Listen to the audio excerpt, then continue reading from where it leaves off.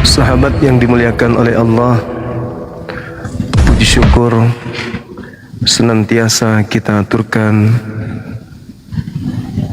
kepada Allah Subhanahu wa Ta'ala yang telah melimpahkan hidayah, rahmat, iman Islam kepada kita semua, sehingga kita menjalani hidup ini tanpa ragu untuk membedakan antara mana yang batil, mana yang hak.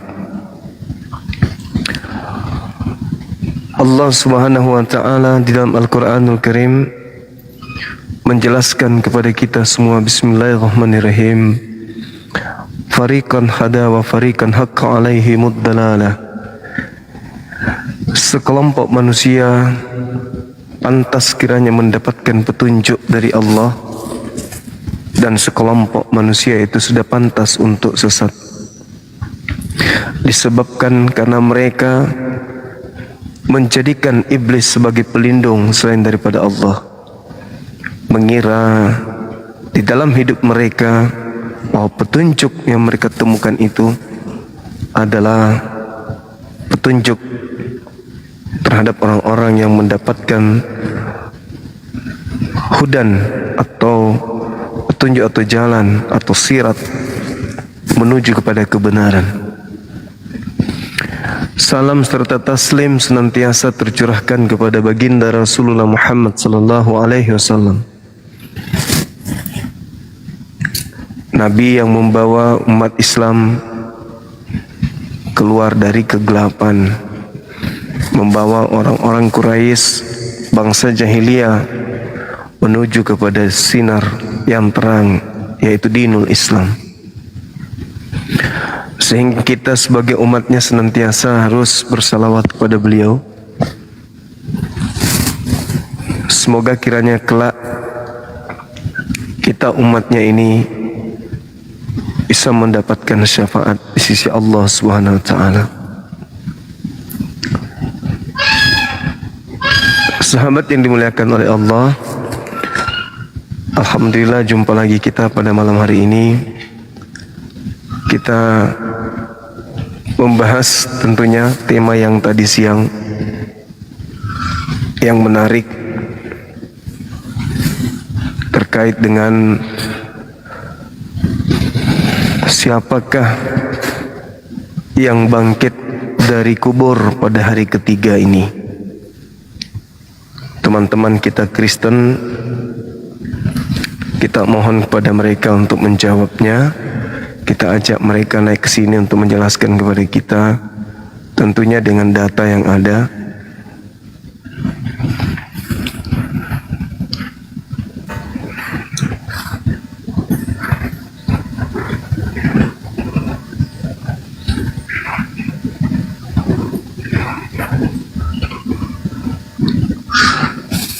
Yang ada di dalam kitab mereka, data yang ada di dalam kitab mereka.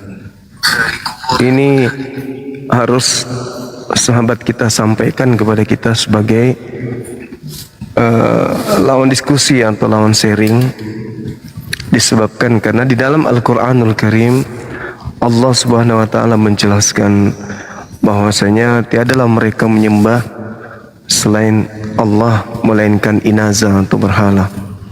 Bahkan dalam surah Al-A'raf Allah Subhanahu wa Ta'ala menjelaskan bahwa sesungguhnya mereka menjadikan iblis ini sebagai pelindung selain daripada Allah. Itu dari Al-Quran. Artinya kita minta dari perspektif teman-teman kita yang Kristen, siapakah yang keluar dari kubur ini? Semoga mereka bisa menjelaskan.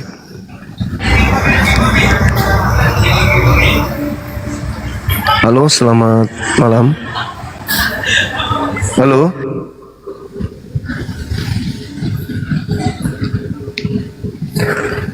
Semangat malam. Halo. Selamat malam. Kok diam-diam?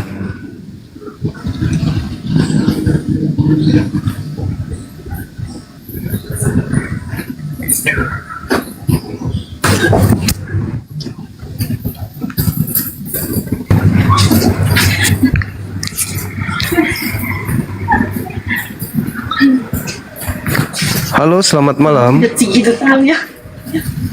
Halo. Malam Bang semua. Malam juga. Dari mana abang? Dari Nrekang. Enrekang. Iya, ada yang ingin disampaikan, silakan. Coba. Silakan abangku.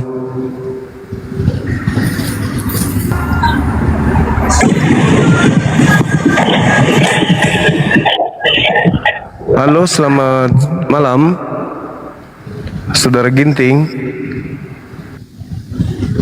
Halo.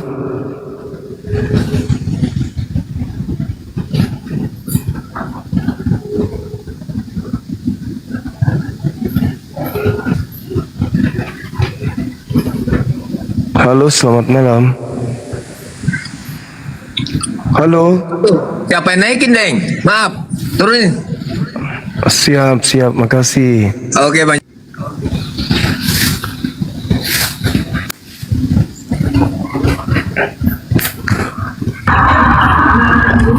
Halo, selamat malam. Ini tahu, otomatis dia.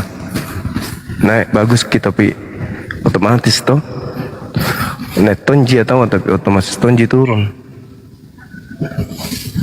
Apakah masker tidak menyiksamu? Enggak. Halo, selamat malam. Mati, Pak. Mati. Halo. Halo, selamat malam.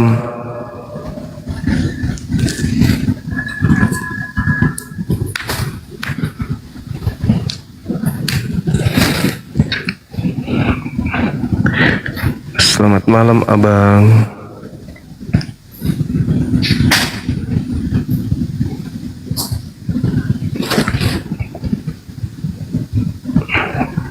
Halo.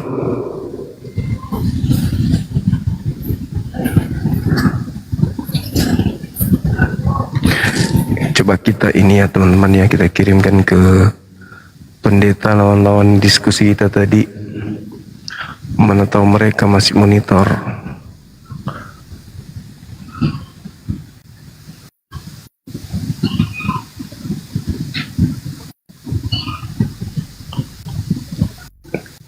Halo, selamat malam. Kenapa ya nggak mau duduk ya? Jaringannya kali ya.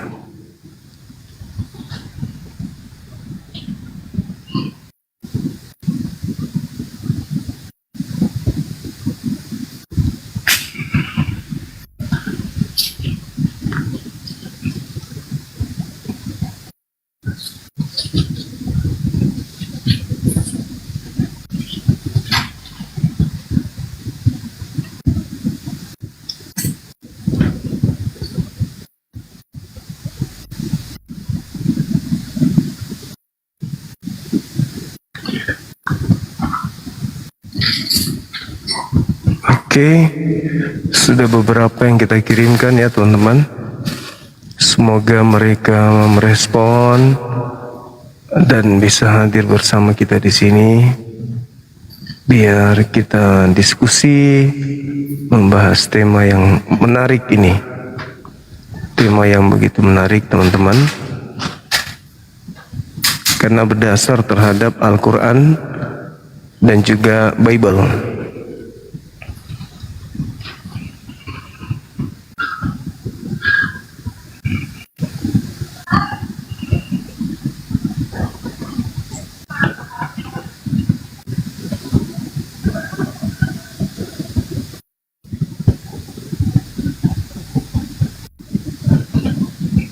Sabar.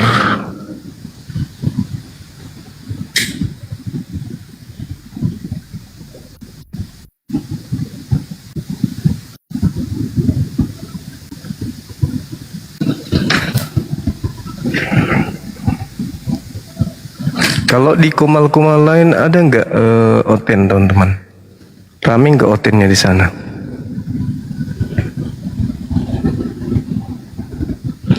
Rame nggak? Kalau di sini ada sih ada, tapi cuman yang typing aja kan ya. Rame kan? Iya, cuman di Komal kita ini mereka nggak temukan mungkin ya. Tapi masa iya setiap kita live masa nggak ditemukan sama mereka? Pasti kalau mereka punya apa ceritanya ada persiapan untuk berdiskusi. Harusnya kan mereka mencari Komal kita, cari Bang Suma gitu kan ya. Halo, selamat malam. Halo. Selamat malam, Bang. Selamat malam. Iya, dari mana Abang ini? Assalamualaikum. Waalaikumsalam. Waalaikumsalam abangku. Muslim Salam bang. kenal ya. Bang Suma Muslim. Turunkan bang. Siap, siap. Baik, baik. Ya. Nyimak di bawah. Siap. Halo yang lain, selamat malam. Halo. Selamat malam. Halo, selamat malam.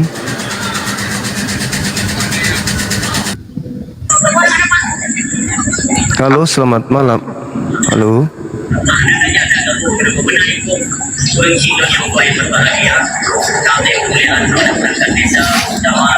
Semangat malam, Bang.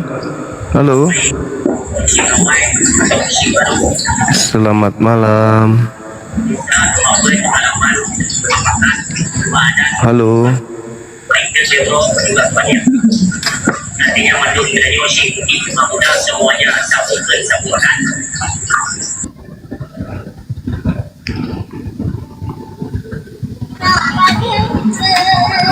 Halo, assalamualaikum. Selamat malam. Halo. Selamat malam. Halo. Selamat malam.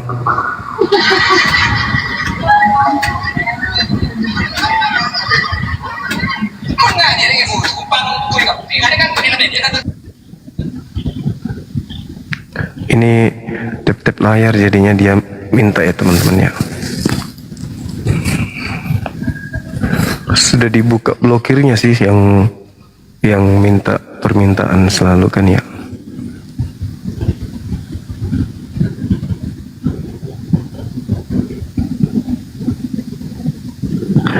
Sabar, kita masih cari dulu. Halo, selamat malam.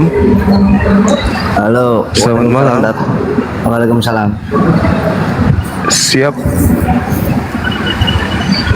Iya bang. Ada yang ingin disampaikan. Buatan wonten lagi. Kulo Jani Duki Jawa Timur. Kulo Muslim tat. Kepencet ini. Siap siap. Salam kenal ya. Oke. Kasih.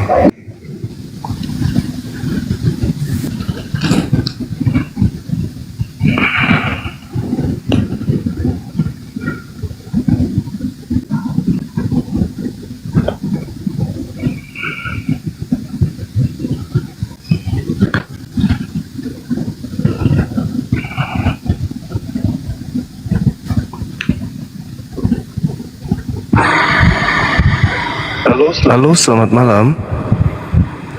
Malam. Selamat malam. Halo. Apa cek ya? Kenapa ini? Alay.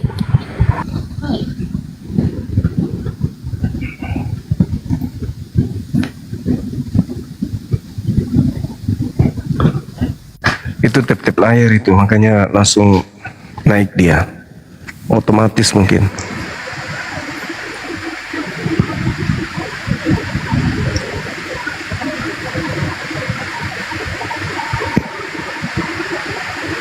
Coba diperiksa teman-teman, ini multinya ramai kali. Aku tengok di sini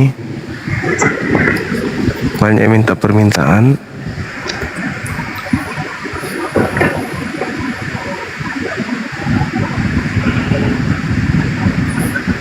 Halo, semangat malam.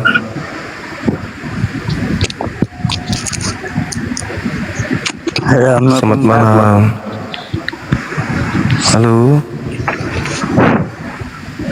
Halo. Ada 22 permintaan. Waalaikumsalam warahmatullahi wabarakatuh. Oh iya, ini teman kita yang dari Medan. Kita cari yang otennya, sabar ya. Oke. Ya, Apa kabar? baik. Alhamdulillah. Abang, apa kabar, Bang? Baik, alhamdulillah sehat. Masih di Medan abang ini? Masih, Bang. Masih. Syukur alhamdulillah.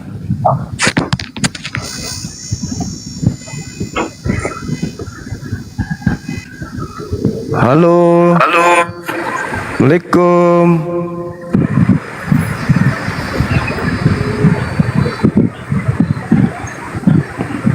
Halo saudara, selamat malam.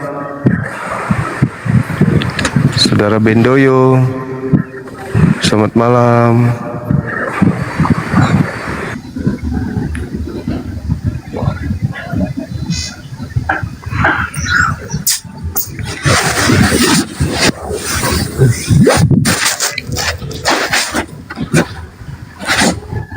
Halo, selamat malam.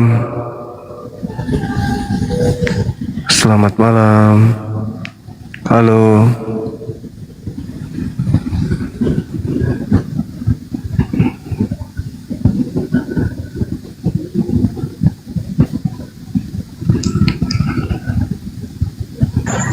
Nó không được ấy. Ta mất ông được rồi. Halo, selamat malam. Halo. Ada onde-onde kah? Ada onde-onde.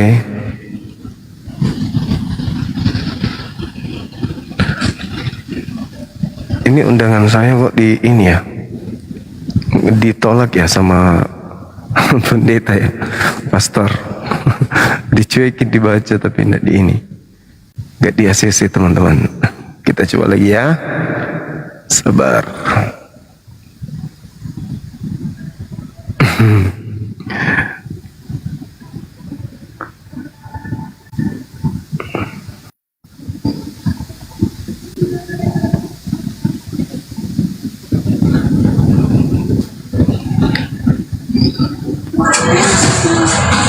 Halo, selamat malam. Malam Bang Juma. Malam juga. Dari mana bang? Kristen.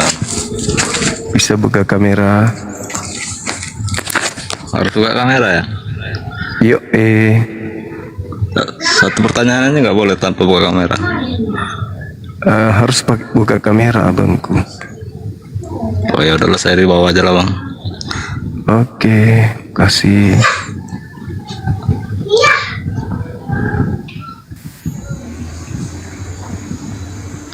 Halo, selamat malam. Malam bang. Ya malam. Halo siap. Katolik Protestan? Protestan, kenapa? Kita diskusi boleh? Boleh, boleh, boleh. Oke. Belum bisa buka kamera ya? Boleh buka masker? Enggak, buka kamera bisa? Masker dulu, baru buka kamera. Kenapa bisa? Buka masker dulu, baru buka kamera. Alasannya? Pokoknya buka masker dulu. Ya udah kalau gitu kita diskusi aja, boleh? Boleh ya? Sambil menunggu yang lain, boleh ya? Nah, Saudara Christian? Oke. Kejadian penyaliban, kemudian kebangkitan. Jadi ada disalib, beberapa saat kemudian ada kebangkitan. Kebangkitan ini adalah hal yang dahsyat dalam agama Kristen. Kebangkitan ini adalah simbol diselamatkannya manusia dari dosa-dosa yang diwariskan Adam. Jadi kutuk yang terjadi di Gan Eden itu selesai dengan bangkitnya Yesus untuk mengalahkan maut. Pertanyaannya, ada enggak keluarga Yesus atau murid Yesus yang menanti detik-detik kebangkitan dia? Sehingga ketika yang keluar dari kubur ini itu adalah benar-benar guru mereka. Silakan.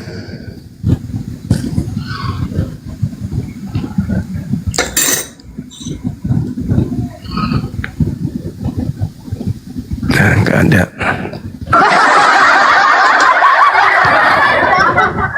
Pengikutnya belum bisa buka kamera, teman-teman. Minimal kita sudah bertanya ke mereka, dan sebelum menjawab, kalau pertanyaannya mungkin agak berat, langsung pergi. Halo, selamat malam. Halo. Halo, selamat malam. Halo. Malam. Halo. Halo.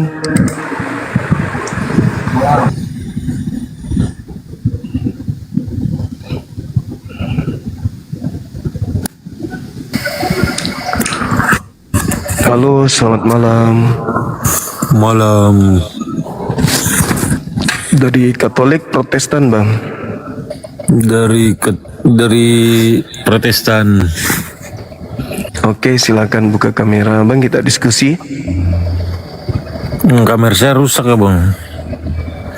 Kamera depanku rusak. Kenapa bisa ya? Iya, jatuh HP. Iya. Dipersyaratkan sama teman kita diskusi di sini menggunakan kamera, Bang. Oh, oke Bang, nggak apa-apa deh. Saya turun sudah. Ya, siap. Makasih ya. Ya, makasih ya, Bang. Terus Gimana keluar ini? aku tuh jam 10 Pak, aku puasa 6 jam. Sekarang jam berapa Pak? Masuk ke masjid Jumat. Halo, selamat malam. Malam, Abang. Malam. Katolik Protestan. Oke, silakan buka kamera diskusi kita, Bang. Silakan. Sebentar. Oke.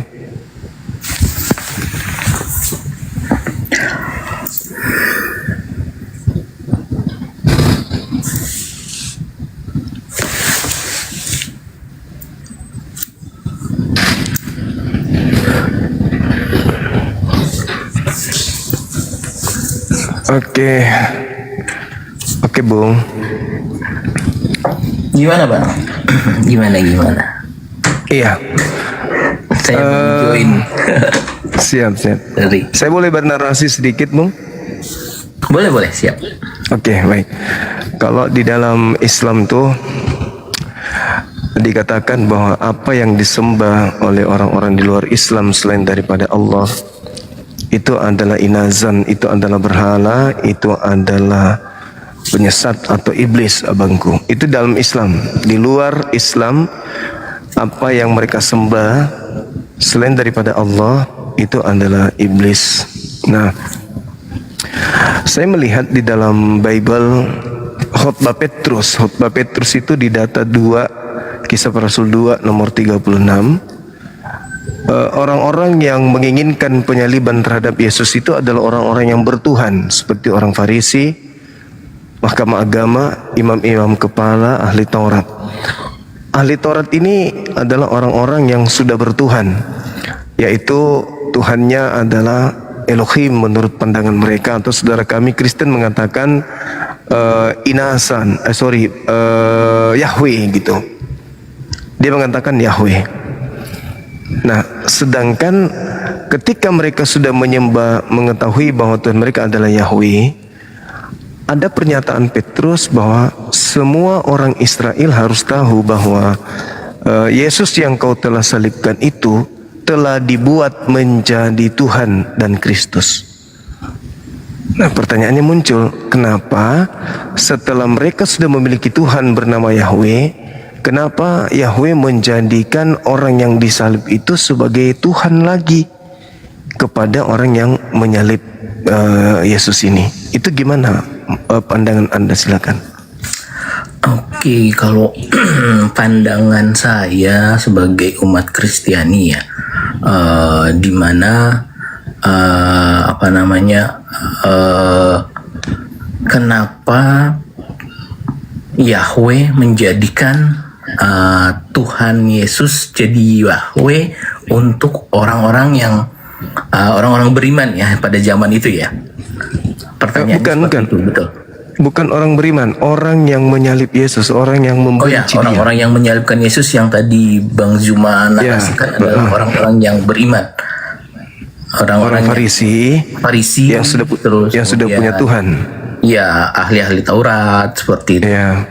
Betul. Nah, menurut pandangan dan pemahaman saya, sebenarnya pada saat secara historikal ya, di zaman tersebut mereka tidak menerima Yesus.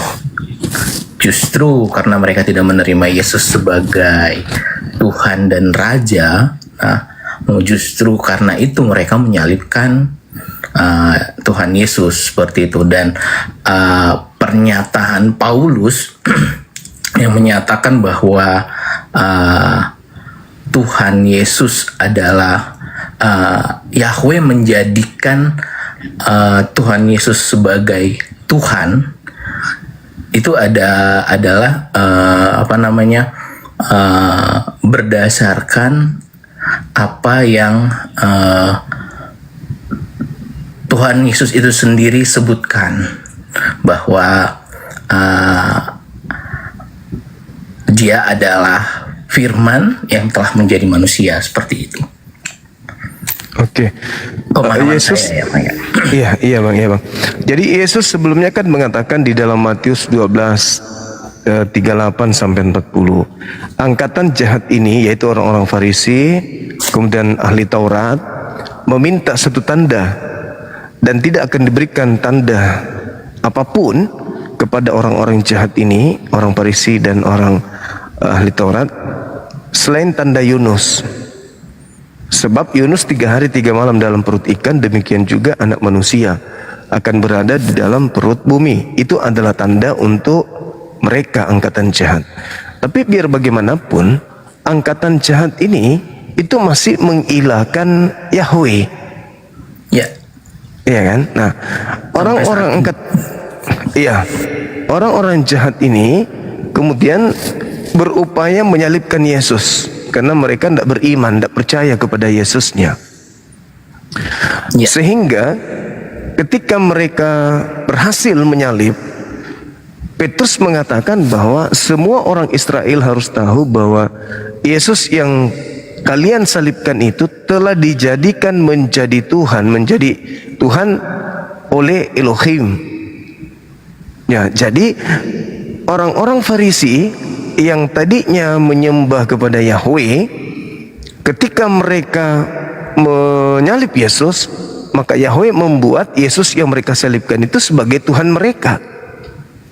Nah, lalu ketika mendengarkan itu, orang-orang yang tidak beriman ini kecewa, terharu, merasa terpukul, sehingga mereka bertanya kepada Petrus, kalau begitu apa yang harus kami lakukan? Kenapa harus yang kami salibkan ini kok jadi Tuhan bagi kami? Apa yang harus kami lakukan ini?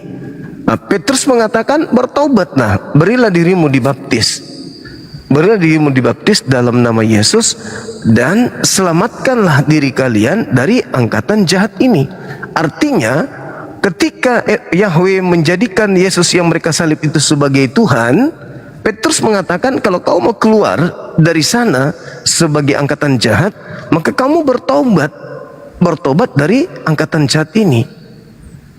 Artinya mereka harus bertobat untuk kembali menyembah Yahweh.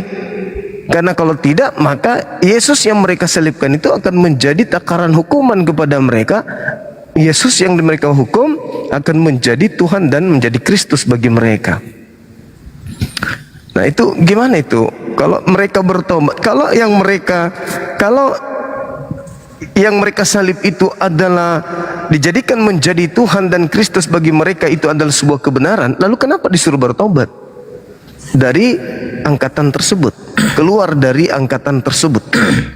Nah, menurut pandangan saya ya Bang Zuma, di sana di awalnya mereka tidak percaya bahwa Yesus itu adalah anak Allah ya. Makanya secara sejarah mereka menyalibkan, dan ketika Petrus mengajarkan kebenaran bahwa Yesus itu adalah Yahweh itu sendiri, maka Petrus menyarankan bertobatlah, artinya bertobatlah karena kesalahan pemahamanmu yang sebelumnya. Dan pemahaman yang baru yang diajarkan oleh Petrus, itulah yang akan kamu ikuti. Seperti itu pemahaman saya Bang Zuma. Bukan Petrus meminta orang-orang yang menyalibkan Yesus karena mereka dikasih pemahaman baru, kebenaran baru bahwa Yahweh itu disalibkan oleh mereka dan dijadikan Tuhan Yesus itu dijadikan Allah, dan mereka memahami pengetahuan itu dan mereka diminta bertobat, bukan bertobat untuk mengakui bahwa Yesus sebenarnya bukan Yahweh, kan seperti itu, tapi karena mereka dikasih pengajaran baru bahwa Yesus adalah Yahweh itu sendiri, maka mereka disuruh bertobat dari pemahaman sebelumnya dan mengikuti pemahaman yang diajarkan Petrus. Seperti itu pemahaman saya Bang Juma. Berarti setelah mereka menerima keadaan itu, mereka harus paham dan menerima bahwa sekarang mereka sudah memiliki dua Yahweh ya. Yahweh menjadi Bang Juma. Jadi gimana? Jadi memang kalau di iman kami mengimani bahwa Allah itu sendiri yang menjadi firman, dan firman itu yang akan menjadi manusia dalam tubuh Tuhan Yesus Kristus, di mana 100% manusia juga dan 100% Allah juga itu dalam keilahiannya, seperti itu. Jadi tidak ada Tuhan yang dalam dua Tuhan, tapi satu Tuhan dan dalam dua wadah yang berbeda, seperti itu Bang Juma. Ya, orang-orang Farisi dan ahli Taurat ini kan sudah punya Yahweh Bang. Terus Betul. kenapa Yahweh membuat yang mereka salib ini menjadi Yahweh juga? Nah, begini ya Bang Juma. Sebenarnya dari awal penciptaan ya, dari awal penciptaan, saat manusia jatuh ke dalam dosa, ada hubungan yang putus antara Yahweh dengan manusia. Karena kalau di Alkitab kami disebutkan manusia jatuh ke dalam dosa, kemudian melanggar aturan dari Tuhan, memakan buah pengetahuan baik dan benar, sehingga manusia diberikan hukuman dosa adalah maut. Karena mereka berbuat dosa sehingga mereka akan mengalami kematian. Nah, dari situ, karena besarnya kasih karunia dari Yahweh itu sendiri, maka dinubuatkan akan ada anak manusia yang akan dikorbankan untuk memperbaiki hubungan yang telah rusak antara manusia dengan Yahweh itu sendiri. Nah, karena sifat kemanusiaan manusia ya, maksudnya sifat dagingan manusia itu yang membuat mereka jatuh ke dalam dosa. Kemudian mereka tidak percaya bahwa manusia dapat Yahweh itu bisa dalam bentuk manusia. Itu yang mengakibatkan hubungan yang baik yang sudah terpisah ini perlu diperbaiki oleh kasih gitu. Makanya Tuhan Yesus itu sendiri yang mereka yang mereka salibkan itu adalah bentuk kasih dari Yahweh itu sendiri untuk mengorbankan anaknya yang tunggal untuk memperbaiki hubungan antara manusia dengan Yahweh itu sendiri. Seperti itu Bang Zuma. Oke. Jadi bukan Baik. ada dua Yahweh yang akan yang disebutkan gitu. Iya, oke. Jadi ada dua data. Paulus juga mengatakan dalam Roma 14:9, untuk itulah Yesus mati agar Yahweh membangkitkan dia untuk menjadi Tuhan. Kan gitu. Jadi artinya baik yang ada dalam Kisah Para Rasul 2 nomor 36, Roma 14 nomor 9, itu sama-sama Yahweh membuat Yesus mati agar ia bangkit menjadi Tuhan juga. Nah, itu yang pertama. Kemudian yang kedua, ketika Yesus itu melakukan penginjilan kepada murid-muridnya, dia hanya ingin dikenal sebagai rasul, sebagai utusan Yahweh. Tak ada dia mengatakan mengenal aku sebagai Yahweh, tapi mengenal aku sebagai rasulnya Yahweh. Ya.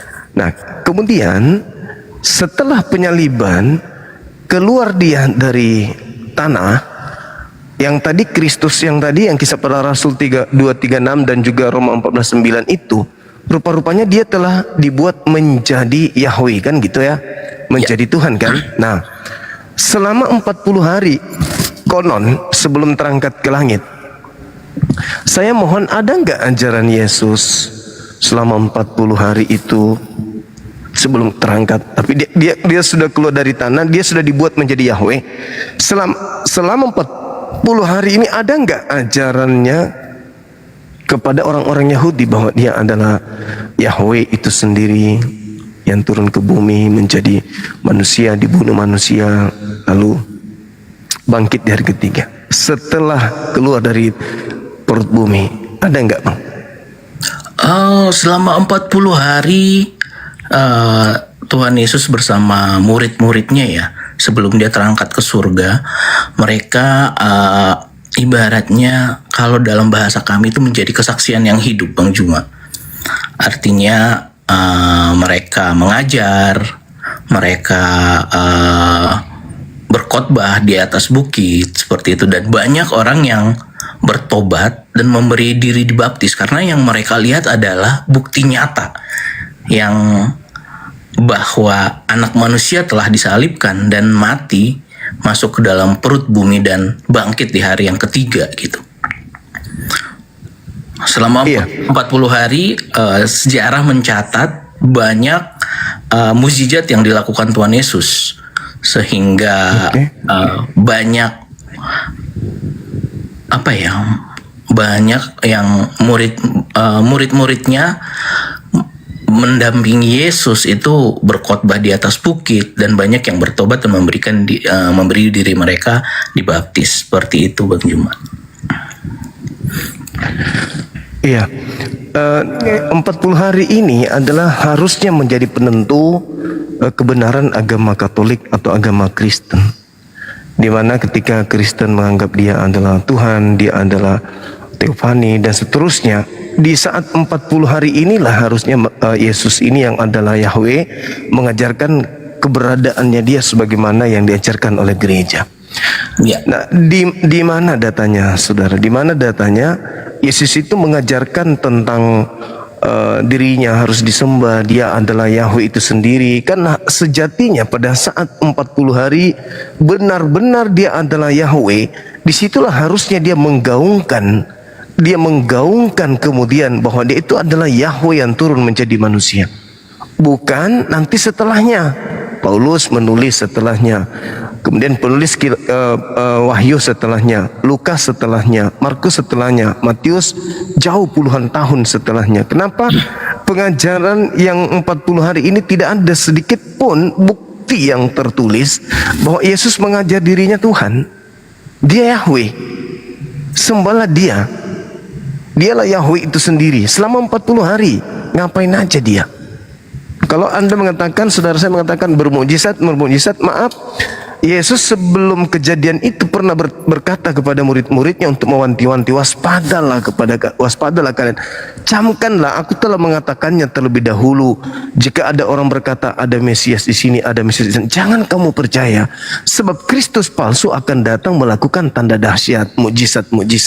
Sekiranya mungkin dengan tanda-tanda dahsyat dan mukjizat ini mereka menyesatkan banyak orang. Begitu ucapan Yesusnya, dan kata Yesus itu sudah dekat. Waspadalah agar kalian jangan disesatkan, sebab akan datang banyak penyesat memakai namaku dan berkata, akulah dia. Saatnya sudah dekat, jangan kau percaya. Nah, itu sebelum penyaliban itu terjadi. Nah, selama 40 hari berkeliling-keliling dia di Galilea, di Yerusalem, apa yang Yesus ajarkan sekaitan dengan ketuhanan dia yang sehakikat dengan Yahweh itu sendiri? Ada nggak, Bang?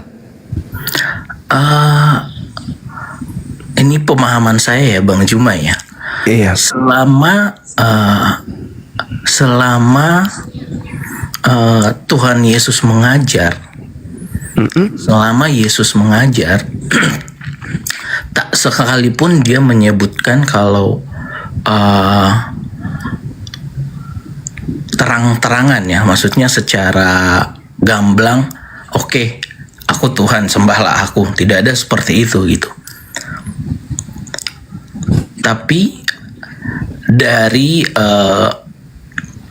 nubuatan dan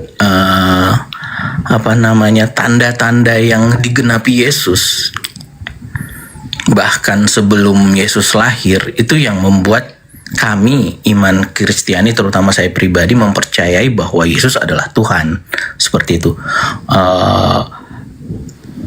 Karena tanpa ada ucapan sekalipun, kami tetap mempercayai bahwa Yesus adalah Tuhan, seperti itu. Iya, artinya bahwa Yesus sedikit pun tidak menyentuh pengajaran selama 40 hari itu sebagai Yahweh. Tetap saja, bahkan malaikat mengatakan, Yesus yang kamu lihat terangkat ke langit, engkau akan melihatnya sama seperti dia terangkat ke langit. Dan dia duduk di atas surga, di atas langit pun masih dalam keadaan sebagai anak manusia. Iya.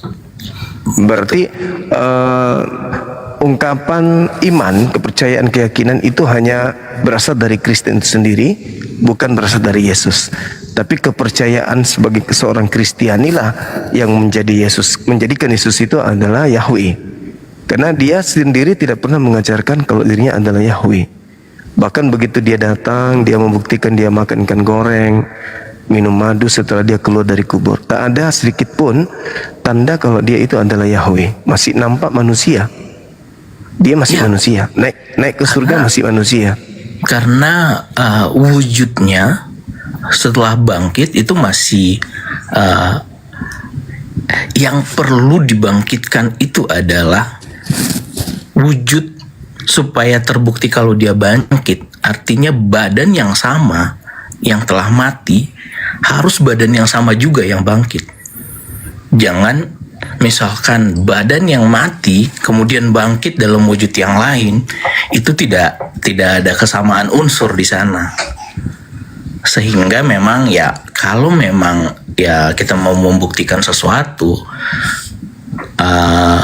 meninggal, dikubur dan bangkit, ya harus benda yang sama atau wujud yang sama, yang memang beliau masih makan, kemudian berjalan dan menunjukkan tanda kalau kalau memang tangannya benar dipaku di kayu salib gitu. Dan bahkan salah satu muridnya Thomas juga memang tidak percaya pada awalnya kalau itu adalah wujud Yesus dalam bentuk fisik sebagai manusia.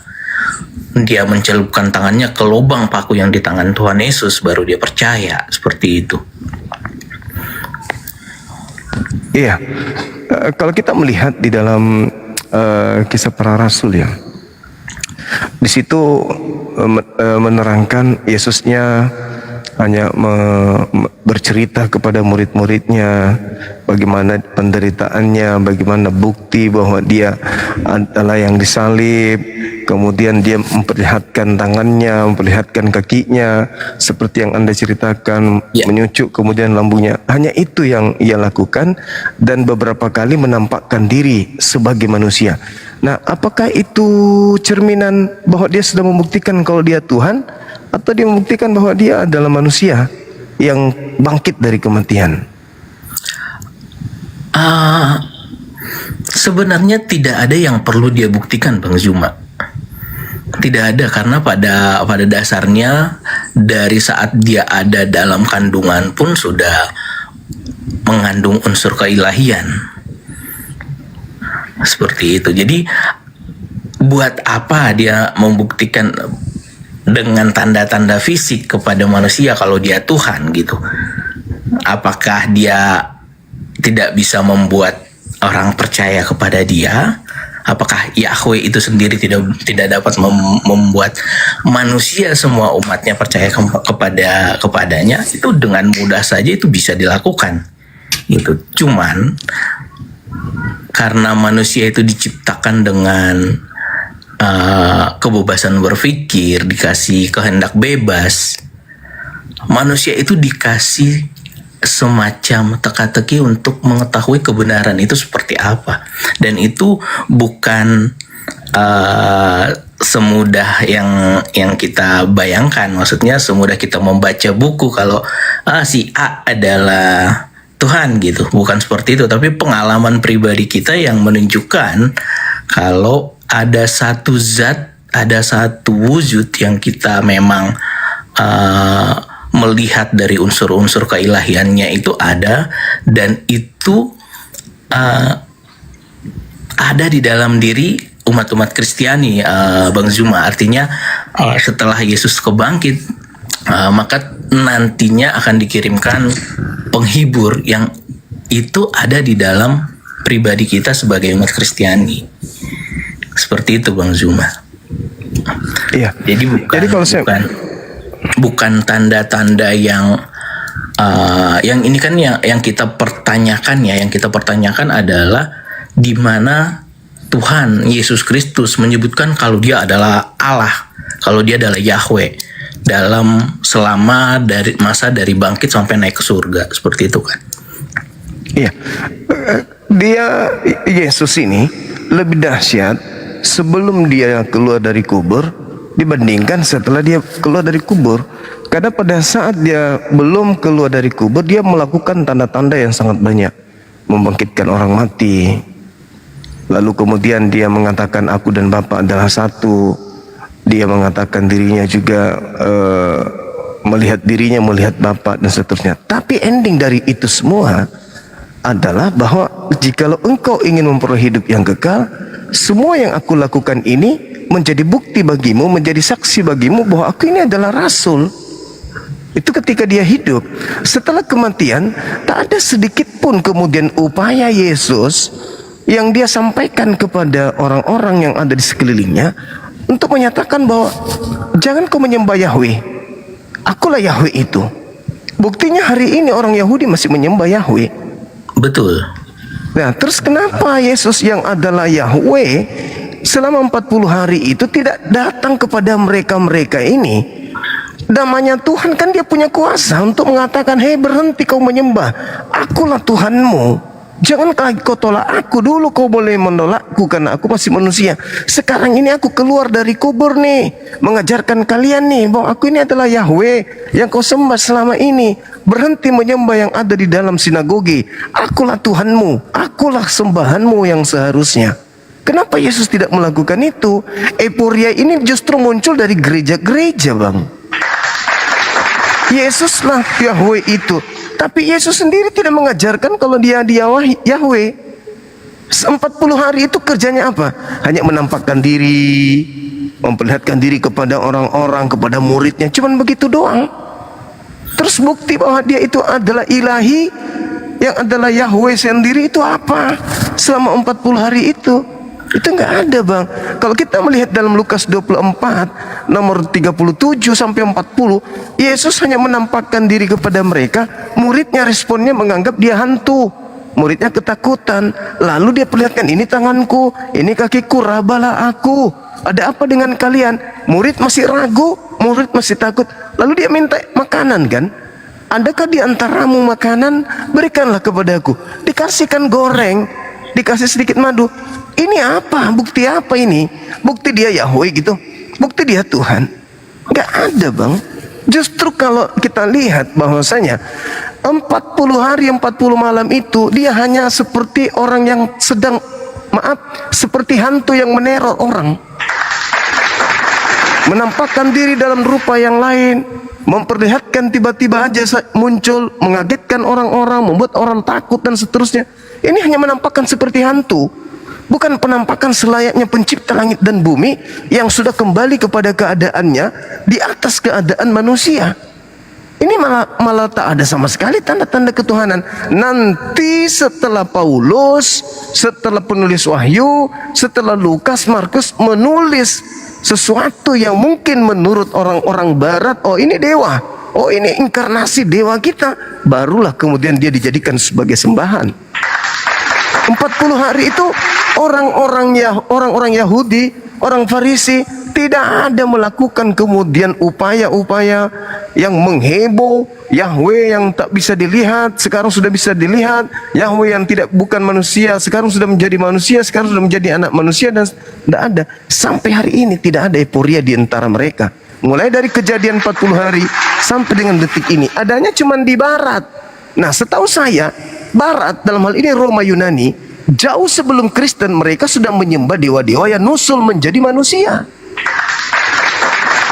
Jadi ketika saya melihat di dalam Kisah Para Rasul 17 nomor 23, Paulus di sana ketika datang ke Athena, kata beliau, apa yang kalian sembah yang kalian tidak mengenalnya selama ini, yaitu dewa agnostos theos, inilah yang kuajarkan kepada kalian, yaitu Yesus.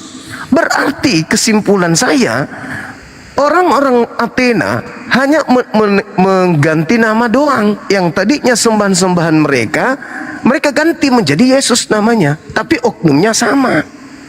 Itu yang tercatat di Kisah Para Rasul 17 nomor 23. Bisa kita lihat dari 19, 20, 21, 22, 23 endingnya. Bagaimana Paulus mengajarkan bahwa yang kau sembah selama ini, yang kalian tidak kenal tapi kalian sembah, inilah sekarang yang aku ajarkan, yaitu Yesus. Berarti selama ini yang kami sembah, yang adalah dewa Athena, sekarang juga Paulus datang mengajarkan dewa yang sama tapi beda nama. Yesus berkata kepada orang Yahudi, waspadalah kepada penyesat yang datang kepadamu memakai namaku. Paulus memakai nama Yesus untuk mengajarkan orang-orang Athena menyembah kepada dewa mereka, tapi dalam skala prioritas bernama Yesus, bukan lagi bernama agnostos theos, tapi Yesus. Makanya mereka bukannya menghancurkan rumah ibadah, bukannya menghancurkan patung-patung dewa-dewa mereka, enggak. Justru mereka melanjutkan tradisi lama dengan mengganti Yesus doang. Yang tadinya agnostos theos, Zeus, mereka menggantinya Yesus. Makanya Natalan masih berlanjut, makanya mingguan masih ibadah mingguan, makanya tetap aja makan babi, mereka tidak bersunat. Karena kenapa? Tradisi tidak berubah, cuma nama sembahan yang berbeda. Begitu, Bang. Nah, pertanyaannya sebenarnya Bang Juma, kalau saya mendengar dari pernyataan ini ya, balik lagi ke hakikat dasar Allah itu apa sebenarnya? Tanya ke saya. Hakikat daripada pencipta langit dan bumi itu tidak serupa dengan makhluk. Bisa kita lihat di dalam 2 Samuel 7:22. Tidak ada yang sama, tidak ada yang serupa. Bahkan Yesus pun mengatakan, Yohanes 5 nomor 37, Bapa yang mengutus aku, kau tidak pernah mendengarkan suaranya, kau tidak pernah melihat wujudnya. Betul, Itu kata Yesus. betul. Nah, berarti yang keluar dari kubur ini kan bisa dilihat wujudnya, bisa didengarkan suaranya. Berarti dia bukan hakikat Tuhan itu sendiri. Yang dilihat, yang terlihat itu adalah hakikatnya sebagai manusia, bukan Berarti keilahiannya. Tapi berarti Tuhan ya, berarti Tuhan ada dua hakikat. tidak hanya dua hakikat, Bang Zuma. Jadi berapa hakikat Tuhan itu? Dia bisa dalam bentuk hakikat apapun. Karena di Alkitab itu sendiri, dia bisa dalam bentuk api, dia bisa dalam bentuk roh, dia bisa dalam bentuk guntur yang berbicara. Ya, kalau kita lihat hakikat Allah yang berbicara dengan nabi-nabi, ya nabi-nabi di Alkitab itu wujudnya banyak. Oh, berarti menurut saudara Tuhan itu bisa terbatas gitu ya?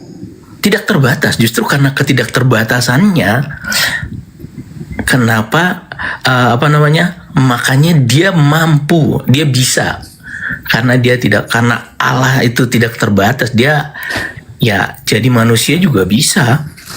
Dan Justru itu dicatat Abang, oleh sejarah. Kalau bahkan mungkin sepengetahuan saya kilas ya, di Quran pun disebutkan kalau Maria mengandung Yesus sebagai anak Allah, dan tidak ada laki-laki yang bersetubuh dengan Maria sebelum kehamilannya, seperti itu. Oke, baik. Kalau menurut pandangan saya, Tuhan Maha Kuasa itu tidak bisa dibatasin.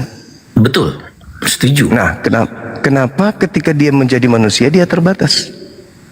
Contoh, Yesus berkata dalam Yohanes 5:30, aku tidak dapat berbuat apa-apa dari diriku sendiri. Terbatas. Betul, sebagai manusia. Berarti, ya, sebagai manusia itulah makanya dia terbatas. Makanya dia nggak bisa jadi manusia, karena dia nggak bisa jadi terbatas. Ya, tapi karena unsur keilahiannya tetap sempurna, dia tetap 100% Allah juga, Yahweh itu sendiri. Bagaimana ceritanya, Bang? Ketika dia menjadi manusia, dia terbatas. Betul, karena Lalu yang tadi saya bilang, berarti Tuhan terbatas. Dia itu 1000% Yahweh dan 1000% wujud manusia, physically, punya jantung, punya semua anggota tubuh seperti manusia, dan bisa Oke, sekarang sebagai manusia terbatas enggak? terbatas. Yang Lapar. manusia ini siapa? Yang manusia ini siapa? Yang manusia ini fisik Yesus, Dia Yahweh atau bukan? Yahweh. Terbatas enggak? Tidak terbatas sebagai Yahweh. Lah, berarti sama ketika Anda mengatakan ini pulpen, dia tidak terbatas sebagai ikan.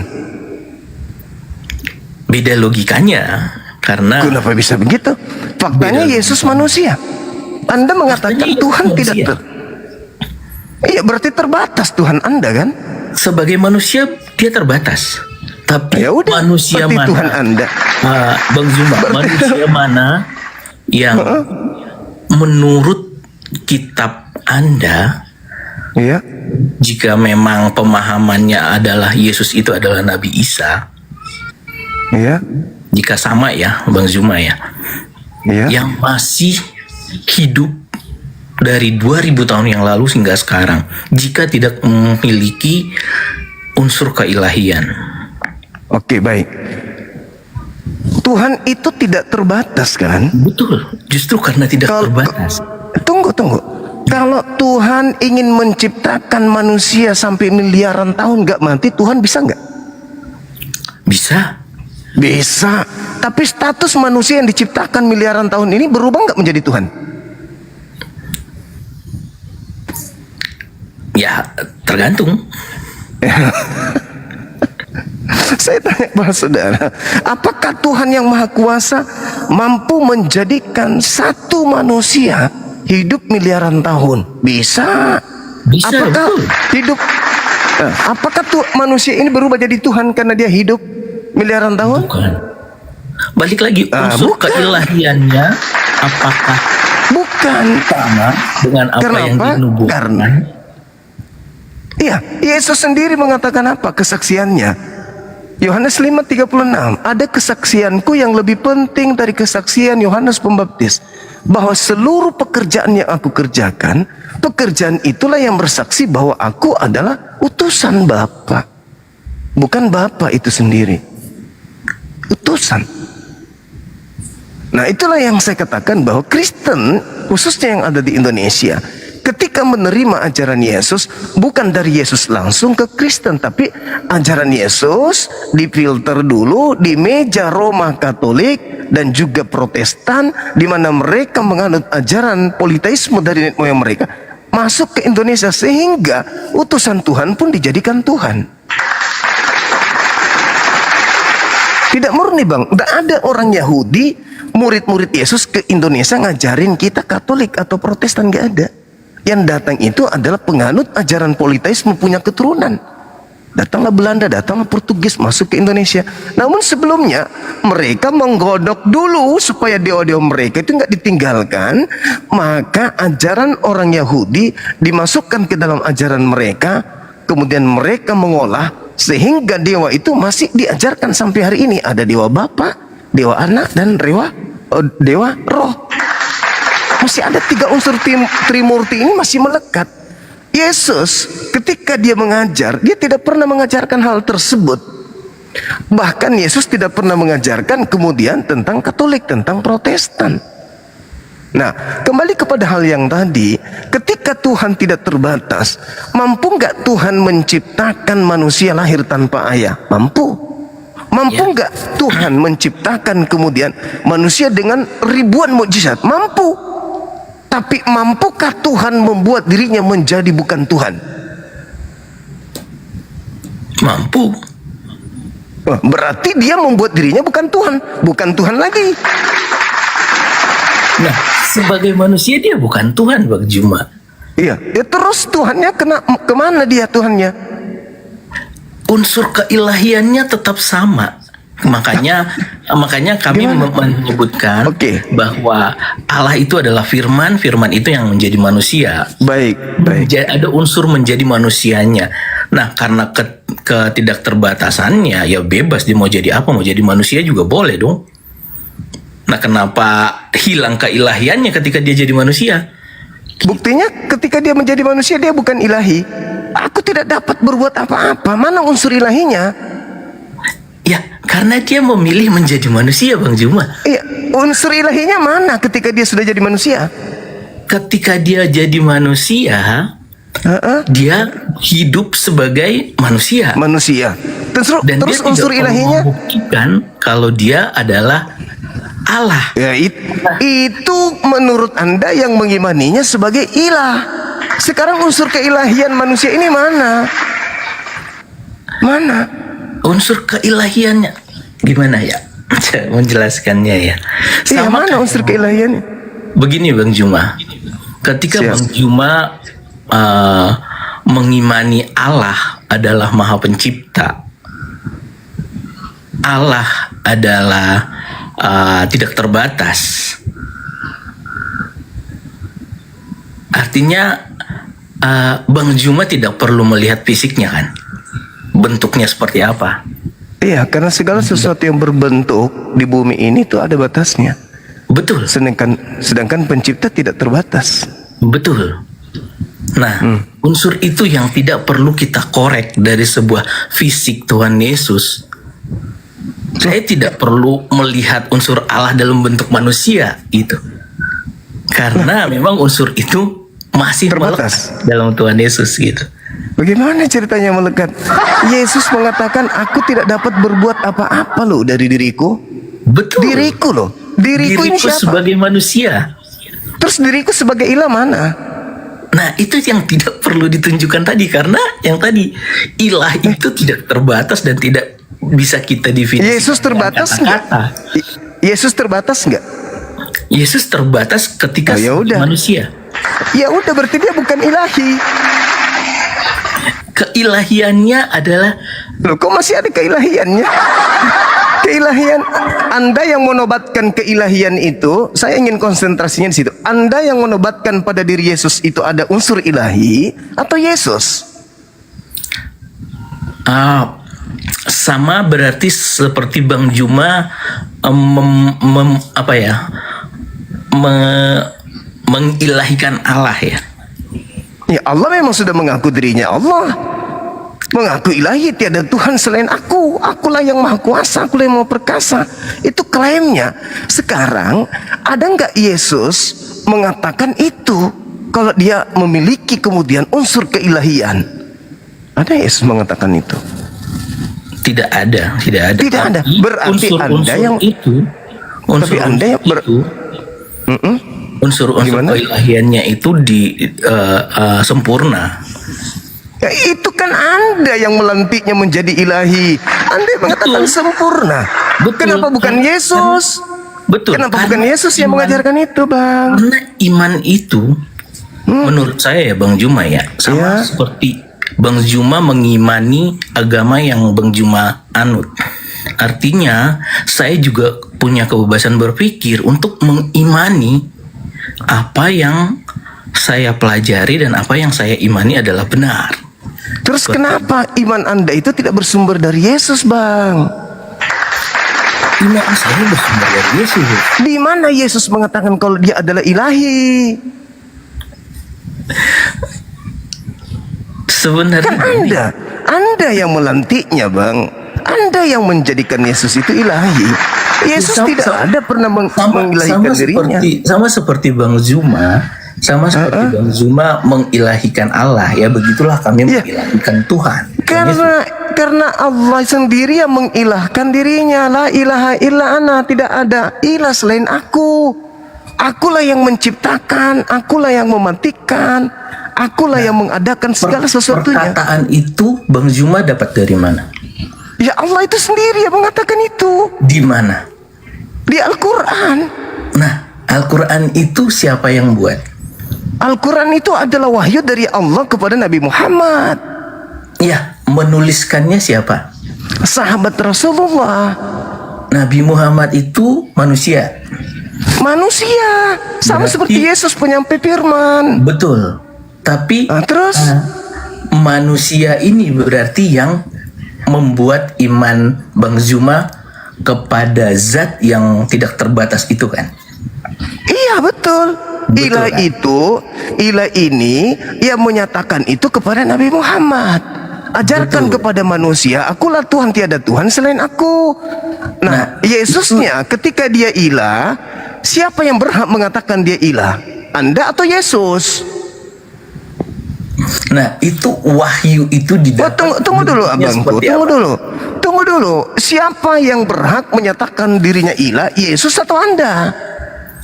Ya, kita yang mau. Berarti Anda yang melantik manusia jadi ilah. Bukan. Nah, di mana Yesus mengatakan dirinya ilah? Ya dia adalah firman yang jadi manusia kalau di Alkitab. Kalau itu iya, semua orang juga orang tahu alam semesta ini firman menjadi alam semesta ini. Betul. Bahkan menurut Yesus kita semua ini berasal dari firman. Ya, betul. Nah, karena itu Terus apa hubungannya ketika Anda mendudukkan Yesus sebagai ilah, ternyata Anda yang melantiknya sendiri, bukan Yesus. Karena yang tahu Yesus adalah Yesus. Siapakah Yesus? Yesus yang menjelaskan. Bukankah Anda, bukan saudara saya ini? Nah, yang menjelaskan itu kan murid-murid Bang Juma. Murid-murid lagi, bukan Yesus. Yang menuangkan ke surat itu kan murid-murid. Iya, bukan Yesusnya. Sayangnya bukan Yesus. Sama seperti yang Bang Juma imani. Apa itu? Wahyu yang diterima Nabi Muhammad itu juga disuratkan oleh Nabi Muhammad. Nabi Muhammad, betul. Iya, Nabi Muhammad. Nah, sekarang Tuhanku bukan manusia. Yesus manusia yang turun ke bumi, yang dialah yang pantas mengucapkan siapa dirinya. Ya. Kan endingnya gini abangku. Kami Allah, Anda Yesus. Ya kan? Nah, Allah yang berwahyu kepada Nabi Muhammad. Nabi Muhammad menyampaikan Allah ini adalah Allah, dialah Tuhan satu-satunya menurut Allah. Nabi Muhammad ajarkan. Ya. Nah, sekarang Yesus tidak mengajarkan siapa-siapa kalau dia adalah Allah. Kalian datang dari luar, bangsa asing dari Yahudi, mengatakan dia adalah Yahweh, Allah itu sendiri. Ilmunya dari mana? Ilmunya dari iman dan zina. Nah, udah kalau begitu kancing baju juga bisa Anda katakan ya. Hilang. Sama Yesus halnya yang- seperti itu. Sama halnya ketika Nabi Muhammad menuliskan tentang Allah, Ya, murid-murid Yesus menuliskan tentang Yesus. iya. Sekarang Begitulah kami perbedaannya. mengimani keilahian Oke. Yesus. Oke, Begitulah saya berarti- mengimani keilahian Yesus. Oke, baik saudaraku, baik. Artinya kembali lagi ke pola yang tadi, Yesus manusia, dia berhak berbicara tentang siapa dirinya, tapi dia tidak mengatakan itu. Nabi Muhammad juga manusia, dia berhak bercerita tentang dirinya, dan dia mengatakan dia adalah Rasul. Begitu juga Yesus mengatakan dirinya Rasul, dan kami pengikut Nabi Muhammad mengatakan dia Rasul. Bedanya Anda mengaku pengikut Yesus, tapi Anda mengatakan Yesus Tuhan, sementara Yesus mengatakan dia Rasul. Penyimpangan Anda begitu jauh. Bukan penyimpangan, Bang Juma. Nah, Yesus mengatakan, abang, saudaraku, Yohanes 17:3, hidup kekal itu adalah mereka mengenal aku sebagai Rasul. Dah selesai. Kenapa Anda mengenalnya sebagai Tuhan itu sendiri? Ya, mereka yang di sana kan konteksnya beda. Ya, murid Yesus. Murid Ya. Yesus mengenal Yesus. Nah, Anda bukan muridnya berarti.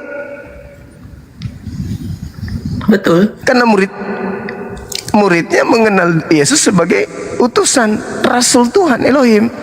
Anda mengenalnya bukan Rasul Tuhan Elohim, berarti Anda berbeda dengan muridnya.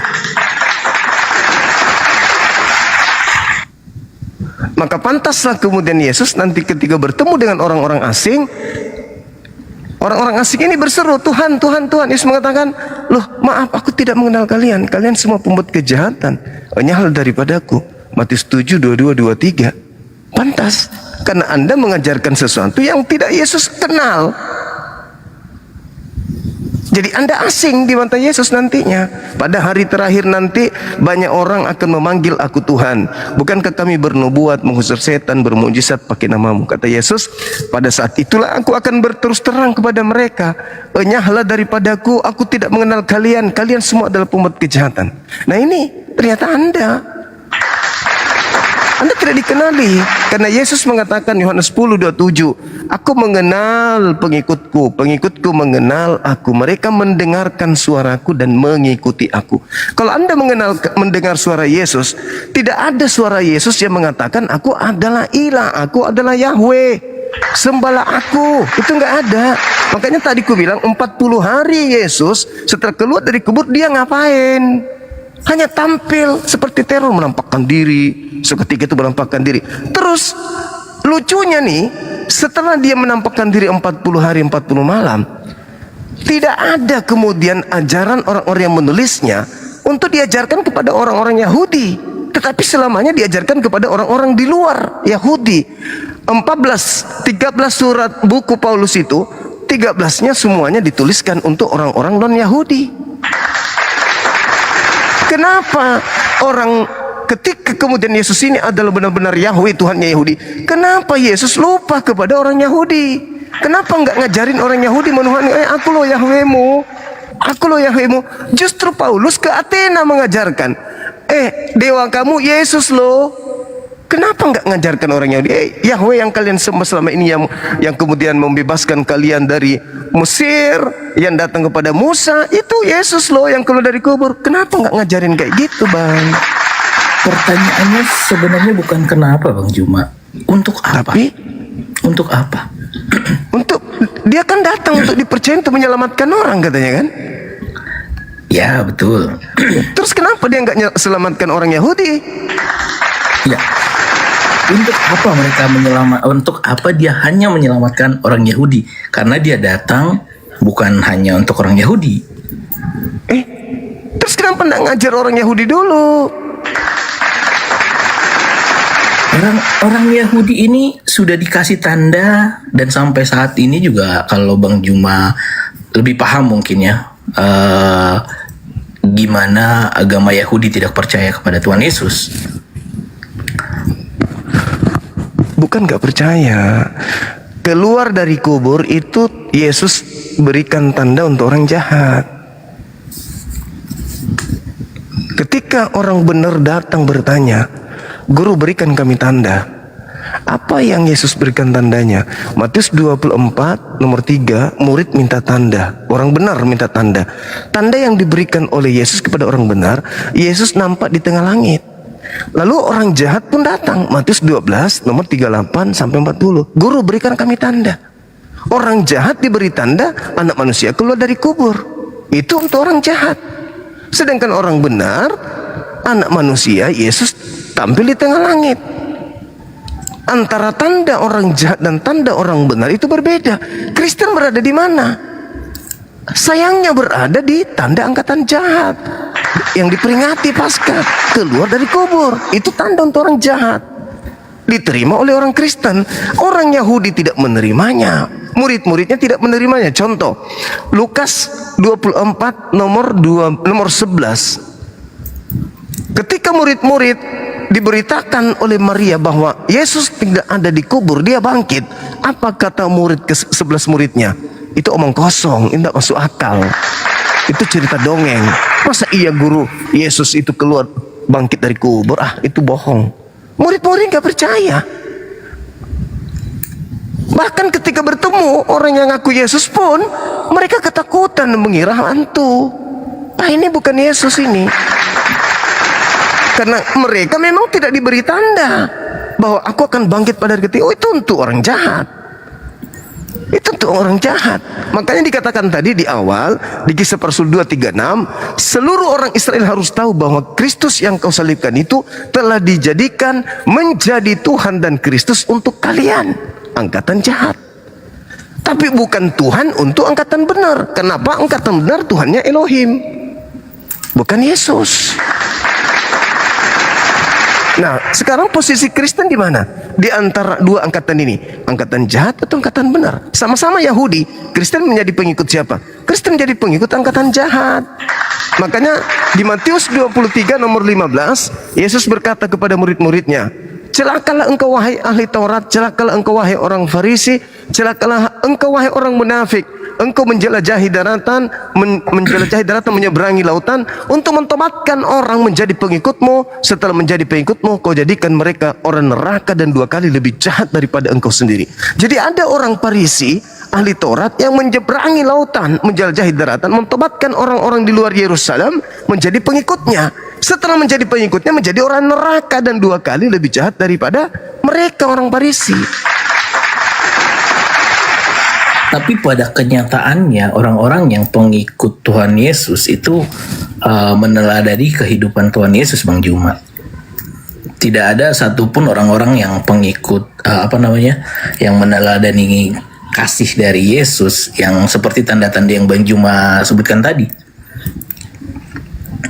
Saudara, ketika Yesus berpesan, waspadalah kepada penyesat yang datang kepadamu memakai namaku. Mereka akan menyesatkan orang dan berkata, akulah Kristus. Mereka akan melakukan tanda dahsyat, mereka akan melakukan mujizat-mujizat, kekuatan-kekuatan, sekiranya mungkin menyesatkan banyak orang. Bagaimana iblis menyesatkan Adam? Apakah iblisnya datang secara frontal? Iblis datang dengan kasar? Iblis datang dengan amarah? Tidak.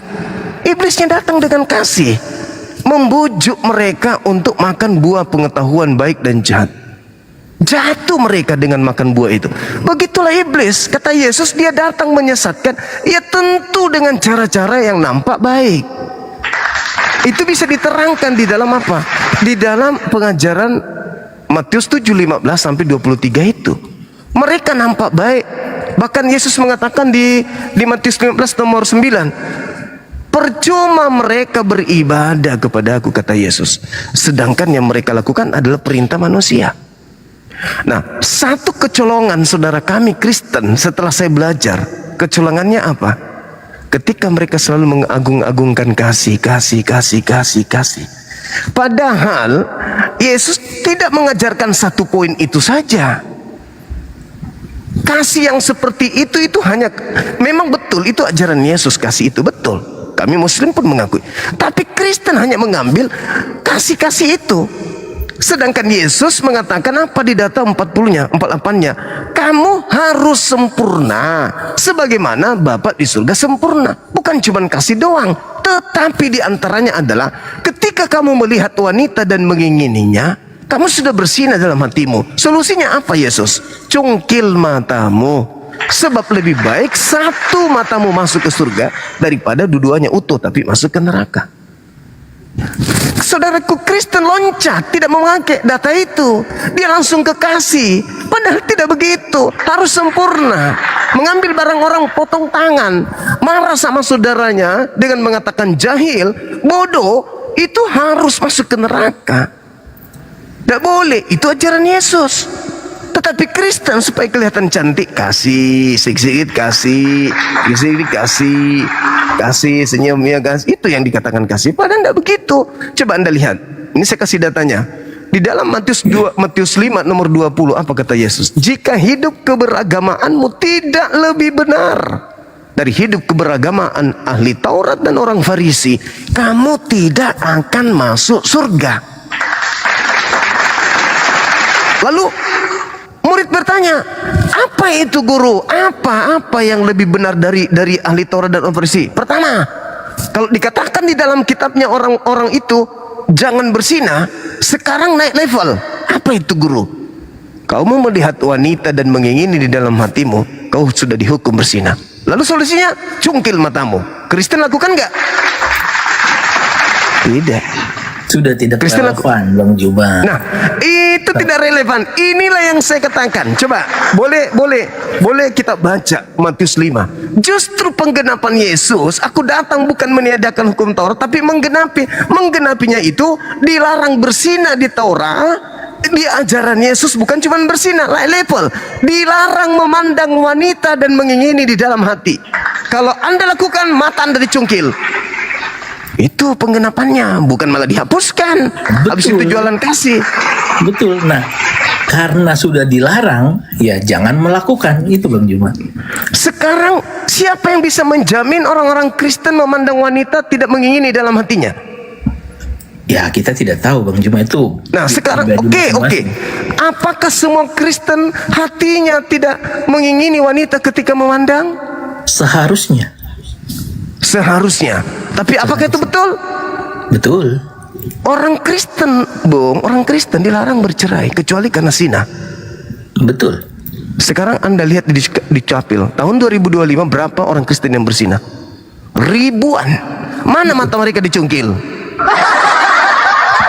Itulah fungsinya negara, Bang Juma. Ya, mana matanya dicungkil? Kan harus sempurna, sebagaimana Bapa sempurna. Betul. Ya terus kenapa nggak sempurna? Mana cungkil matanya? Nah itu, kita kan bernegara, ada hukum yang mengatur, Bang Juma. Ada hukum yang mengatur.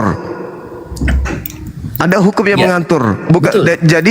Jadi ketika dikatakan mengingini dalam hati, boleh saja bercerai, tidak ada cungkil mata lagi, gitu.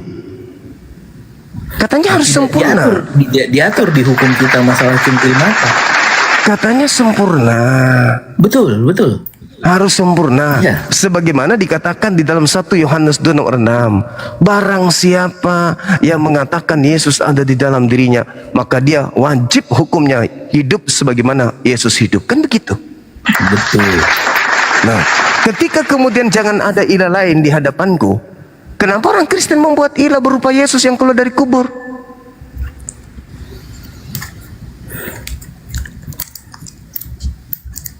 Bukan kita yang buat ilah, Bang Juma. Tadi saudara sendiri yang mengatakan Yesus punya sisi keilahian dan Yesus tidak pernah mengajarkan. Betul, tidak perlu diajarkan. Berarti Anda mengilahkan Yesus kan? Yesus tidak pernah mengajarkan diilahkan, bukan? Betul. Anda yang mengilahkan dia. Sementara ajarannya jangan ada ilah lain selain Elohim. Kenapa Anda mengilahkan Yesus yang tidak mau diilahkan?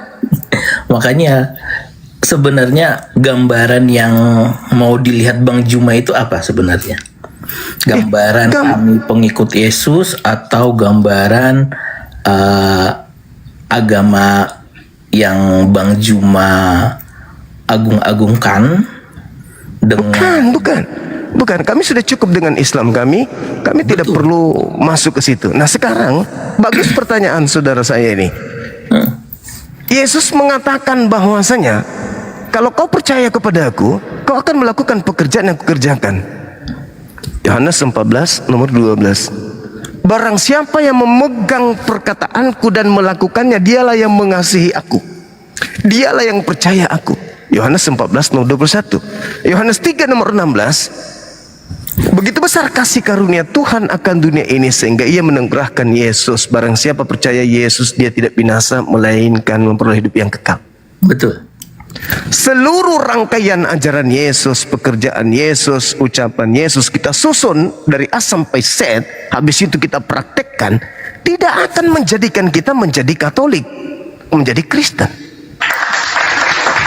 tetapi menjadikan kita menjadi seorang Yudaisme yang taat, orang soleh, sebagaimana Yesus orang soleh. Nah, bagaimana dengan Kristen? Bagaimana dengan ajaran Paulus? Seluruh ajaran Paulus kita rangkai dari A sampai Z, lalu kita praktekkan, maka kita tampil seperti Kristen hari ini.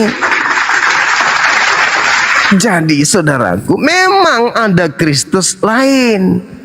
Menurut Yesus kepada Yahudi, waspadalah agar jangan disesatkan, sebab akan datang banyak Kristus yang memakai namaku dan berkata, akulah Kristus. Mereka akan menyesatkan banyak orang. Nah, Kristen ini pengikut Kristus, tapi Kristus yang mana dulu? Kalau Kristus yang datang di tengah-tengah kaum Bani Israel, diikuti pola hidupnya, didengarkan perkataannya, dan kita taat kepada perkataannya itu dan mempraktikkan isi ucapannya, maka kita akan ibadah hari Sabtu di sinagoge, tidak makan babi, bersunat, tidak menyembah Yesus, lalu tidak Natalan, tetapi mereka akan selalu menyembahnya kepada Elohim, sujud dalam beribadah. Sedangkan kalau kita mengikuti Kristusnya Paulus yang bukan manusia, karena Paulus mengatakan Kristus yang datang kepadaku adalah bukan manusia, berarti palsu. Kenapa palsu? Karena yang disebut Kristus itu adalah manusia yang disunat, manusia yang diurapi. Itu yang disebut Kristus. Sedangkan Galatia 1 nomor 1, Galatia 1 nomor 11 12, Paulus dengan jelas mengatakan, aku menjadi rasul bukan oleh manusia, aku menjadi rasul oleh karena Yesus Kristus. Bukan manusia, tapi Yesus Kristus. Dan dia mengatakan bahwa Injil yang kuberitakan kepadamu, aku menerimanya bukan dari manusia. Bukan manusia mengajarkan aku Injil, tetapi Yesus Kristus. Lagi-lagi dia mengakui Yesus bukan manusia, tapi Kristus. Bagaimana mungkin dia diurapi? Dia bukan manusia. Bagaimana mungkin dia disebut Kristus? Dia tidak pernah kemudian diurapi. Berarti ketika Yesus mengatakan waspadalah kepada Kristus palsu, artinya waspadalah kepada iblis yang datang kepadamu memakai namaku. Mereka akan menyesatkan banyak orang. Pertanyaannya, bisa nggak iblis mengaku Kristus? Bisa. Nah sekarang sekali lagi, kalau ucapan Yesus, rangkaian perintah dan perbuatannya kita ikuti, maka kita akan menjadi seorang Yudaisme yang taat, menjadi orang soleh, tidak menjadi seorang Kristiani. Tetapi kalau Kristus yang datang kepada Paulus, membimbing Paulus, mengajarkan Paulus 13 buku, kita ikuti buku-buku itu, maka betul kita akan jadi Katolik atau setidaknya kita menjadi Protestan. Itu real abang, itu saudara, itu yang ada di lapangan. Bang Juma mengikuti yang mana nih Bang Juma? Saya Nabi Muhammad abang, saya Muslim. Islam datang menceritakan tentang penyimpangan ajaran Yesus yang dibengkokkan orang-orang terdahulu. Islam datang kemudian meluruskan itu. Tetapi kenapa ajaran-ajaran yang diajarkan atau cerminan-cerminan dari umat yang menganut tidak mencerminkan ajaran Nabi Muhammad? Nah, oknumnya yang salah, bukan Nabi Muhammad. Banyak sekali, terutama di komen-komen ini nih 7.100 orang. oknumnya yang keliru. Oknum semua Bukan- berarti ini ya. Yes.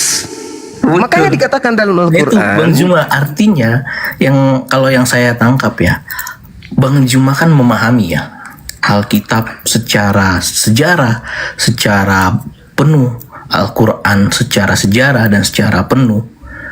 Nah harusnya ini para penonton Bang Juma mengikuti Bang Juma untuk mempelajari itu gitu.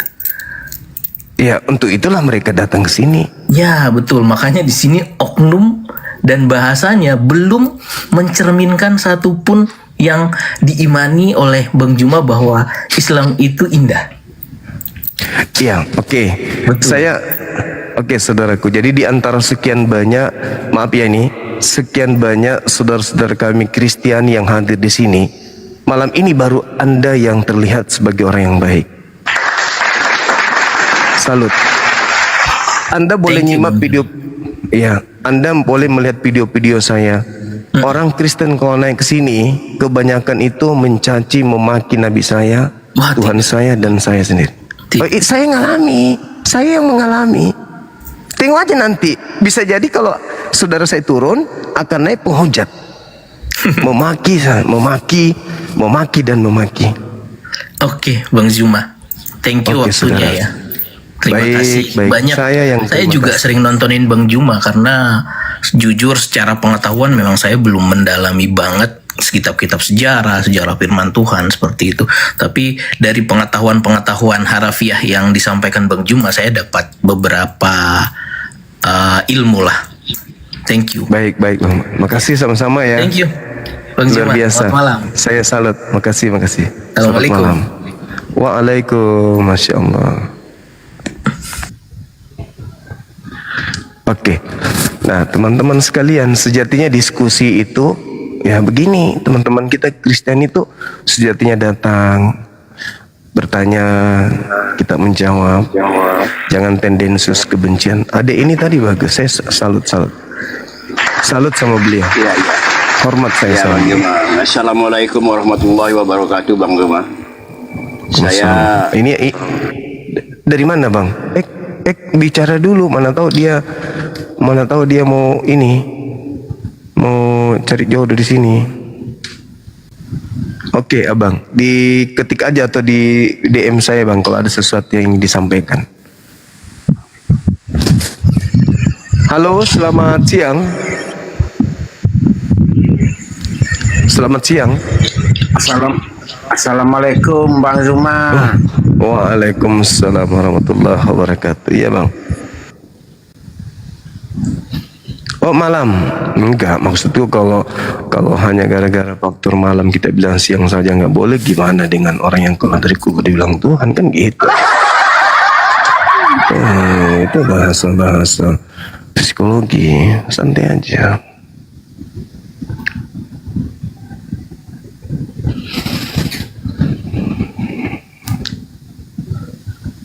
Halo.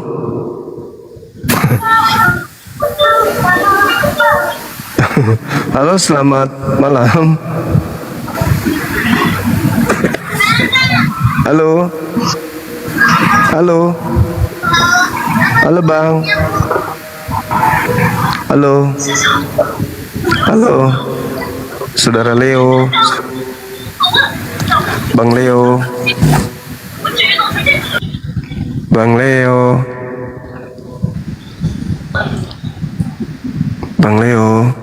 Oh, udah turun ya.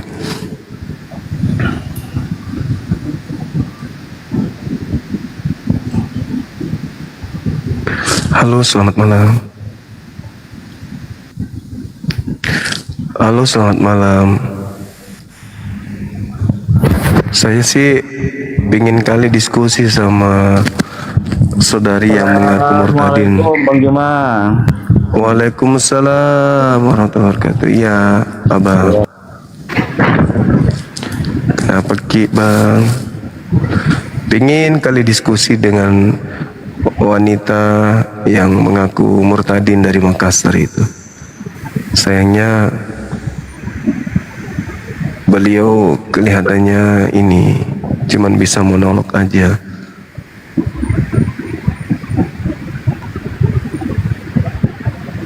Halo, selamat malam. Halo.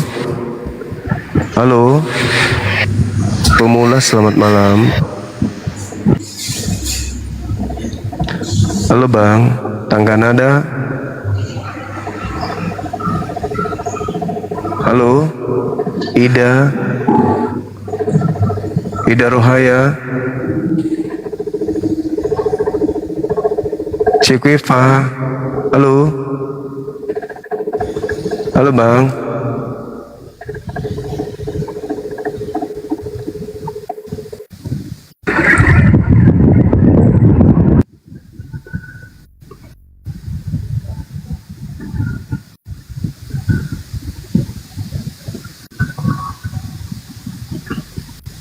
Halo, selamat malam. Halo. Malam. Halo, selamat malam.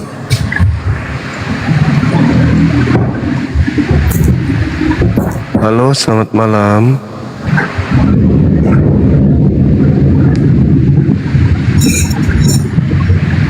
Halo, selamat malam. Waduh. Waduh.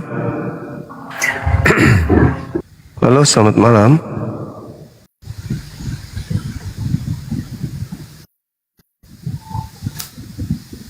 Halo, assalamualaikum Bang Zuma. Waalaikum. Nah, ini baru dikasih kesempatan saya Muslim Bang Zuma. Iya. Kenapa Ki? Maki dibaptis. Sini ku baptis Ki. Pakai air tinta cumi. Mau aja Ki?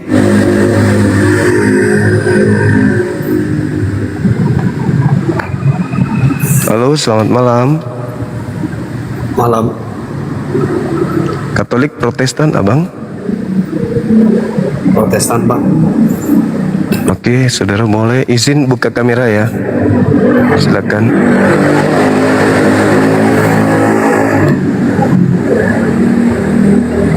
Halo. Ya, halo. Silakan. Halo.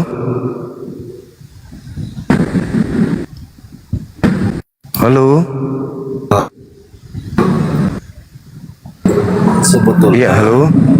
Halo. Iya. Ya. Salam kenal Bang. Bang Rudi. Ya, salam kenal kembali. Bang Zuma, sebenarnya siap. Meskipun saya Protestan, tapi kadang saya suka kadang juga suka ke masjid ataupun ini melihat aja sih Bang Zuma. Cuma saya masih perlu kejelasan antara Nabi Isa ataupun Yesus Kristus itu sendiri Bang. Saya masih istilahnya masih tahap pembelajaran. Tolong yakinkan saya gimana sih yang benar tuh Nabi Isa tuh atau Yesus seperti apa? Karena saya masih mencari jawaban yang benar seperti apa Pak. Oke. Yang tadi kata Bang Zuma itu kan kita mengikuti Yesus, kita akan menjadi orang yang soleh. Terus kita sholat sujud. Nah itu dalam Al-Quran dan juga dalam Bible itu sinkronisasinya di mana Bang? Ya, jadi gini Bung. Pemberitaan tentang Nabi Isa dan pemberitaan tentang Yesus, bedanya di mana? Kalau Nabi Isa, Nabi Muhammad jauh dari zaman beliau. Nabi Muhammad jauh dari zaman daripada Nabi Isa. Nabi Isa ada di abad pertama, sedangkan Nabi Muhammad adanya di abad ke-7. Nabi Muhammad tidak mengetahui apapun tentang Nabi Isa alaihissalam. Itu dulu. Jadi Nabi Muhammad tidak melakukan penelitian, Nabi Muhammad tidak melakukan penyelidikan, Nabi Muhammad tidak hidup sesama dengan Nabi Isa dan seterusnya. Seketika itu saja datang informasi kepada beliau yang dibawa oleh Roh Kudus kepadanya, yang menceritakan tentang keberadaan seorang nabi yang datang di tengah-tengah kaumnya Bani Israel, sebagai berita gaib yang kemudian Allah ceritakan kepadanya. Nah, lalu kalau Bible adalah cerita yang disusun berdasarkan hasil penyelidikan, bukan pewahyuan. Disusun dari kesaksian-kesaksian orang yang ada pada zaman itu. Memang zamannya lebih dekat dengan TKP, penulisnya juga lebih dekat dengan TKP, waktunya juga lebih dekat dengan kejadian perkara, lebih dekat memang. Tapi kualitas informasinya hanya dihasilkan dari kesaksian-kesaksian manusia biasa. Sedangkan Al-Quran, Nabi Muhammad jauh dari keadaan itu. Nabi Muhammad tidak ada di tempat itu, jauh dari tempat hidupnya, jauh dari masa hidupnya. Akan tetapi kualitas informasi yang didapatkan Nabi Muhammad itu bukan dari orang, bukan dari manusia, tapi dari pencipta langit dan bumi yang maha menyaksikan keadaan tersebut. Maka lebih akurat pemberitaan Nabi Muhammad daripada orang-orang yang hanya menerima dari orang-orang. Karena pencipta langit dan bumi itu maha melihat. Sama seperti Nabi Musa. Nabi Musa tidak hidup di zaman Nabi Abraham, tidak hidup di zaman Nabi Adam. Tapi Nabi Musa menceritakan tentang Adam. Kenapa? Bukan Nabi Musa sesama Adam, bukan Nabi Musa sesama dengan Abraham, tetapi yang maha menyaksikannya itu Allah mewahyukan kepada Nabi Musa, sehingga akurasi daripada pemberitaannya itu tidak ada keraguan. Karena bukan dari manusia dia melakukan penelitian. Berbeda dengan Bible, memang dia dekat, tapi tidak dari Elohim, bukan dari pencipta, melainkan dari kesaksian. Kalau beritanya dari manusia, seakurat apapun pasti ada yang error. Tapi kalau pemberitaannya dari pencipta langit dan bumi yang maha melihat, sejauh manapun jaraknya pasti tetap valid. Karena Tuhan tidak pernah salah, pencipta langit dan bumi tidak pernah keliru. Nah sekarang, ketika informasi ini Anda bertanya, apa sinkronisasinya? Nabi Isa turun di tengah Bani Israel, apakah di situ sudah ada berita tentang Yesus? Tidak ada. Apakah di situ sudah ada berita tentang Al-Quran? Tidak ada juga. Lalu setelah Nabi Isa melakoni hidupnya sebagai nabi, sebagai rasul di tengah kaumnya, apakah di situ ada pencatat-pencatat? Tidak ada. Ternyata setelah Nabi Isa terangkat ke langit, muncullah kemudian pewarta-pewarta mengumpulkan berita-berita yang kemudian dijadikan sebagai kitab yang lolos pada saat pengkanonan, diterima oleh orang barat, dijadikan sebagai kitab suci, sebagai legalitas untuk melantik Yesus sebagai Tuhan kah, sebagai Nabi kah, sebagai Mesias kah, sebagai Guru kah, sebagai Yahweh kah, apapun itu, mereka kemudian menerima buku-buku tersebut. Jadi Nabi Isa lebih dulu datang daripada buku-buku yang Anda imani sebagai kitab yang Anda anggap suci. Artinya bahwa ketika Nabi Isa datang, lebih akurat pemberitaannya di Al-Quran daripada orang yang menuliskan setelah dia tidak ada, menulis menurut pemberitaan, menurut catatan, menurut informasi, menurut kesaksian orang. Nah, apakah sinkronisasinya ini ada kemudian benar-benar sinkron? Yang pertama, kalau saya melihat dari kacamata luas dalam perspektif satu tema ini, siapa Yesus, maka saya dapat kesimpulan bahwa ketika Nabi Isa diterangkan dalam Al-Quran, wa ma qatalu wa ma salabu walakin syubbiha lahum, Nabi Isa tidak dibunuh dan tidak disalibkan, melainkan diserupakan bagi mereka yang ingin menyalibkan. Nabi Isa terangkat, digantikan oleh siapa? Digantikan oleh yang Anda sebut mati dengan jalan digantung dengan motif terkutuk. Nabi Isa kami diangkat. Orang Kristen yang saya kasihi mengatakan ada penyaliban, Bang Suma. Oke, berarti Al-Quran saya tidak keliru. Andai saja tidak ada penyaliban, Al-Quran masih diragukan. Karena Al-Quran mengatakan penyaliban itu ada. Orang yang disalib itu ada, Bang Suma. orang yang dibunuh itu ada Bang Suma. Berarti harus ada yang menggantikan. Nabi Isa manusia suci, manusia yang diberkahi oleh Allah dimanapun berada. Maka ketika dia diangkat, wajib hukumnya di tengah-tengah kaum Bani Israel terjadi tragedi penyaliban. Harus ada yang menjadi pengganti. Alhasil, saudara kami Kristen memiliki simbol agama berupa salib. Di situ ada orang yang seperti ini, konon dipaku, ada kemudian kawat berduri di kepalanya, dipaku kakinya, tinggal menggunakan pakaian dalam. Itulah pengganti Nabi Isa alaihissalam. Berarti tidak ada yang keliru dalam hal ini. Kaidah-kaidah yang digambarkan Al-Quran sebagai pewahyuan dari Yang Maha Menyaksikan tidak ada yang salah. Ketika dikatakan diserupakan bagi mereka,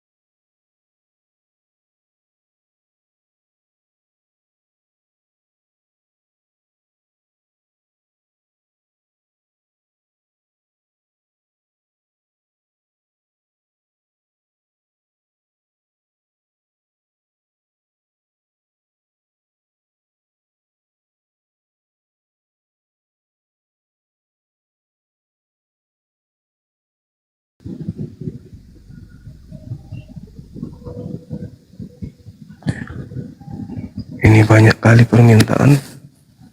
Wis.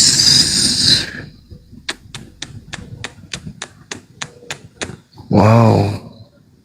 Kelihatannya ada 6.000 permintaan ini, teman-teman. Halo, selamat malam.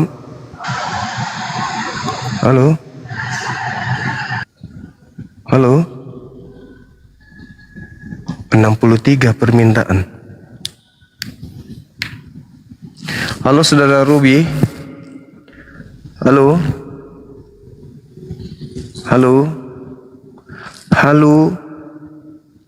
Halo.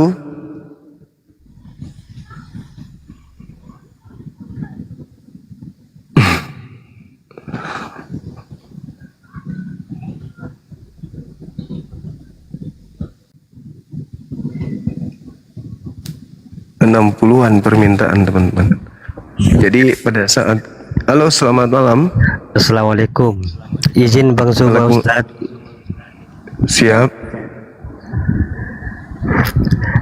Ya, dimohon untuk semua muslim di bawah ya, kalau benar-benar Islam jangan. Kan belum ada Bang, baru abang yang naik, saudaraku. Yang lainnya masih stabil-stabil aja. Makasih. Cuman memang permintaan banyak Bang. Ada 60-an. Bingung ini hostnya. Dinda Fandi bawa.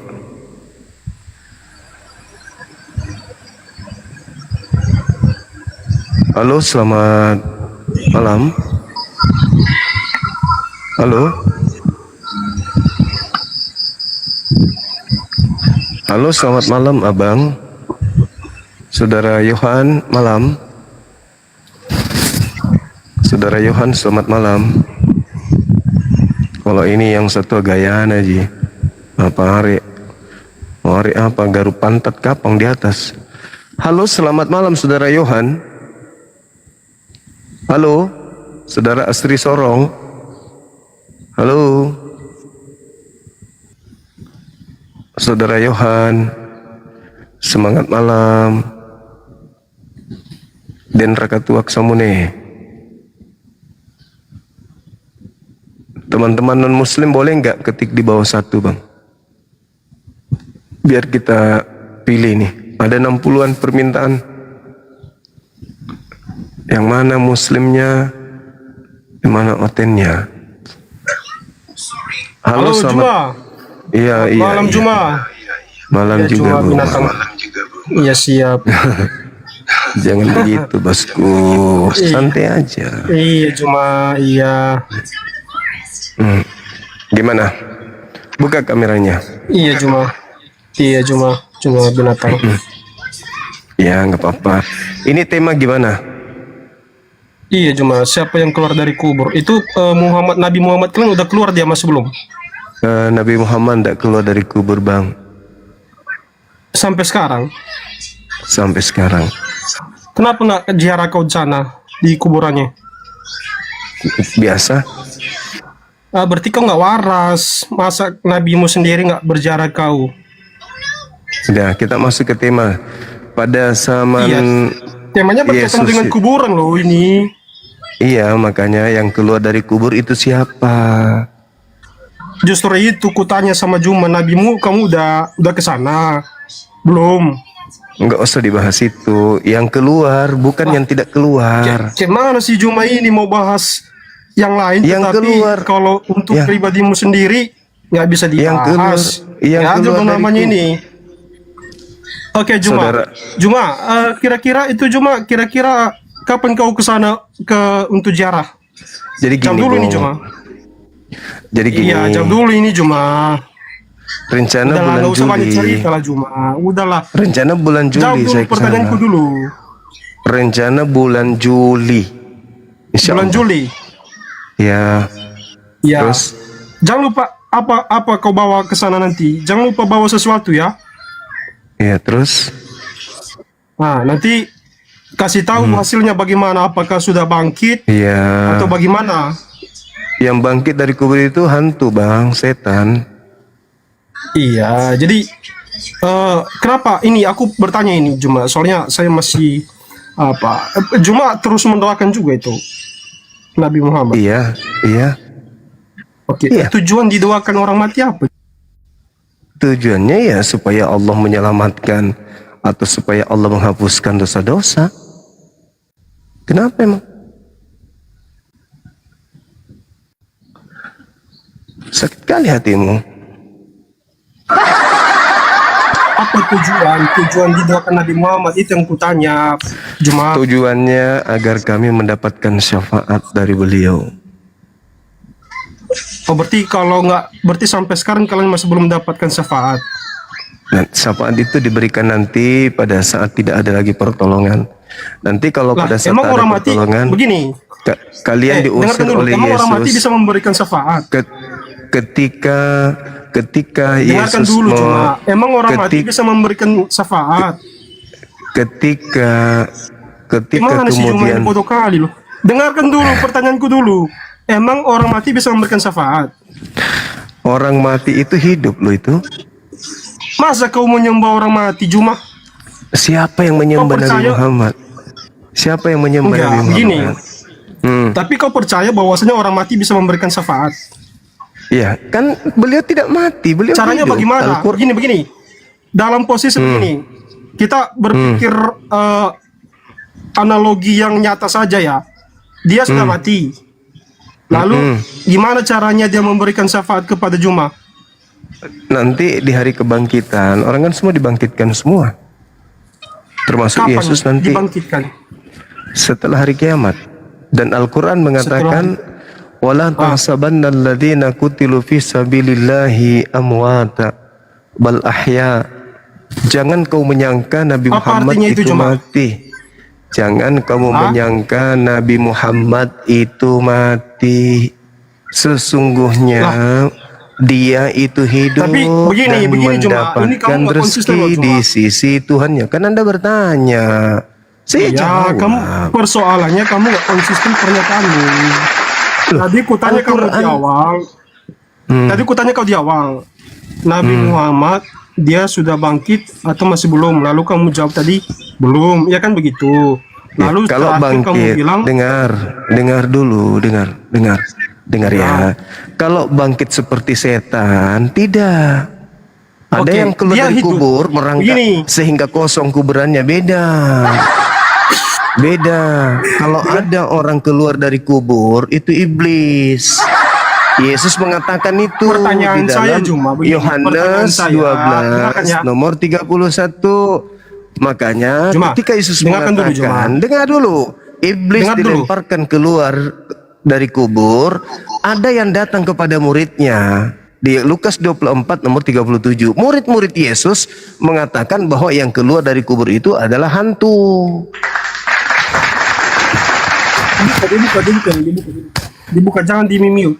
Jadi begini cuma yang kutanyakan Lukas 24 nomor 37, orang yang keluar dari kubur itu oleh murid-muridnya dikira hantu. Jangan di-mute dulu, jangan di-mute. Bilang sama menurut murid-murid. Bilang sama moderator. Menurut murid-muridnya, menurut murid-murid Yesus, yang keluar dari kubur itu dikiranya hantu.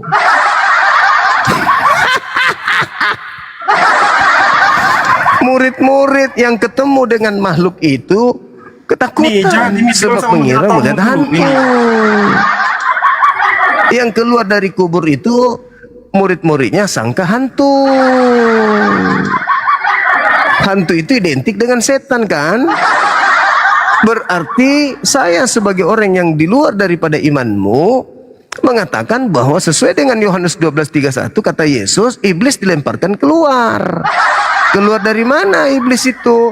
Coba Anda baca Yesaya 14 nomor 15. Ternyata iblisnya keluar dari kubur. Berarti apa? Iblis itu dilemparkan ke dalam kubur. Berarti iblisnya ketika dilemparkan, ya dilemparkan keluar dari kubur. Yang kau sembah adalah manusia yang keluar dari kubur kan? Orang-orang Yahudi tidak menyembah manusia yang keluar dari kubur. Orang Yahudi sampai hari ini masih menyembah Allah. Qulu amanna billah wa ma unzila ilaina wa ma unzila ila Ibrahim wa Ismail wa Nggak usah Ishaq di-mute dulu. wa Wa yaku. Nggak usah takut sama saya, Juma. Orang-orang Yahudi masih menyembah kepada Allah. Sedangkan kamu menyembah kepada orang yang keluar dari kubur, yang murid-murid Yesus anggap hantu. Oke. Saya boleh bertanya? Anda kan sudah bertanya dari tadi. Saya boleh bertanya satu pertanyaan? Ya, udah saya bicara dulu. Tadi udah bertanya kau tadi. Oke. Saya nggak pernah bertanya. Pertanyaan masih belum kamu Anda jawab. yang bertanya dari tadi. Pertanyaan saya nih, dengarkan. Pertanyaan Menurut murid Yesus, dengarkan dulu pertanyaan orang yang keluar dari kubur dikiranya Tuhan atau dikiranya hantu? Jawab.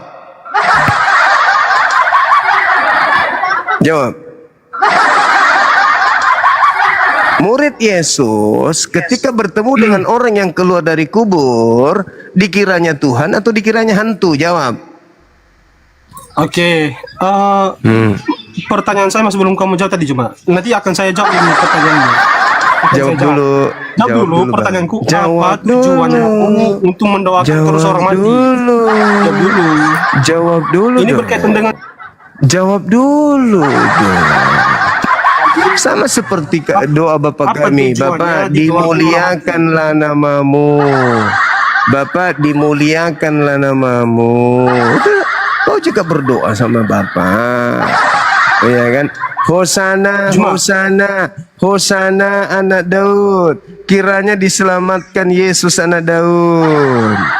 Tuh, orang juga mendoakan Yesus. Hosana, Hosana, Hosana, Hosana. Lalu kemudian di Matius 23:39 kata Yesus, engkau tidak akan melihat aku lagi sampai engkau berkata, semoga diberkati dia yang datang dalam nama Tuhan. Halilintar. Bisa kau bicara, cuma. Hosana, Hosana, Hosana. Diberkati.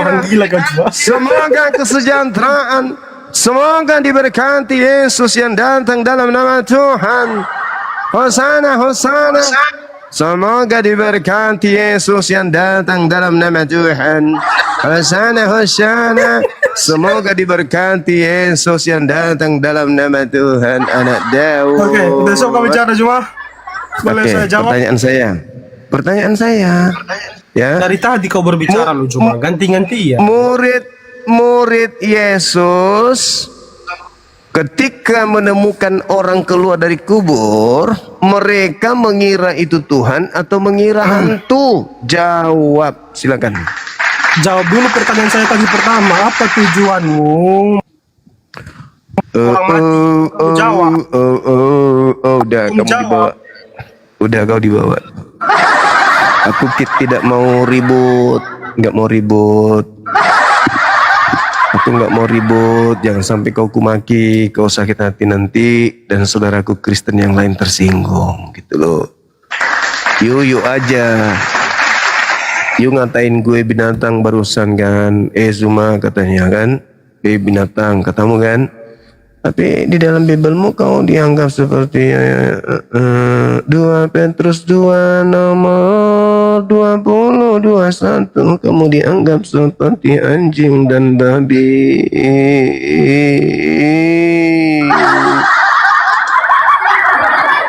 Jangan kau memberikan mutiara kepada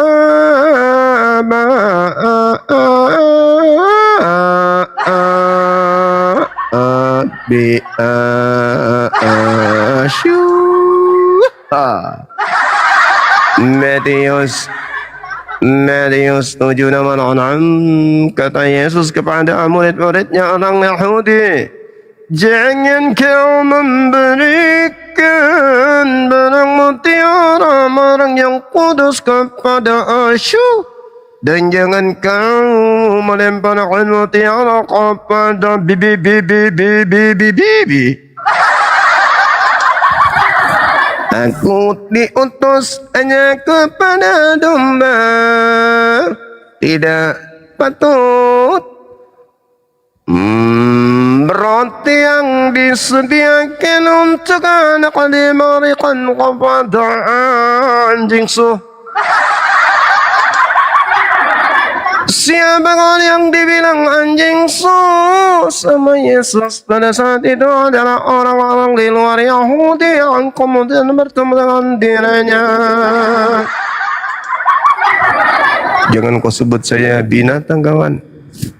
Di kitabmu ya disebut Yesus sebagai Cokitan rina sunan remanang Blesuten rintu nunan rintu pa Lancet tungkatan ribete nama topa Anak tikus Bapak tikus Kakek tikus Namakan juga semuanya Labale sujok ko asu pararang padale. Halo, selamat malam. Kenapa? Selamat. Nggak usah takut. Saya Ayo, kita takut diskusi dulu. ketularan gila kayak kamu makhluk kuburan disembah. Nggak berani kamu diskusi sama saya. Murid-muridnya menganggap hantu, tapi kamu malah menganggapnya Tuhan. Siapa yang salah, muridnya atau ente? Cak Kangkung. Si Ongko datang besok. Diskusi aja yang baik. Ngapain lu datang-datang? Semua binatang. Ya Allah. Bukankah kau yang disebut Yesus? Jangan kau memberikan barang yang kudus kepada aswi. Dan jangan kau memberikan mutiara kepada babai. Halo, selamat malam. Apa kau tuh main becok?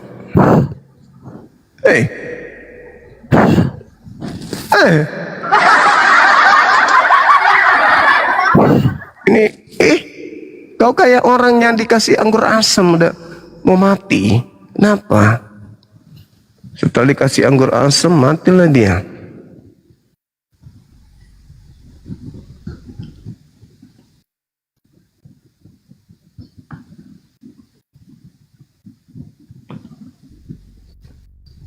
Ayo teman-teman yang non muslim naik, jangan kasar lah. Assalamualaikum. Ada info ini. Siap. Dia maunya Bang Zuma yang chat, tapi ini saya sudah komunikasi. Dia maunya Bang Zuma masuk ke room dia katanya. Kan saya tawarkan begini. Itu yang Bang Zuma tadi sebut, Ria Kristi itu. Oh gitu. Iya, jadi saya tadi tawarkan. Tawarkan kalau misalkan beliau mau 2 kali diskusinya. Malam ini di room Bang Zuma, nanti berikutnya baru di room dia. Apa gitu katanya?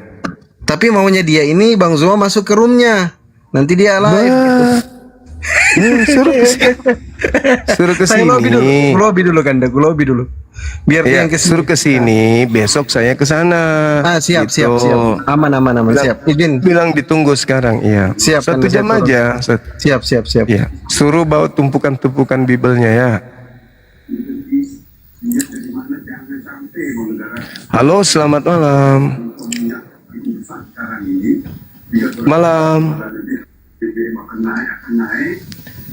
Ngaku Murtadin dari Makassar.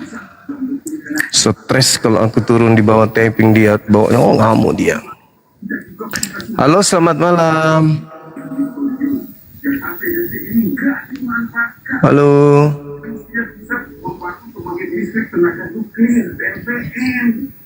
Halo. Ayo Juma, kita damai ya. Damai. Nggak usah. Saya memang damai, bosku. Saya Islam. Islam itu artinya damai, bos.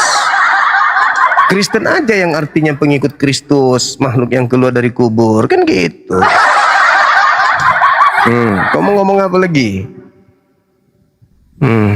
Ngomong apa lagi? Jempol.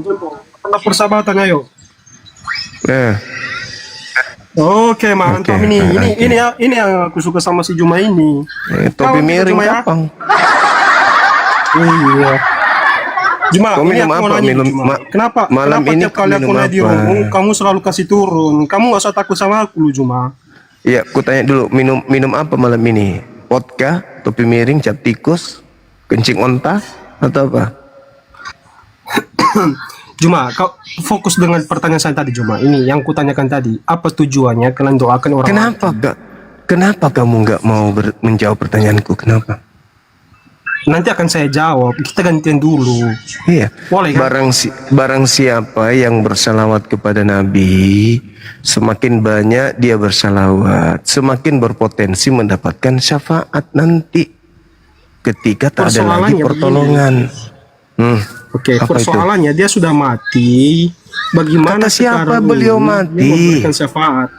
Kata siapa beliau mati? Mati dalam perspektif apa ini? Orang yang meninggalkan dunia itu tidak mati, dia masih hidup. Kamu Tapi kalau begini, masuk ke Charles. kubur, kau tidak mati, kau hidup. Tapi tadi Juma menyatakan kalau dia secara jasmaninya, tadi saya tanya tadi sama si Juma, dia sudah bangkit apa belum? Lalu kamu Dia belum. pindah alam, namanya alam Bahkan begini, barzakh. tadi Pak Juma, Tapi Allah Juma tadi mengatakan bilang wala bulan Juli- tahsabanna alladziina bulan Juli mau qutilu ke fi sana, mau sabilillahi ziarah amwata tadi, kata Juma bal tadi. ahya. Bal ahya. Akan tetapi dia hidup. Ya makanya, kau bertanya tentang Islam, saya sudah menjawab. Al-Quran surah Ali Imran ayat 169.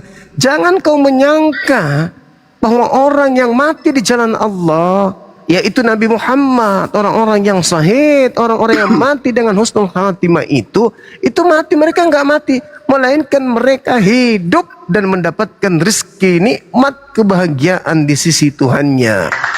Baik. Itu Al-Quran. Oke. Pernyataan Juma Al-Quran tadi, sudah kata itu. tadi saya tanya, apakah Nabi Muhammad sudah mati, sudah bangkit atau belum? Lalu Juma menjawab belum. Lalu saya tanya, kapan Juma berziarah ke sana? Lalu Juma menjawab bulan 7. Lalu begini, Juma lagi bilang sudah hidup. Bangkit, dengar. Logikanya ini loh, Yang Juma. Anda Saya bingung inginkan, jadinya. saudara, yang Anda inginkan itu bangkit seperti sundel bolong, suster ngesot, hantu yang keluar dari kubur. Itu yang Anda inginkan. Kalau bangkit seperti itu, nabiku tidak hina. Masa nabiku hina kayak setan? Oke. Enggak dong. Siapa yang menyaksikan Nabiku orang bahwasanya dia suci. sudah hidup? Begini Juma. Dia siapa yang di alam menyaksikan dia sudah hidup? gaib. Dia di alam gaib. Dia bukan seperti hantu. Dia tidak seperti hantu. Dia tidak seperti pocong. Harus disaksikan keluar dengan menggunakan baju loncat-loncat. Ini loh bekas paku. Ini loh bekas tikaman. Ini loh bekas disabet. Hantunya bilang gitu. Hanya hantu yang bisa keluar mengatakan, ini loh bekas aku ditebas di punggung belakang. Itu loh. Kata Yesus, yang keluar dari kubur itu adalah iblis. Di mana dalilnya? Yohanes 12 nomor 31. Saatnya dunia dihakimi, saatnya juga sekarang penguasa dunia iblis itu dilemparkan keluar. Keluar dari mana? Ya dari kubur. Lalu pertanyaan saya sekarang begini. Saya kapan bertanya? Tadi kamu sampaikan Juma begini. Kapan Kamu saya bisa nyatakan bertanya? tadi bulan Juli kamu akan jalan Kapan ke sana. saya bisa bertanya? Kapan? Kapan saya bisa bertanya? Kenapa sangat ketakutan kalau ditanya? Kenapa? Kenapa? Saya nggak takut. Cuma Lah, terus saya kenapa kurang kamu puas nggak dengan mau menerima? jawabanmu. Kenapa kamu nggak mau mendengarkan pertanyaan saya? Jawabanmu masih kurang puas saya. Ini satu lagi. EGP, saya bukan jawab alat di pemuasmu. Pertanyaan saya dengarkan. Iya. Dengarkan. Pertanyaan saya Apakah murid-murid Yesus menganggap yang keluar dari kubur itu Tuhan atau hantu? Keluar dia. Kabur dia, teman-teman. Kampus. Kalau nggak sanggup, jangan naik ke sini. Mending kayak tadi, teman kita itu bagus. Bertanya tentang Islam, bertanya tentang Kristen. Gitu. Ini kau masuk ke sini kayak orang kesurupan. Habis itu minta damai. Setelah ngata-ngatain orang minta damai.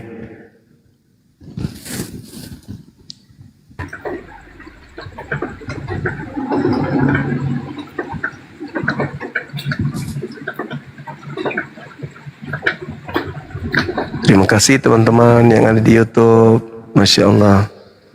Halo. Halo. Selamat malam. Selamat malam. Saudara Juntak. Halo.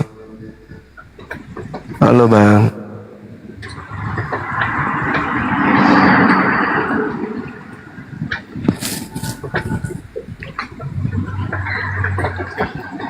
Banyak kali permintaan dari muslim ini Bang. Ya, besok aja Bang ya, ngantuk Bang.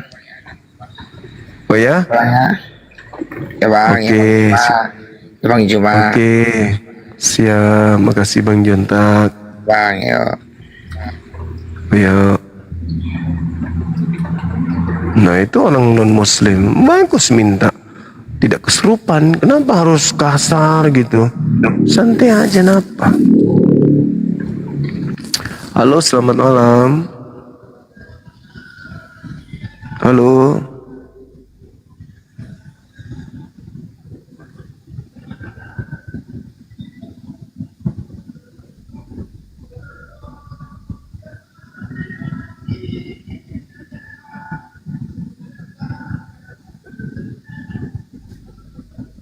Banyak permintaan teman-teman.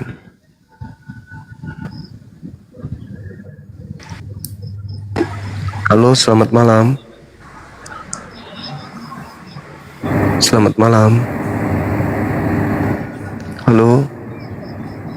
Halo.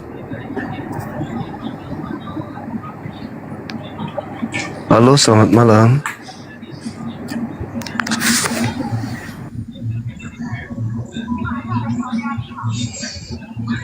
Selamat malam.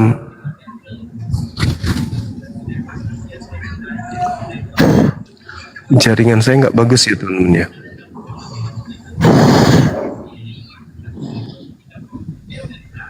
Selamat malam. Halo Mini, Mimi. Mimi. Halo. 1,5 tembuskan 2M teman-teman. Ayo, kita pasti bisa. Yuk.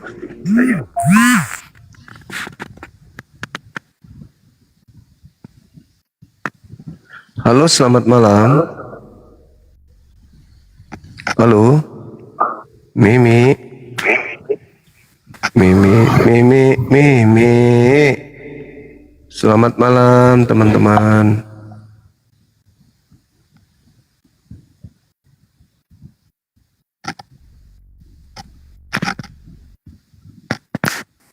Halo. Selamat malam.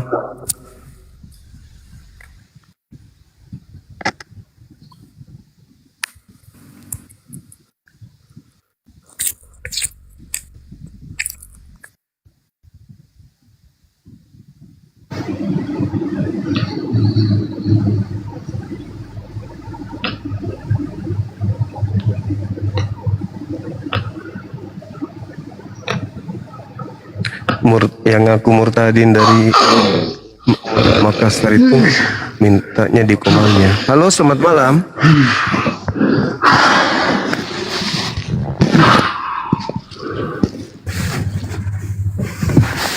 Malam. Ya, halo. Katolik Protestan, Bang? Kristen. Oke, silakan buka kamera, kita diskusi pelan-pelan. Silakan.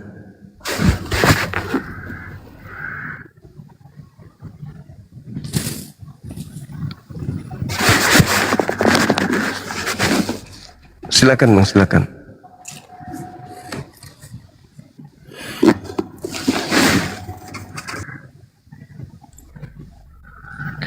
Oke, silakan Bang. Ini ada tema mungkin Abang sudah dengar dari tadi terkait dengan materi siapa yang keluar dari kubur pada hari ketiga bagi saudara kami Kristen. Silakan. Ya, kalau menurut ajarannya Kristen ya pasti Tuhan Yesus. Maksudnya yang keluar pencipta langit dan bumi atau gimana? Pencipta atau ciptaan? Yang keluar dari perut bumi tadinya pencipta atau ciptaan, Bang? Perut bumi. Iya. Yang keluar dari perut bumi ya nggak ada yang keluar dari perut bumi. Yesus? Bukan perut bumi, dari kuburan. Ya itu perut bumi itu. Matius 12 nomor 38-40. Angkatan jahat, orang jahat ini minta tanda dan tidak akan diberikan satu tanda apapun selain tanda Yunus, sebab Yunus 3 hari 3 malam dalam perut ikan. Demikian juga anak manusia berada dalam perut bumi.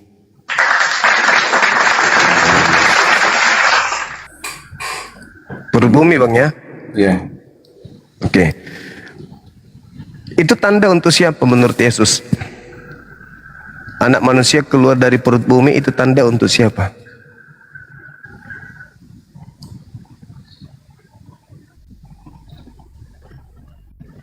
Tanda untuk siapa? Iya. Ya, kebangkitan kan itu tanda bahwa Yesus telah bangkit. Iya, tanda itu diberikan Yesus kepada orang jahat, kan? Kepada pengikut-pengikutnya kalau Yesus sudah bangkit. Loh, Yesus mengatakan di sana tadi, Matius 12 nomor 38 sampai 40. Tanda ini akan diberikan kepada orang-orang yang dihukum bersama dengan orang Niniwe. Angkatan jahat ini minta tanda, orang jahat ini minta tanda, dan tidak akan diberikan satu tanda apapun kepada orang jahat selain tanda Yunus, sebab Yunus 3 hari 3 malam.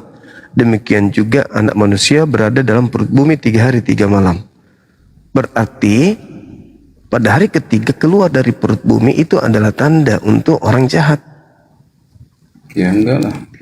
Itu untuk Yunus. Yesus mengatakan itu, Bang. Nah ya itu dia katakan perumpamaannya buat Yunus. Yunus sudah nggak ada. Kenapa?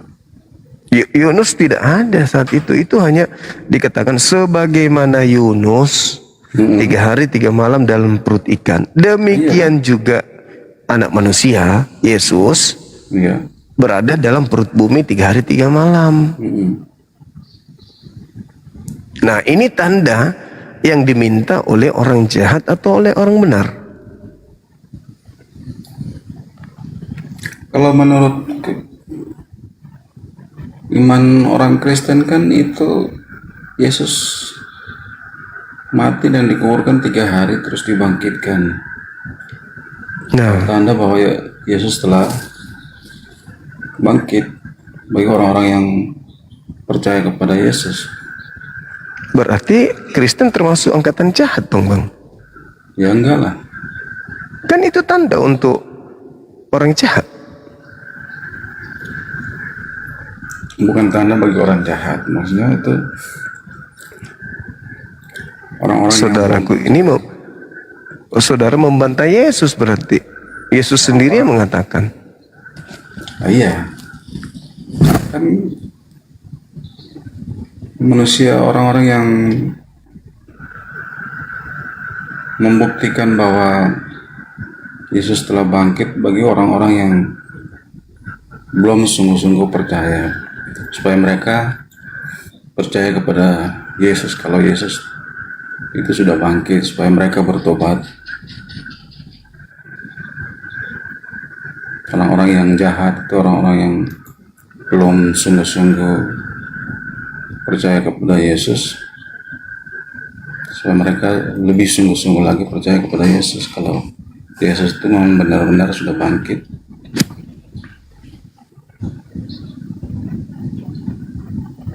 Begitu.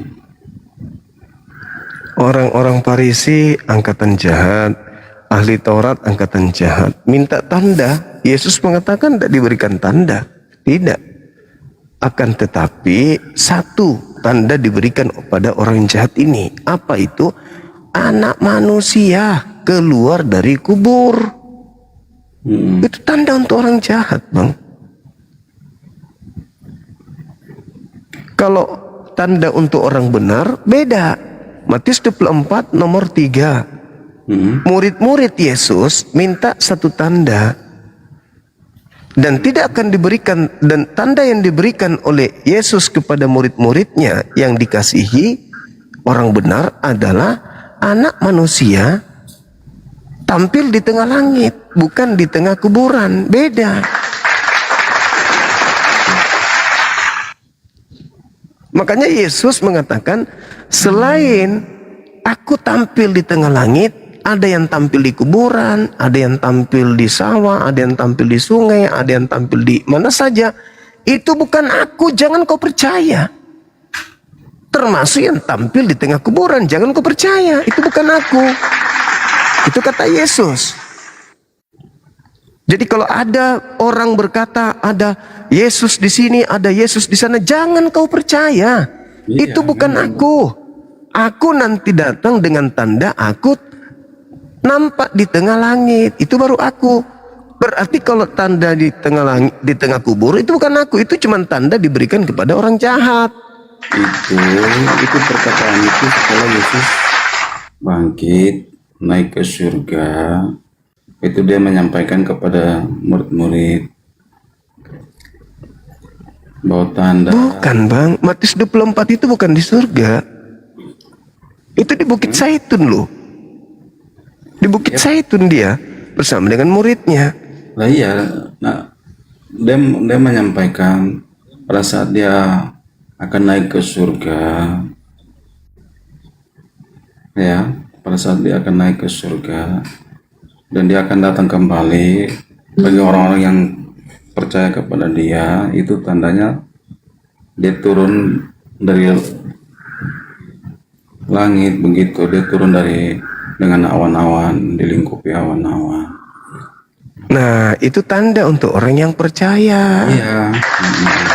Nah, tapi tanda untuk orang jahat, anak manusia keluar dari kubur. Bukan seperti itu. Nah, itu dalilnya begitu, Bang. Iya. Coba Anda baca Matius 12 nomor 38 itu sampai 40. Nah ya, itu kan dia menyampaikan kepada orang-orang yang belum percaya sungguh-sungguh pada Tuhan, pada Yesus.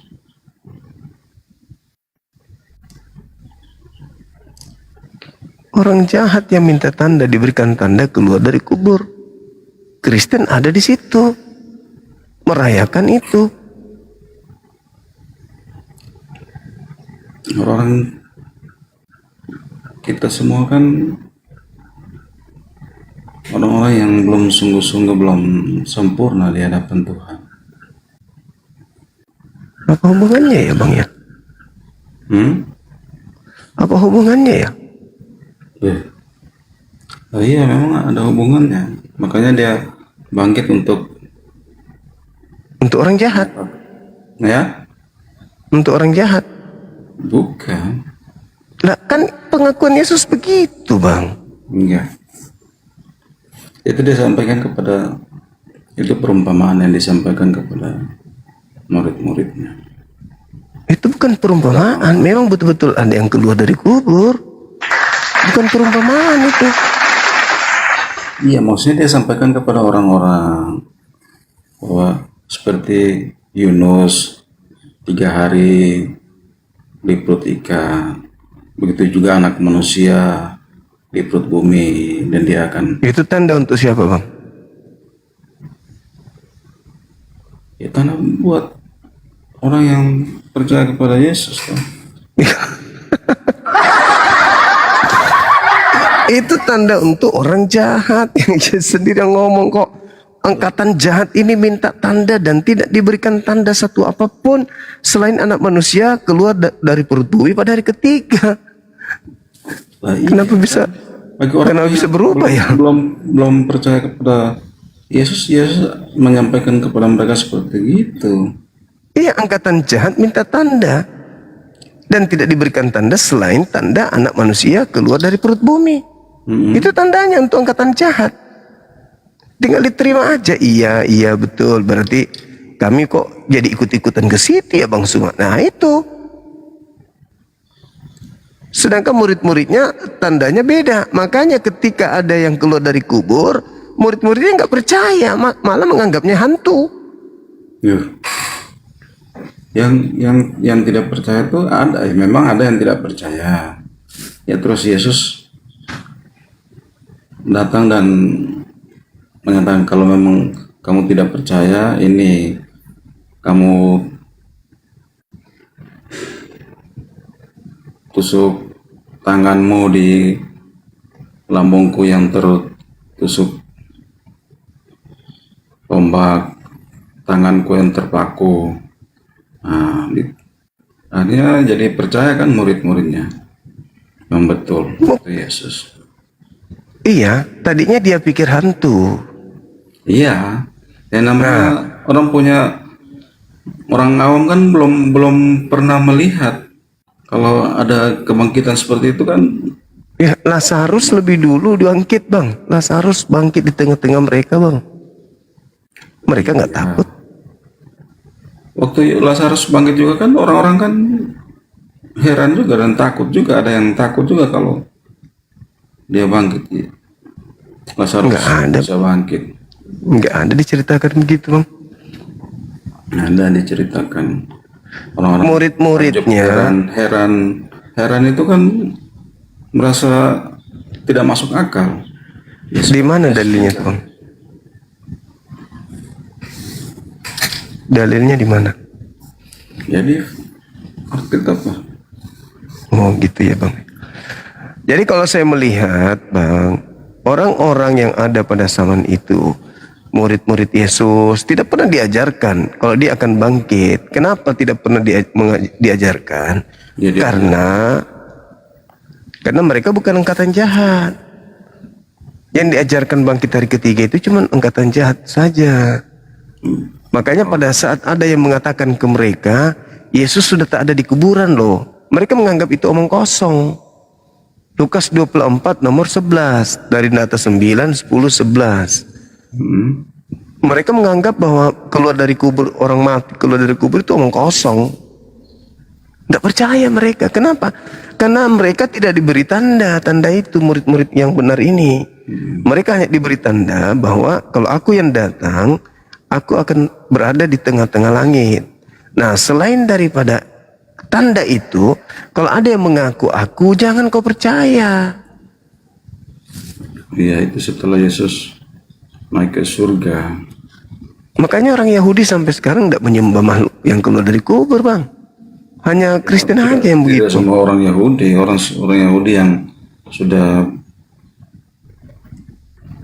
percaya kepada Yesus ya mereka percaya, ya ada yang tidak percaya memang. Iya. Itu makanya keturunan orang-orang yang ada pada zaman itu. Manusia kan ya begitulah manusia.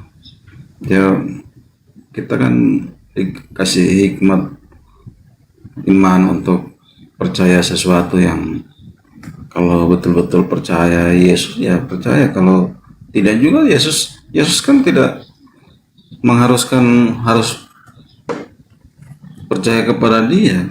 Kan keputusan kita kan dia memberikan hak bebas kepada manusia untuk memilih. Kalau semua orang Yahudi percaya kepada Yesus Bang, apakah Yesus disalib? Jadi pada zaman itu orang-orang yang melihat langsung ya mereka tahu kalau Yesus disalib. Enggak, maksud saya andai saja seluruh orang Yahudi percaya Yesus pada saat itu, apakah Yesus disalib? Iyalah. Siapa yang menyalibnya? Ya orang-orang Yahudi. Enggak, seandainya mereka percaya. Bukan. Sekiranya semua orang percaya bahwa Yesus itu utusan Tuhan pada saat itu, apakah ada yang menyalib Yesus? Ya pasti ada. Siapa yang menyalibnya, Bang? Kan dia dipercayai. Iya, kan pasti ada orang-orang yang tidak percaya. Nah, bagus. Berarti penyaliban itu adalah karya dari orang-orang yang tidak percaya Yesus, kan? Iya. Berarti ketika Anda menerima salib, berarti Anda ikut terhadap angkatan jahat. Kan udah aku bilang tadi. Yang menyalib Yesus kan angkatan jahat. Iya. Anda menerima hadiah dari angkatan jahat. Anda nggak sadar di situ. Loh, lalu apa yang Anda rayakan hari ini? Ya merayakan kebangkitan, kematian dan kebangkitan Kristus. Nah itu dia, berarti Anda merayakan hasil kerja dari angkatan jahat. Ya, enggak. Loh, maksudnya abang ini gimana? Andai saja tidak ada orang jahat, Yesus tidak disalib. Namanya suatu nubuatan para nabi. Nah, nubuatan akan digenapi. Yang menubuatkan itu, kalau kita berbicara nubuat, Bang, Anda boleh baca di dalam Yohanes 11 nomor 50, 51, 52. Tahun itu juga Kayafas bernubuat, Yesus harus mati untuk bangsa Israel saja, nggak ada untuk kita. Untuk Israel saja nubuatannya, bukan untuk kita orang Indonesia. Loh, kita asal usulnya dari mana? Emang Asal orang usul Indonesia dari itu langsung jepret, langsung ada, oh ini Indonesia, oh ini Amerika, oh ini Israel, begitu? Enggak, masalahnya nubuatannya untuk orang Yahudi, Bani Israel. Kita keturunan aslinya dari mana? Abraham apa dari mana? Bukan, saya bilang kita dari Abraham. Ya, terus kita keturunannya dari mana? Abraham itu hanya ada 2 keturunan, Bang. Dari Ismail, dari Ishak. Lah iya kan, kita kan keturunan dari situ. Dari mana kita ini? Terus kamu asalnya dari mana? Ya, saya orang Indonesia. Lah iya. Tapi saya bukan dari Arab, bukan juga dari Yahudi. Anda sendiri dari mana? Dari Indonesia. Ya, sama berarti. Kenapa Anda nggak mau mengaku Anda Yahudi? Maksudnya awal mula manusia ini ada nih seperti bagaimana? Ya, tidak semua manusia di bumi ini berasal dari Abraham, Bang. Terus dari mana? Ya, dari bangsa lain, dari suku lain. Masa cuma Abraham? Abraham itu hanya ditunjuk sebagai bapak para nabi, bukan ditunjuk sebagai bapak semua manusia. Betul. Ya iya, makanya nubuatan kematian Yesus itu dibuat oleh imam kepala tahun itu juga, bahwa Yesus harus mati untuk bangsa Israel, titik. Tidak ada mati untuk orang Indonesia Yesus itu. Ya, kan bagi orang-orang yang percaya kepada Yesus. Kalau percaya Yesus, Yesus tidak diterima salibnya. Karena salib itu bukan hasil dari percaya. Salib itu hasil daripada benci. Karena mereka membenci Yesus, maka mereka menyalibkan. Orang jahat ini yang menyalib. Jadi salib itu karya orang jahat, bukan karya orang percaya. Loh, kalau percaya Yesus tidak disalib lah. Salib itu berasal dari orang-orang jahat, bukan dari orang-orang yang benar. Salib itu, Bang. Iya tuh. Nah, berarti ketika Anda menerima salib, berarti Anda menerima hasil kerja orang-orang yang tidak percaya. Anda menerima hasil kerja dari angkatan jahat. Apa yang dihadiahkan angkatan jahat dengan membunuh Yesus, menyalib Yesus? Keselamatan bagi orang Kristen. Berarti orang jahat ini adalah pahlawan bagi Anda, kan? Ya, enggak, itu Anda harus akui. Bukan pahlawan. Lalu kalau bukan pahlawan, lalu apa, Bang? Tanpa penyaliban yang dilakukan oleh mereka, kalian tidak selamat, kan? Tetap ada penyaliban. Tapi Nah, iya. kan karena karya Tetap siapa yang mau menyalib Yesus kalau tidak kita ada yang terus membenci? mengangkat mereka jadi pahlawan, ya tidak. Ya, lalu kalau bukan pahlawan lalu apa, Bang? Kan dia yang menyalib Yesus sampai Karena kalian orang-orang selamat. jahat. Yang memberikan keselamatan untuk Anda. Ya, keselamatan ini kan dari Yesus, bukan dari. Loh, kalau dari Yesus, Bang, bukan salib. Yesus itu mau dipercayai, bukan mau disalib. Yang menyalip Yesus, musuh Yesus. Yang menyalip Yesus, Bang. Anda menerima hasil karya dari musuhnya Yesus. Siapa yang memuja salib, dia sedang memuja pekerjaan musuh Yesus. Enggak, itu pemahaman. Ya. Loh, itu pemahaman. fakta. Oh ya, enggak. Loh, salib itu dari mana? Orang yang percaya atau orang yang tidak percaya salib itu, Bang? Ya, salib itu kan dibuat untuk apa?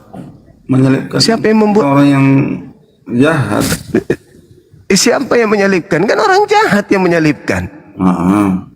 Berarti ketika Anda menerima salib, berarti Anda menerima kerja dari orang jahat. Bukan seperti begitu pemahaman. Lalu dari mana salib ini, Abang? Dari mana salib ini?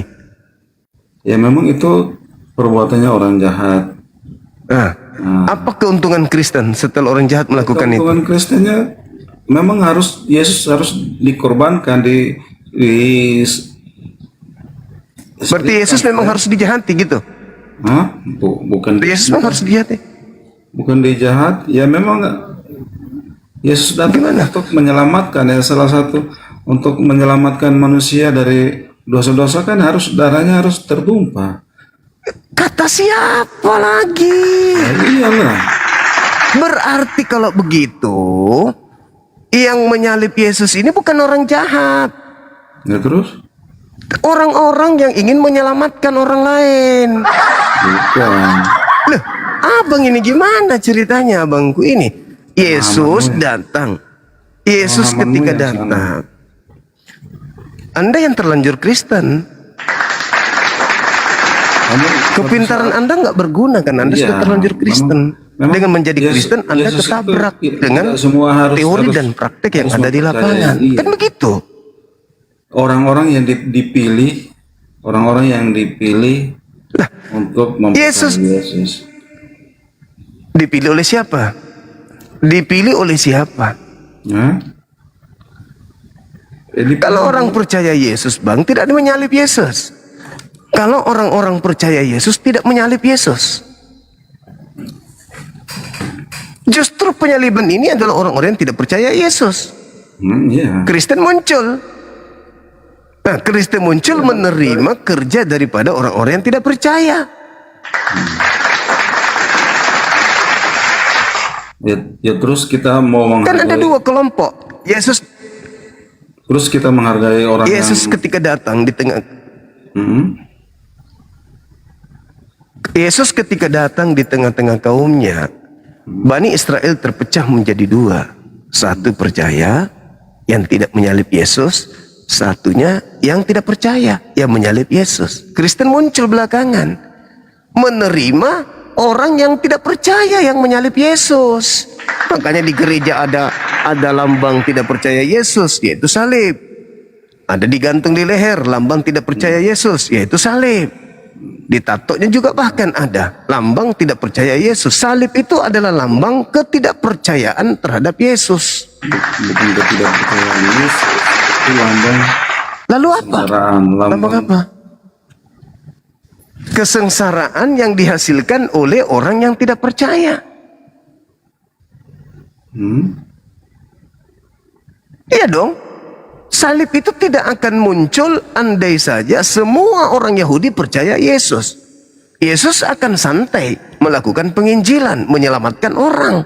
Karena di dalam Yohanes 3 nomor 16, begitu besar kasih karunia Tuhan akan dunia ini, sehingga dia menganugerahkan anaknya yaitu Yesus.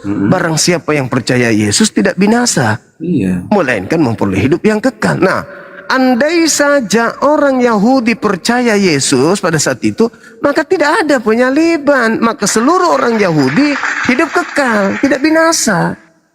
Tapi iblis tidak menginginkan orang Yahudi itu selamat. Maka iblis merasuki Yudas agar Yesus ini dihentikan misi penyelamatannya dengan cara dibunuh. Maka pembunuhan atau penyaliban yang dilakukan itu adalah upaya anti Yesus. Nah, Kristen datang mengambil pekerjaan anti Yesus itu sebagai simbol keagamaan, yaitu salib. Nah, kok Anda yang terlanjur Kristen, sehingga sesuatu yang sudah benar Anda katakan salah, karena kalau tidak ya Anda keluar dari Kristen dong malam ini. Maka saudara harus mengatakan saya salah. Padahal saya sudah mutar berapa kali menjelaskan, Anda mencoba untuk berpikir gimana caranya lolos, ya nggak bisa. Kebenaran ya kebenaran, salah ya salah. Meskipun Anda mengimaninya dan saya tidak mengimaninya, salah tetap salah, Bang. Salah ya salah. Iya. Betul. Nah, itulah faktanya. Oke. Ada lagi? Udah ya. Ya udah. Makasih ya, Bang.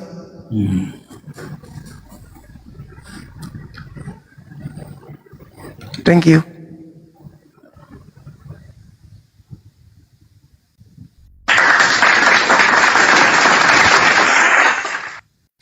Oke, silakan. Kalau ada yang mau naik lagi, silakan. Ada informasi dari ibu yang mengaku murtadin dari Makassar? Tetap aja. Kan ada beliau dibawa tadi baru chat saya. Suruh naik. Silakan Ibu Bunda Ria Kristri naik dulu, ngobrol dengan Bang Zuma. Jangan dulu dialog, ngobrol dulu, diskusinya kapan, di mana tempatnya, gitu loh. Silakan Bunda Ria Kristri. Iya, naik dulu, ngobrol dulu sama Bang Zuma. Nanti saya turun. Setelah Bunda Ria Kristri naik, ngobrolnya, ini dia chat juga. Silakan lanjut dialognya. Katanya, Bunda naik aja dulu Bun, nanti ngobrol sama Bang Zuma, dialognya kapan, temanya apa, gitu loh. Ya, Bunda suruh dia pilih tema. Yang ibu pilih tema yang ibu kuasai, yang pasti Anda murtadin kan? Anda ngaku murtadin, itu dulu. Ada di bawah beliau kan dah, ngomong aja ada di bawah. Ya, silakan. Ibu ngaku murtadin, silakan Anda japri ke Dinda Pandi, apa tema yang paling Anda kuasai? Saya bebaskan Anda, saya ngikuti. Ingat, Anda seorang murtadin. Jangan bikin malu orang Kristen. Silakan Anda, yang paling Anda kuasai, yang paling Anda tahu dari isi Bible, dari isi Al-Quran, yang paling Anda kuasai, kita dialog. Anda boleh di komal saya dulu, atau besok di komal Anda. Gitu. Oke, Bunda Ria Kristi udah dengar ya. Saya izin turun Bang Zuma ya. Assalamualaikum. Iya, nanti di chat aja Dinda, di chat aja. Karena setiap malam setiap saat dia murtadin dari Makassar. Murtadin dari Makassar. Dikiranya orang Makassar itu akan goyah dengan gayanya gitu. Anda sudah mendengarkan, silakan Anda pilih tema. Anda yang menentukan tema, bukan saya. Tema yang paling Anda kuasai. Mustahil ya tapi ya. Oke, izin gurunda saya di bawah. Assalamualaikum. Waalaikumsalam warahmatullahi wabarakatuh. Bikin lapis 2 Bu, lapis 3. Estra Soru, siapa lagi, Joshua Teu, bikin lapis-lapis semua itu pendeta-pendeta kita itu. Tapi semua ilmunya, serap ilmunya. Lalu habis itu pelajari sebulan kah 2 bulan, atau bisa langsung Anda kuasai dalam 1 hari, ya siapkan besok. Saya minta Anda yang menentukan tema, bukan saya. Andanya, saya ngikutin aja. Anda mau jurus apapun saya ladeni gitu. Saya suka kalau berhadapan dengan seorang murtadin yang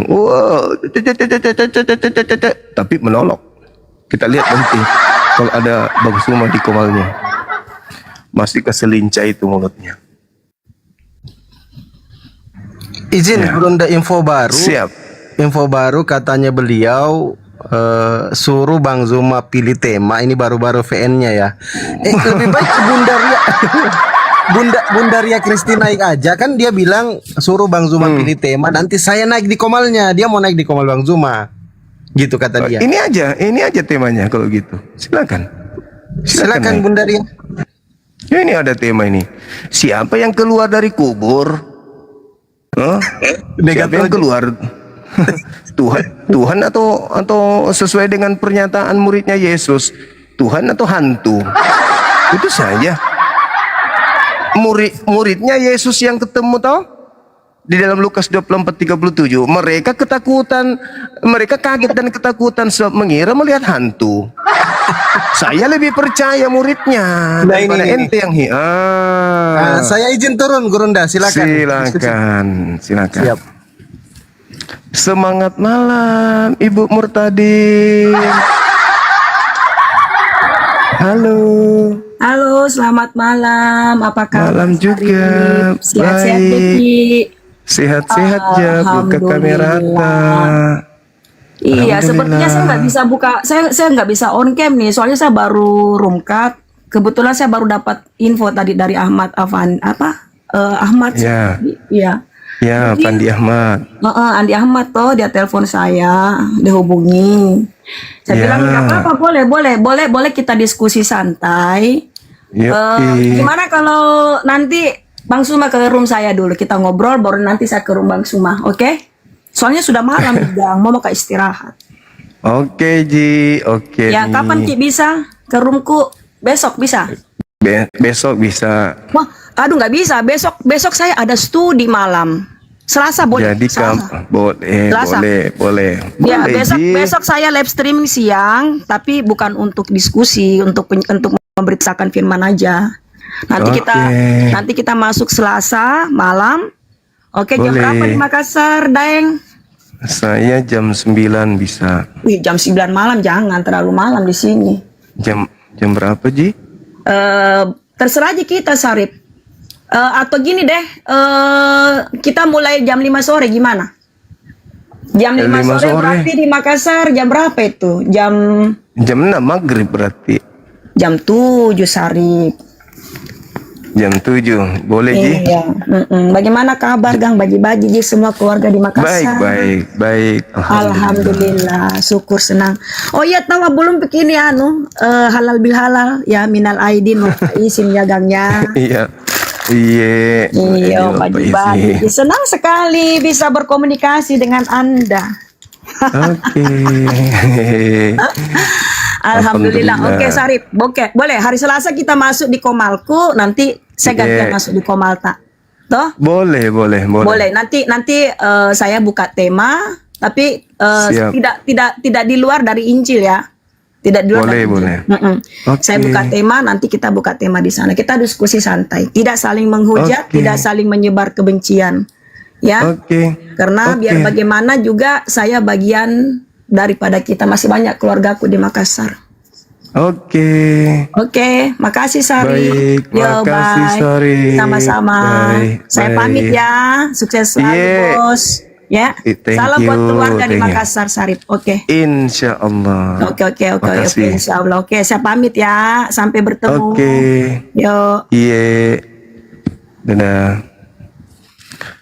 Baik teman-teman, kita sudah menyaksikan ibu tadi yang katanya Murtadin memberi ruang besok kita untuk diskusi. Kita akan berkunjung ke komalnya dia. Tapi kira-kira dia datang nggak di komal saya nanti setelah itu ya? Saya nggak yakin. Saya nggak yakin dia datang nanti di komalku. Nggak yakin Kak. Gimana itu solusinya, teman-teman? Sama seperti siapa waktu itu ya, dibilang mau datang di komal saya nanti setelah saya datang di komalnya, tidak datang karena mina rasa dirinya bergeser ke jantungnya ke kanan. Jadi solusinya gimana ini?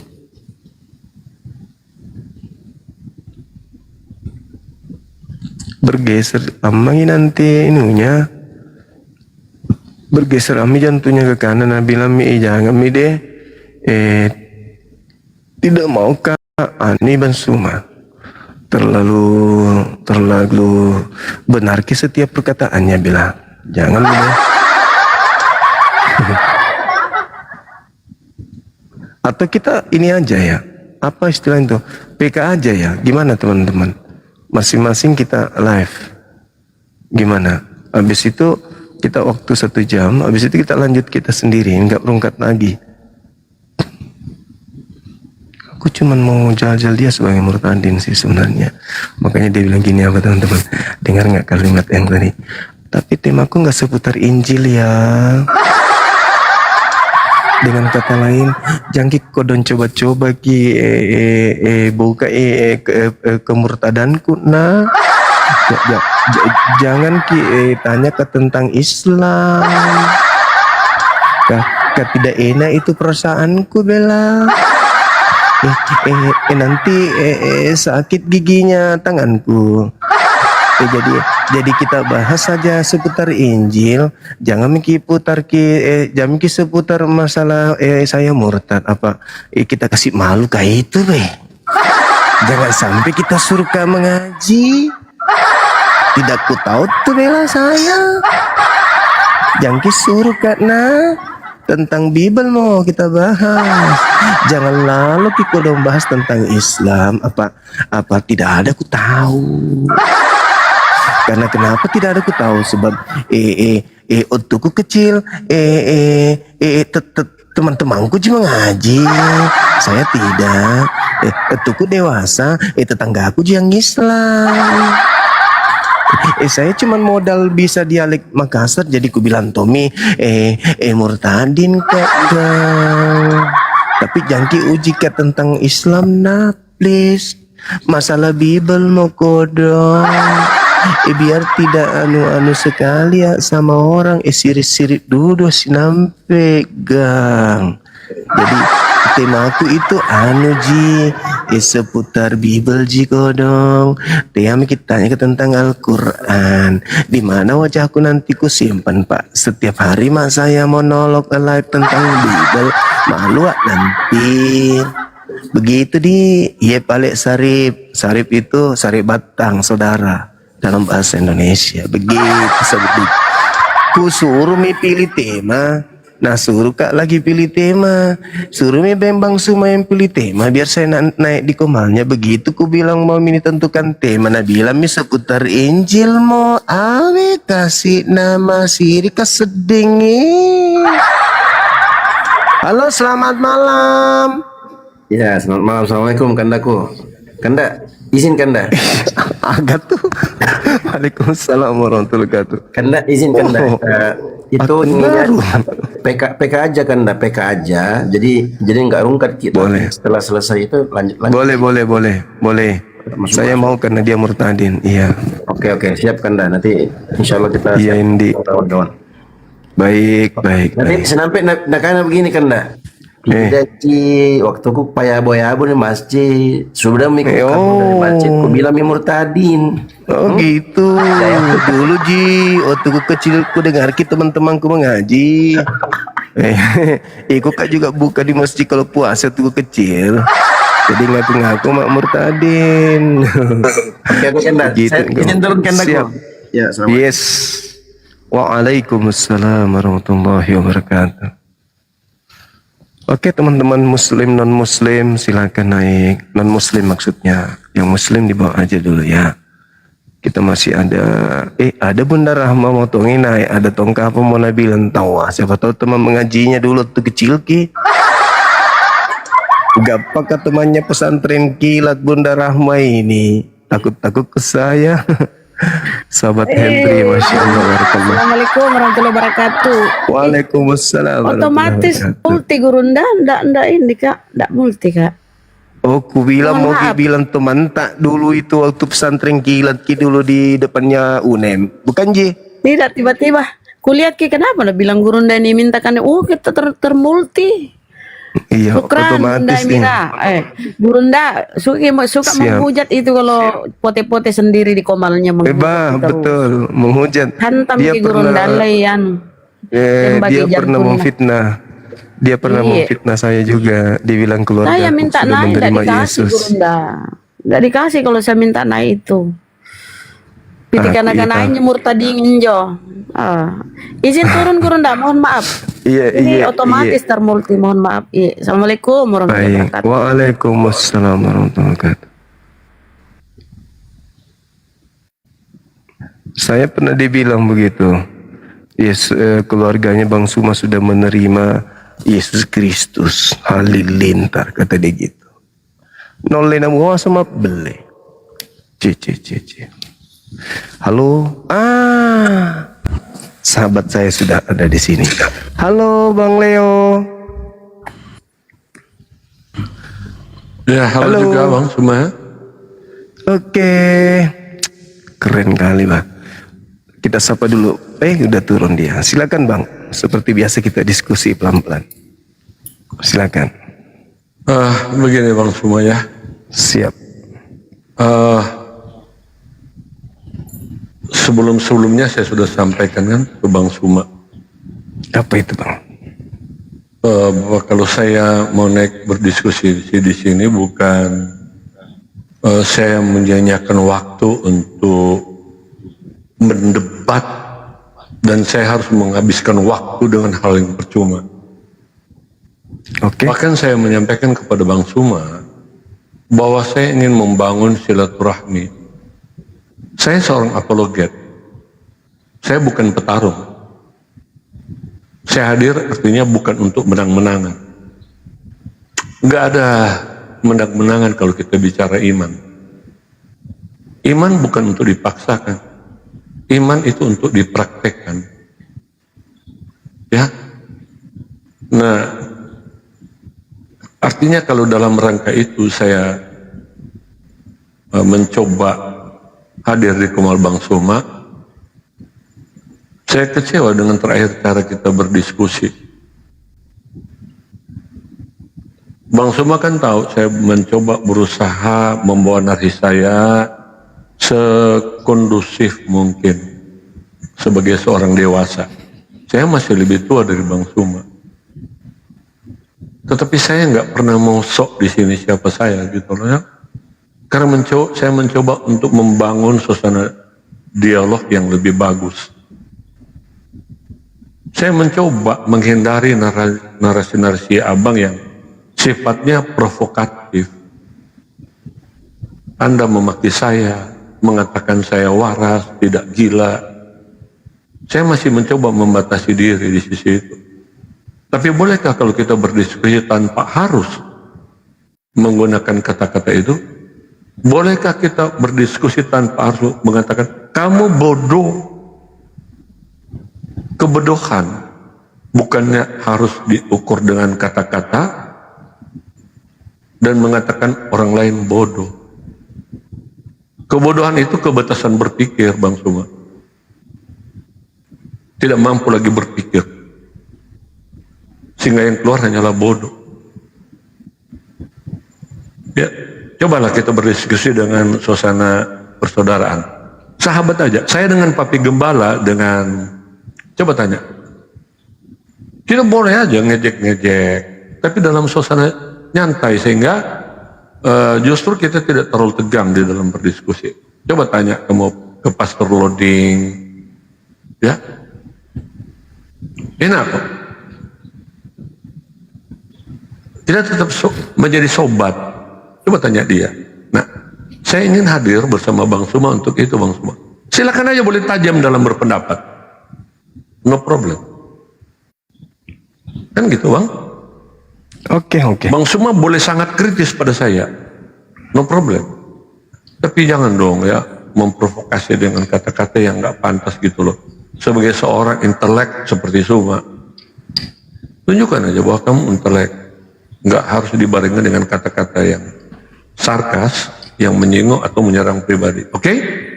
Maaf sudah panjang. Silakan Bang Suma. Silakan Bang. Kita boleh jadi kawan lah. Kita boleh jadi sohib. Iya, oke, baik. Saya udah terbiasa dengan pola yang hak itu hak, batil-batil. Jadi ketika berbicara tentang sebuah keyakinan, hanya ada dua, kebenaran atau ketidakbenaran. Ketika ketidakbenaran itu ditegakkan seakan-akan benar, membantah dalil, membantah akal. Untuk terkadang menyadarkan orang itu, memang terkadang saya menggunakan trik. Tetapi ketika saya mengatakan kotoran manusia itu bau, itu bukan saya sedang menghina, tapi saya mendudukkan perkara hak itu hak, batil. Tapi kalau saudara memiliki cara pandang yang berbeda, ya saya biar bagaimanapun minta maaf. Tapi tidak ada manusia yang bisa merubah pola saya di dalam menyampaikan sebuah kebenaran. Itu aja. Minimal sebagai saudara saya menerima nasihatnya. Tetapi saya tidak bisa disetir ketika hak itu dijadikan menjadi sesuatu alasan untuk digugurkan dengan mengatakan bahwa hak jangan ditegakkan dengan cara-cara yang keras, tegas. Saya katakan, oh itu bukan diri saya tuh. Nah begitu abangku. Jadi kalau misalnya ada sesuatu yang mungkin menurut saudara Anda bisa hindari, ya tolong dihindari dari saya. Karena lisan saya itu akan mengeluarkan semua apa yang ada dalam benak saya sekaitan dengan pesan yang Anda sampaikan. Pesan daripada lisan, pesan daripada tubuh, bahasa tubuh Anda itu akan terespon secara otomatis dengan kepiawaian, dengan keilmuan yang baik itu bersumber dari materi-materi normal yang formal yang saya terima ataupun secara otodidak. Itulah saya, Bang. Orang harus mengenal karakter. Tetapi malam ini juga saya sudah mengenal karakter saudara. Saya akan berusaha untuk bagaimana dialog ini berjalan dengan baik. Silakan. Baik, Bang Suma, saya minta maaf ya. Saya tidak membatasi pola. Oke. Silakan dengan gaya Bang Suma. Yang saya maksudkan, bagaimana kita membangun narasi, ya, kita menggunakan logika tanpa harus sarkas, apalagi menyerang pribadi dengan kata-kata yang sebenarnya sangat tidak produktif, gitu loh Bang. Tapi kalau Bang Suma maksudkan bahwa pola itu dengan mengeluarkan kata-kata yang sebenarnya tidak pantas, ya itu hak Bang Suma. Oke. Ataupun kalau Bang Suma mengatakan itu strategi, no problem. Tapi apakah strategi dan pola itu harus diisi dengan kata-kata yang sebenarnya tidak pantas sebagai seorang intelek? Saya pikir kalau Anda berbicara di hadapan mahasiswa atau perguruan tinggi, tidak ada satupun mahasiswa yang akan menerima kata-kata seperti itu. Oke, Bang. Jadi saya ini seorang pendidik. Saya juga belajar tentang psikologi pendidikan. Proses belajar mengajar antara narasumber dengan audiens itu saya paham betul. Dan karakter seorang pendidik saya coba selami. Dan bagaimana kemudian melihat situasi pada saat kita memberikan satu instrumen pengajaran terhadap apa yang menjadi objek yang mendengarkan penjelasan kita. Bukan cuman abang teman saya di sini untuk berdialog. Dan pada saat saya berdialog dengan abang ini, saya tidak satu arah. Saya mengarahkan juga pemahaman saya, cara tangkap saya dengan orang-orang yang typing di bawah. Jadi di dalam psikologi pendidikan itu tidak mulu-mulu kita dengan lawan diskusi aja kita harus bekerja. Tetapi kita harus bekerja bagaimana suasana di dalam forum itu bisa kita kuasai. Nah, namun sekali lagi warna kita berbeda, Bang. Kalau warna saya ternyata salah menurut abang, saya minta maaf.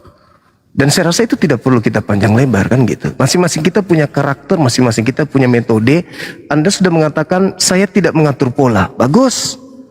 Dengan demikian jangan Anda mengharapkan teh akan keluar dari teko yang berisi kopi ketika dituang. Itu aja. Jadi kita tidak perlu terlalu banyak apa gitu, silakan orang berpakaian dengan pakaiannya, kita menggunakan pakaian kita sendiri. Kalau saya kasar, biarkan dengan kekasaran saya. Itulah saya. Dan kalau Anda baik, silakan dengan kebijakan, kebaikan, kearifan, kesantunan Anda. Saya menghargai itu. Saya menghargai itu. Dan kalaupun menurut Anda juga itu masih salah, saya harus kemudian berubah dengan kata-kata sarkas dan sebagainya. Oke, saya ngikutin. Tapi ingat Bang, terkadang suara itu dibentuk oleh objek. Ketika mulut kita berbentuk oh, maka suaranya itu biasanya oh. Jarang saya menemukan ada mulut berbentuk oh keluarnya Z. Artinya apa? Ketika ada seseorang melontarkan kata, biarkanlah kata itu menjadi ukuran orang tersebut. Tapi ingat, orang itu mengeluarkan kata, apakah ada kemudian penyebabnya berasal dari kita? Itu dulu. Jadi kita jangan mengharapkan sesuatu orang melemparkan mulu-mulu baik, sementara kita menyiapkan wadah untuk orang itu tidak menjadi baik. Ini dialog Bang, lintas akidah. Jadi segala sesuatunya bisa dimaklumi selama kita tidak menghujat apa yang kita sembah dan apa yang lawan kita sembah. Saya kira begitu, silakan. Saya kira perlu saya pertajam apa yang saya maksudkan ya. Anda sebagai seorang pendidik, ya, berarti Anda berkecimpung di dunia pendidikan. Tadi Anda sudah mengatakan psikologi pendidikan. Saya tidak ragukan bahwa kalau Anda itu betul-betul seorang pengajar. Seorang pengajar yang tentu ada akreditasinya, ada akta mengajarnya kan. Saya nggak tahu bahwa Anda memiliki akta mengajar sampai strata mana. Ya, silakan Anda buktikan di cara Anda menyampaikan. Kalau Anda seandainya seorang guru yang baik, tentu saja Anda akan menyampaikan ilmu yang Bang Suma punya, supaya ilmu Bang Suma itu ditransfer kepada murid. Andaikan Bang Suma mentransfer ilmu kepada anak didik Anda, yang Bang Suma transferkan bukan cuma sekedar pengetahuan, akhlak juga harus di situ kan Bang? Kalau anak didik Bang, yes. Iya. Anda bukan anak. Apakah di sini Anda bukan mendidik atau tidak? Saya tidak memiliki anak didik bernama Saudara Leo. Saya sedang berhadapan dengan orang yang pakar di bidangnya.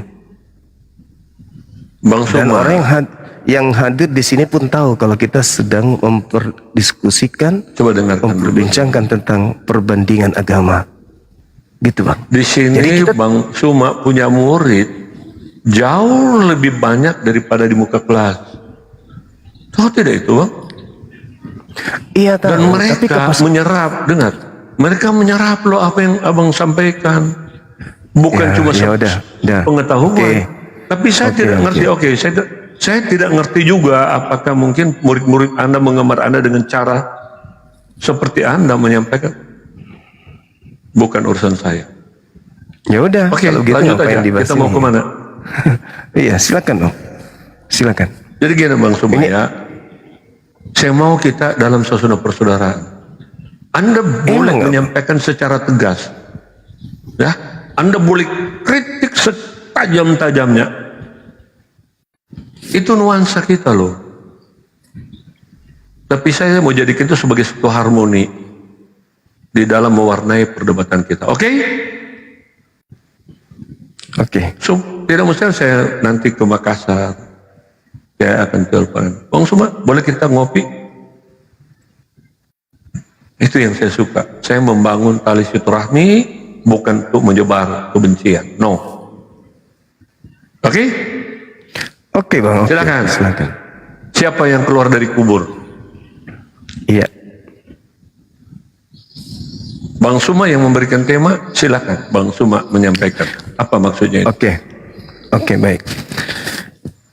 Jadi beranjak dari Al-Quranul Karim, ia mengatakan bahwasanya ketika upaya orang-orang Yahudi untuk membunuh Nabi Isa alaihissalam, Allah kemudian menyelamatkan beliau. Al-Quran saya mengatakan, Isqalallah ya Isa inni mutawaffik wa rafi'uka ilayya wa mutahhiruka minal ladhina kafaru. Nabi Isa ketika hendak dibunuh oleh orang-orang Yahudi, Allah kemudian mengambil, Allah kemudian mengangkatnya. Lalu Allah membersihkan Nabi Isa dari orang-orang yang membencinya, orang-orang kufur. Dengan kata lain, Nabi Isa tidak disalib, Nabi Isa tidak dibunuh. Lalu Allah Subhanahu wa taala menjelaskan orang-orang yang mengatakan Nabi Isa itu disalib, lalu mengatakan dia menjadi Tuhan, dia adalah sembahan, dia adalah pencipta langit dan bumi yang turun ke bumi, dibunuh oleh hambanya, oleh ciptaannya sendiri. Bagi mereka, kata Allah, fa'ammal ladina kafaru fa'u'azzibuhum azaban syadidan fid dunya. Bagi mereka yang menganggap utusan Tuhan itu mati, dibunuh, lalu bangkit, Allah katakan bahwasanya aku Tuhan akan memberikan kepada mereka orang-orang yang kufur terhadap Nabi Isa azab yang sangat keras di dunia. Nah, salah satu azabnya adalah Allah Subhanahu wa taala menjelaskan bahwa bagi mereka orang-orang yang kufur, Allah menjadikan iblis itu sebagai pemimpin, iblis itu sebagai penolong, iblis itu sebagai junjungan, iblis itu sebagai Tuhan bagi mereka. Al-Quran surah Al-A'raf ayat 27 ayat 30. Itu Al-Quran saya yang datang kemudian mengoreksi pola keimanan orang-orang yang datang sebelum Al-Quran itu diwahyukan. Innahum takhasus syayatin awliya min dunillah wa yahsabuna annahum muhtadun. Jadi Allah menjadikan iblis itu sebagai pelindung bagi mereka. Mereka pun menjadikan setan itu sebagai pelindung bagi mereka, dan mereka nyaman dengan itu. Mereka mengira bahwa mereka sedang mendapatkan petunjuk, padahal yang mereka sembah adalah iblis. Itu kata Quran. Nah, yang diterangkan Al-Quran ini adalah orang-orang yang menganggap Nabi Isa atau Nabi yang datang mengajarkan Injil kepada Bani Israel mati dan disalib dan kemudian dikubur lalu bangkit pada hari ketiga. Nah, setelah saya membaca dalil baru di dalam Bible, setelah saya menelaah Al-Quran, saya masuk ke Bible. Apakah Al-Quran ini benar-benar menerangkan tentang keadaan manusia terdahulu yang kemudian pengikutnya Kristen? Saya bacalah Bible. Ternyata ada pernyataan di situ. Di Lukas, Kisah Para Rasul 2 nomor 36. Orang-orang jahat yang menyalib Yesus, dikatakan oleh Petrus, semua orang Israel harus tahu bahwa Yesus yang kau salibkan itu telah dijadikan menjadi Tuhan dan Kristus. Kok Tuhan menjadikan orang yang disalib ini menjadi Tuhan bagi orang jahat? Berarti relevan dengan Quran. Aku Tuhan menjadikan iblis sebagai Tuhan bagi mereka dikarenakan mereka tidak beriman. Nah, yang tidak beriman kepada Yesus itulah yang menyalib Yesus. Setelah dia menyalib Yesus, Tuhan Elohim menjadikan Yesus yang disalib itu menjadi Tuhan bagi mereka. Padahal yang Tuhan itu adalah Elohim, bukan Yesus. Tapi Tuhan menjadikan Yesus yang mereka salib sebagai Tuhan bagi mereka. Sampai orang yang menyalib Yesus itu panik.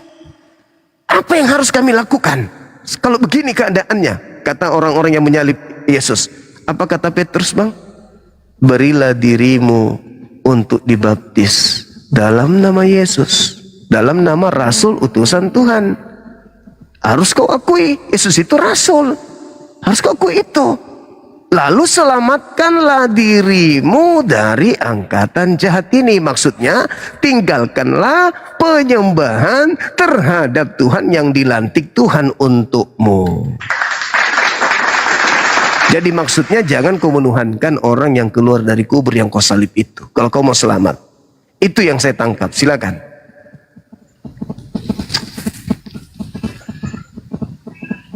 Baik. Saya bingung untuk menanggapi yang mana. Saya biasanya kalau saya mengajar, itu harus ada planning, perencanaan. Sehingga apa yang saya ajarkan itu tercapai sebagai tujuan yang ditetapkan untuk mengajar. Artinya kalau saya menyampaikan ilmu saya harus pada topiknya, harus pada pokok bahasanya, kemudian saya mengajarkan, saya mentransfer ilmu saya dengan kemampuan didaktik, metodik khusus, dan saya bisa mengukur apakah yang saya ajarkan itu dapat dipahami dan diterima. Sekarang pertanyaan begini Bang Suma, bagaimana Anda mengajar dengan topik adalah siapa yang keluar dari kubur, tetapi Anda berbicara jauh dari siapa yang dari kubur, siapa yang keluar dari kubur. Anda kembali menerangkan tentang kisah-kisah yang dilakukan oleh Yesus. Siapakah Tuhan? Mengapa Yesus disebut Tuhan? Kemana Anda membawa topik kita?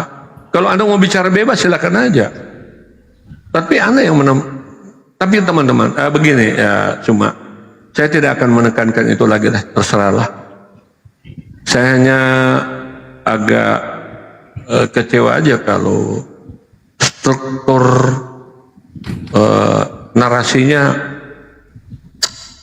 sudahlah, lain aja, saya nanggapi aja gitu ya. Karena saya mau koreksi semua itu pasti nggak nyambung lagi perbincangan kita. Ya, satu-satu Bang ya. Kalau Abang borong semua ayat itu, mau diarahkan kemana perbincangan kita ya? Sudah, saya nggak mau pakai lagi soal, saya tidak mau berkutat lagi dengan topik yang Anda buat ini. Ya, saya laini aja kemauan Anda. Karena kalau saya mengkritik terus, nggak akan masuk-masuk. Ya, jadi gini Bang. Abang tahu kenapa Kristus disalib? Karena orang-orang Yahudi tidak mau kemudian banyak yang percaya kepada Yesus. Mereka nggak mau orang-orang masuk surga. Artinya bahwa orang Yahudi menangkap menyalib Yesus itu karena dorongan iblis. Karena hanya iblislah yang tidak mau keselamatan terhadap manusia. Oke, saya kasih dalil boleh? Silakan. Anda tahu dalilnya? Oke. Dalilnya Ya, jelas. sebenarnya saya sudah ngerti arah kamu Bang. Kamu Dalilnya cuma di mencoba mana? mengambil polemik apa yang dilakukan oleh Edis dan Yusuf PA itu. Saya Apa ngerti hubungannya ya? kamu bawa kemana Bang. Apa hubungannya ya? Itu Anda kan landasan berpikir kamu. Sehingga Ya, enggak, mencoba masalah- membawa tentang karya penyelamatan di kayu salib. Itu bukan penyelamatan. Enggak. Kata siapa salib itu No penyelamatan? problem. Konteksnya yang Kata saya mau siapa? gali bukan soal itu. Konteks yang saya mau menggali, landasan berpikir Abang bertolak dari apa ya, polemik yang sudah terjadi. Ya, itu kan yang itu, kadang Bang? Abang coba gali untuk dibawa ke sini. Saya paham itu Enggak, Bang. saya Begini aja, mendasari. fokus pada pertanyaan saya. Ya, Abang tahu kenapa Kristus disalib? Saya tahu. Ya, Karena jelaskan. orang-orang Yahudi tidak ingin kemudian bangsanya dirampas oleh orang Roma. Maka mereka bersepakat membunuh Yesus. Disebabkan karena kalau Yesus dibiarkan oleh mereka, akan semakin banyak orang yang percaya. Dengan semakin banyak orang percaya kepada Yesus, berarti Yesus berhasil menyelamatkan banyak orang. Iblis tidak mau. Maka iblis merasuki Yudas untuk menghentikan Yesus jangan menyelamatkan banyak orang. Maka kemudian orang-orang Yahudi, orang-orang Farisi pada saat itu berkongko-kongko untuk membunuh Yesus agar keselamatan orang itu tidak kemudian terlanjur banyak. Mereka tidak mau itu terjadi, sehingga iblis mengambil peran.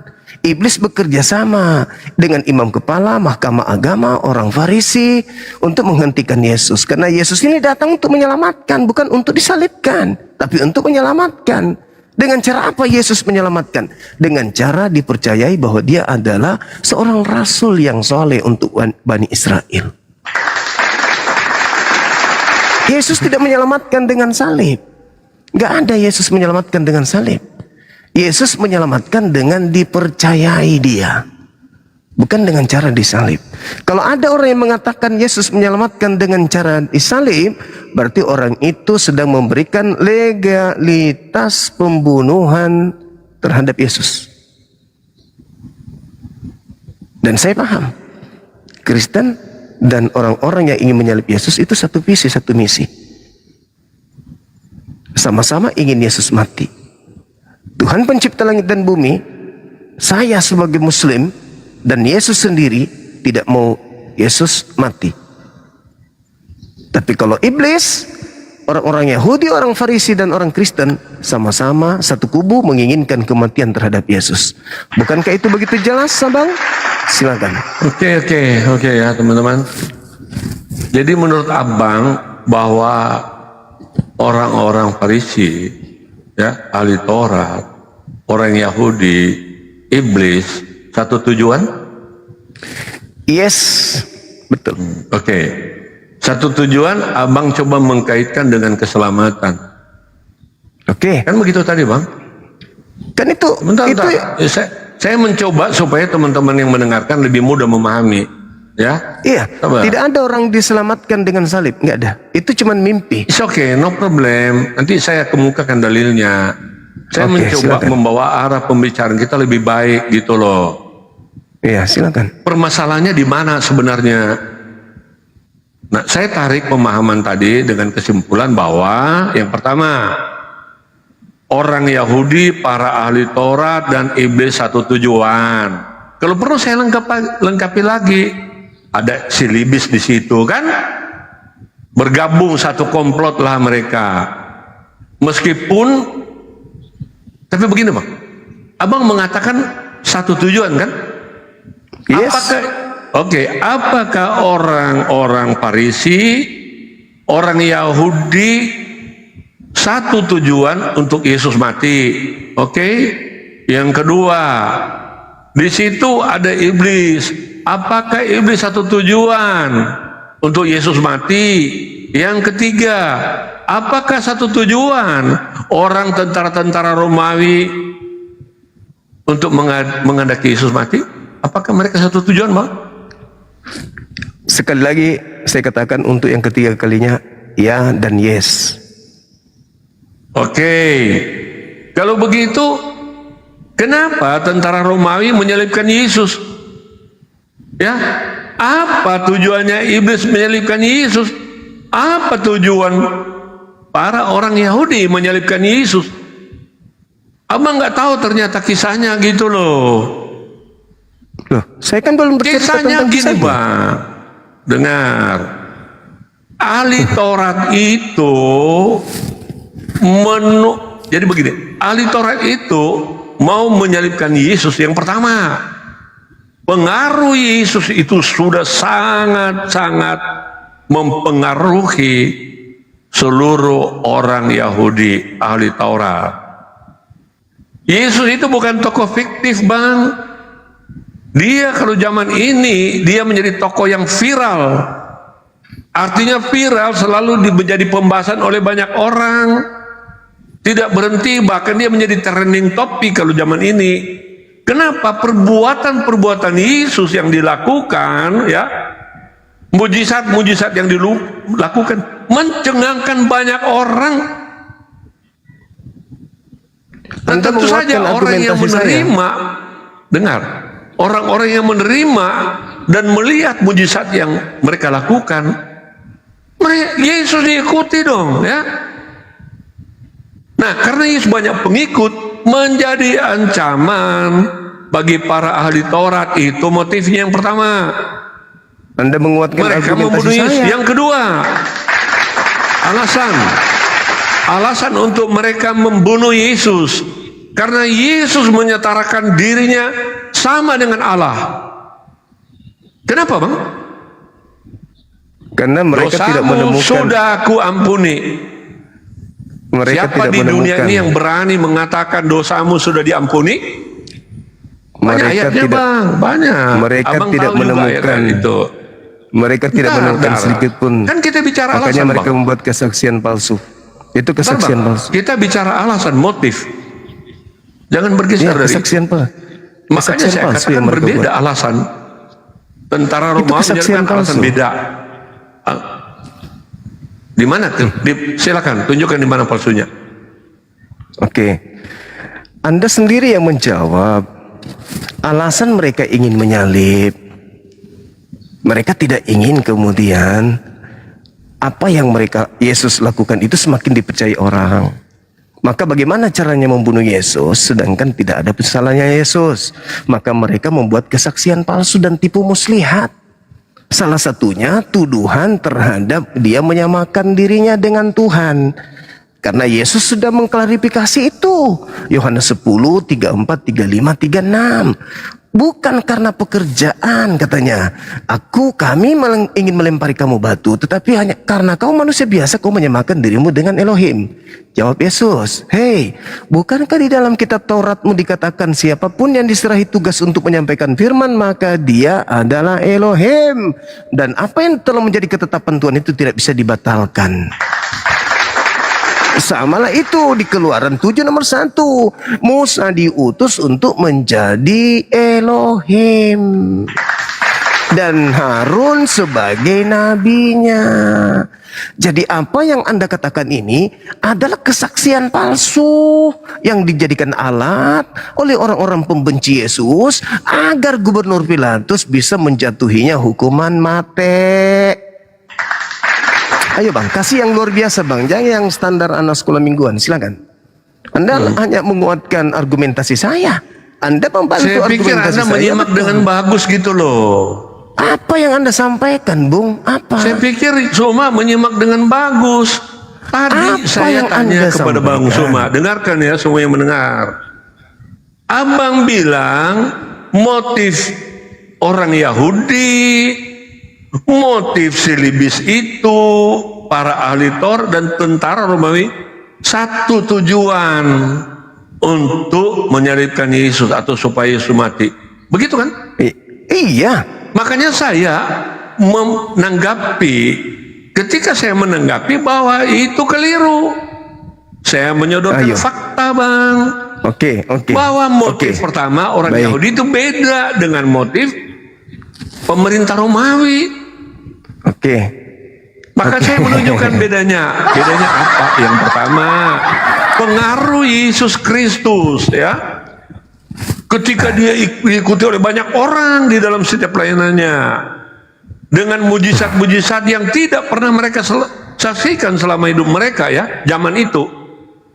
Ketika Yesus melakukan semua itu, siapa? Barangkali kalau semua hadir zaman itu, apa semua nggak penasaran gitu mau menyaksikan apa yang dilakukan oleh Yesus?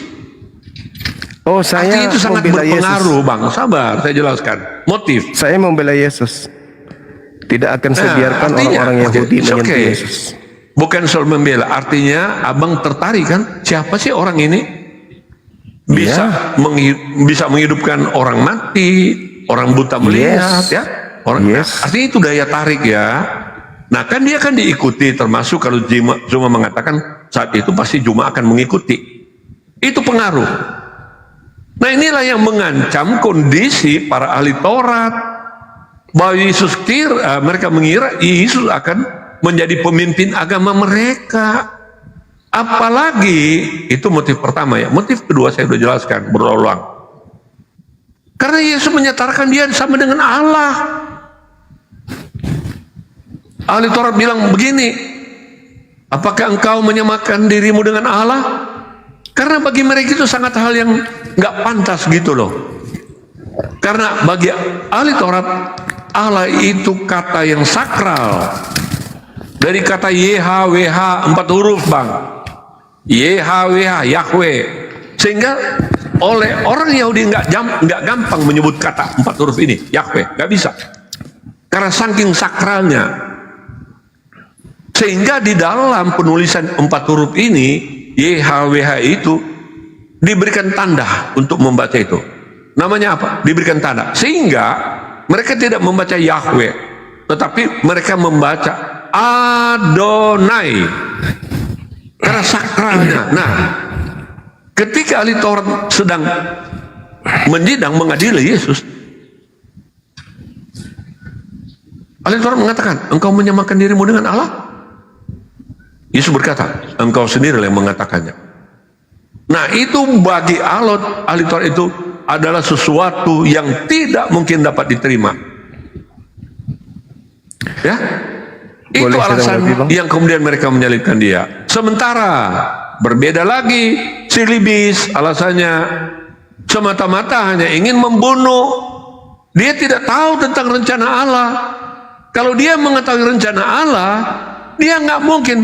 Kok kalau dia mengetahui, si Libis itu mengetahui rencana Allah, bukannya dia seharusnya dia cegah, bukan dia turut terlibat untuk menyalibkan Yesus. Yang ketiga, motif tentara Romawi. Tentara Romawi menyalibkan Yesus, bukan mereka menganggap Yesus itu malah berpengaruh tentang pemerintahan mereka, meskipun awalnya betul. Makanya Yesus ketika dia baru lahir, ada ancaman tentang pemerintahan mereka. Yesus baru lahir sudah dikejar-kejar loh, banyak korban. Bayi di bawah umur 2 tahun banyak menjadi korban dalam usaha pemerintah mencegah tentang Yesus yang sudah dinubuatkan. Tetapi mereka salah memahami. Nah, penyaliban Yesus lain lagi, Bang. Kenapa? Mereka menyalibkan itu atas desakan daripada ahli Taurat. Tetapi pemerintah saat mengadili Yesus, apa yang pemerintah katakan? Tidak kutemukan kesalahan pada orang ini. Waktu disidang, waktu diadili, diperiksa, ternyata pemerintah menyatakan tidak ada salah Yesus ini. Artinya kalau dia tidak salah, bebaskan dong.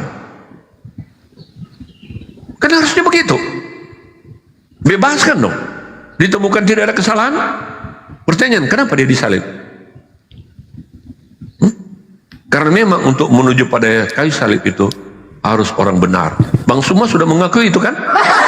Ya, Yesus orang benar. Waktu dialog lalu Bang Suma sudah mengakui kan? Bahkan Bang Suma mengakui, ya, Yesus menanggung dosa. Meskipun ada kata sayangnya. Silakan. Jadi di sini tidak dibutuhkan acting, Bang. Kita tidak sedang buat film. Nah, dituduh acting gimana nih? Jangan Anda berbicara seperti seorang profesor kalau ilmu hanya selevel TK di depan saya, please. Silakan aja. Saya tidak akan terbawa dengan strategi Anda. Adalah lebih baik Anda mute, habis itu Anda, daripada Anda terdengar suaranya tapi bagi saya itu hanya kelas TK. Silakan. Nonsense. Tidak ada ilmu sama sekali yang bisa aku dapatkan dari Anda. Gak ada, Bang. Buktikan aja. Oke, saya akan buktikan. Saya akan buktikan. Ya, buktikan aja. Ya, kita lihat siapa yang nggak punya ilmu.